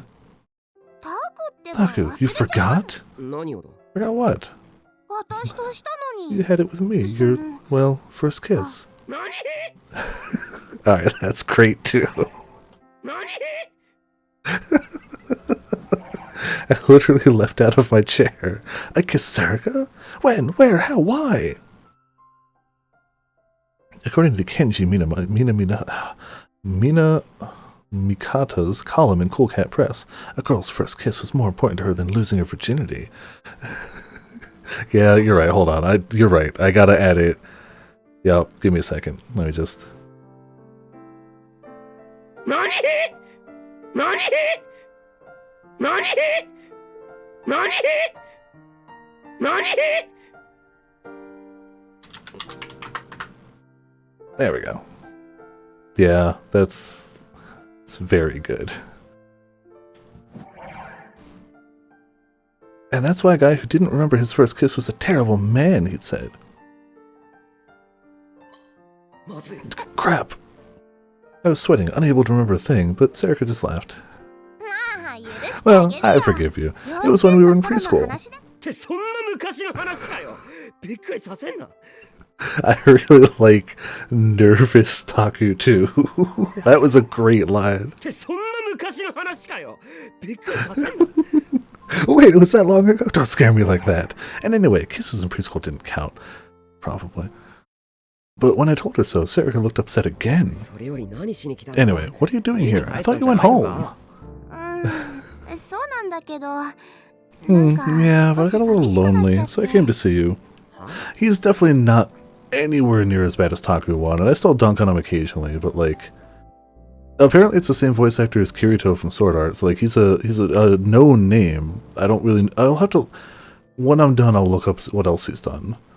I try not to look up voice actors from anything here because it could easily be spoilers, but yeah, absolutely. Even Taku's one voice actor killed it when he needed to be fair. He didn't need to often, but they get good voice actors for their pro tags. Yeah. Yeah, actually, yeah. Oh, apparently also ReZero, but I think it was day one, Arc was like, that's Kirito, right? So, like, for real, yeah. Huh? I've never seen Sword Art, and I've actually wanted to watch, I wanted to watch ReZero, but I haven't watched it, so, like, I've never encountered the... I'll have to check if he's in something I've seen, but, like, I haven't seen those two big roles. I only know about Eromanga because of Gigguk, and what I know is I will never watch that show, but I love watching Gigguk's video about how much of a dumpster fire it is. You know, we've been together all the time lately, right? Of course, I don't like it when the scary woman was after us, but we all worked together and overcame it, you know? The scary woman. If no one heard me say this, she'd get mad, so keep it a secret, but I was pretty excited. I see. Place to stop? Yes. I'm really expecting that they're going to find out about a murder. But if we get one more scene change and that doesn't show up, I'm just gonna... Kirito's walking through the hospital hall in season 1. I've never seen an episode of Sword Art. All I know about it is videos and memes and references of other people. I know that Sword Art is basically the New Jersey of anime. It's something that people definitely hate on. And it just seems to be the fun thing to hate on. I don't know whether it deserves it. I've never watched it. I have no opinions on it because I've never seen it. I don't know. But I know that people just dunk on it. But I also know that a ton of people watch it. It is simultaneously heavily dunked upon and heavily watched, which is a funny combination. What about you? Me? I don't know. I'm not sure.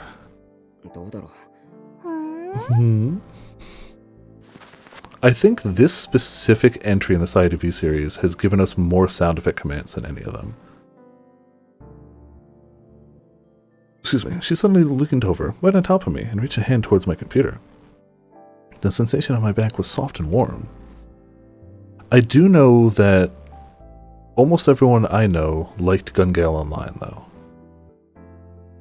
That's the Sword Art without Kirito, but also written by a different person. So it's not just like, oh, Kirito's the problem. It's literally like, it's a different story written by a different person, but apparently that was a good one for the anime. Didn't know how to react whenever she did something like this.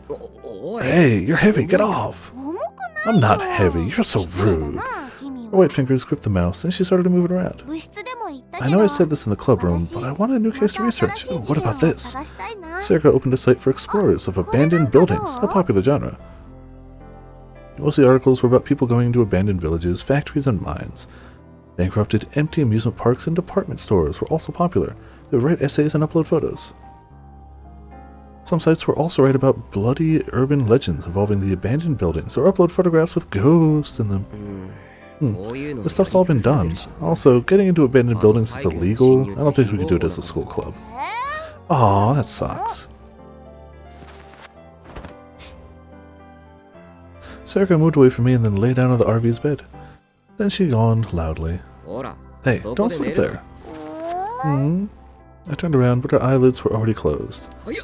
That was fast! I quickly stood up and shook her shoulders. Hey, if you're sleepy, then go home and sleep. I'm staying over tonight, so it's fine. What are you talking about? Where am I supposed to sleep? It's okay. I'm tiny, so we can sleep together. I really like tired Sarika voice. I haven't seen Demon Slayer either. 大丈夫。私小さいから。I don't know why, it's just funny. We cannot! Just as I grabbed her by the arm and tried to lift her up. Huh? My phone started to vibrate in my backpack. It kept going, so it probably wasn't an email or a text, but a phone call. I had no choice but to leave Serica on the bed while I went to answer it. Hmm? Bye, Robin! Hi, bye! 9 minutes over, you're like, cool, see ya! Yeah, but tired can really overlap a lot with that, but yeah, it's still entertaining. Now what? Did he find some new case for us? Answer the phone. Okay. Hello? What's up, Ito? Did you see At-chan? His voice was tense and anxious. At-channel? Just look at it. Any of the new generation threads. It's fine. What's going on? Walked over to my PC, confused, and opened At-channel. Decided to start by opening the news board. There were quite a few threads about the original and current New Generation Madness incidents. Huh? It was also... Oh, okay. I couldn't believe my eyes. The page was filled with the names Senri Minamiyasawa and Riko Haida. I could see the words burnt to death here and there too. Did the police go public with their name? No. You can tell if you read it, but the information seemed to leak from somewhere. It leaked. Yeah, this is good enough. This is still not an ideal cliffhanger or anything, but it'll work. We'll leave off on 4chan, and we'll deal with that next week. It's too late to deal with 4chan tonight. Too late. Too late! Yeah, obviously, thank you all for tuning in, thank you all for watching. It's been a hell of a night. Nothing as deeply disturbing as some of the other nights happened, but, like, stuff is happening. Many questions are being raised. Very few are being answered. But we're this far in the Side of V series. I have absolute faith that everything's going to somehow come together and be answered at the end. I have absolute faith. If they could do it for Chaos Head, they can sure as hell do it for this. So, yeah. I'm excited to find out where more of this goes. Also scared. Excited and scared simultaneously. Yeah. But yeah, obviously, I haven't even seen anyone yet. We have not seen any credits. We have seen no credits. We've also seen no opening, which is even weirder. But yeah, we've seen nada. But I've looked up nothing either, so I don't know what the branching path is. Oh, he's Soma from Food Wars? That voice I know. I really like Food Wars. It's a guilty pleasure. It's one of those shows that's hard to recommend to people, but I love to death. The sense of humor of that show is... Okay, so I know that voice for sure. It's weird I didn't pick up on it. I haven't watched it in a while. Maybe that's it. But yeah, I'm excited to find out more. Also terrified. Great. Tomorrow we're doing Divinity 2 with the Mod Squad. Combined? Really? Alright. Food scenes are great. The general sense of humor of the show is so good. Just exploding. It's also, for what it's worth, it's very equal opportunity. The men were as likely to have their clothes explode as the women. It was just, I don't know. The concept of like a food battle taken to the shonen extreme just made me laugh. I liked it a lot. I hear it falls off in some of the later seasons, but the first few I saw, really liked. But yeah, tomorrow's Mod Squad plays Divinity 2. I don't even remember where we were, but I'm still fairly certain that we will get into combat. I will die, Potions will die, Potions' course will be exploded, Potions is going to shoot knockdown arrows or charm arrows at people. These are things I know for sure. Tuesday we're going to do Chrono Cross. Thursday is me and Potions trying to finish Returnal, co-op. Friday will be Chrono Cross if we don't finish it on Tuesday. I don't know what Friday will be if we do finish it. It's too far ahead. Not worried about it. That's what we got for now. Got ourselves a monster, a quote. I started the bot. I was about to say. You're not wrong, but yeah. Was finishing Act 2. Oh, very nice. Okay. And a Discord link. And yeah. And we'll do this, because it's soon going to have an alternate form to it. Maybe I'll just put all the Nanis in one, because we have that, and we also have... Maybe I'll put those two Nanis and the one we just got and combine them into one random command? We'll see. I don't know. Either way, thank you all for tuning in. Thank you all for watching. This has been Viperess of Viperland, and I will see you all next time. You're right, we could do 3 eyes. We could do 3 eyes. I don't hate that idea either. It keeps us from ever... Because I don't like to remove commands. And even if we were just consolidating, it would remove a command. I like the 3 eyes idea. I think that's the better plan. I think I'm going to stick with that. I'll decide by tomorrow when I actually do the command, but I think that's what I'm going with. I like it.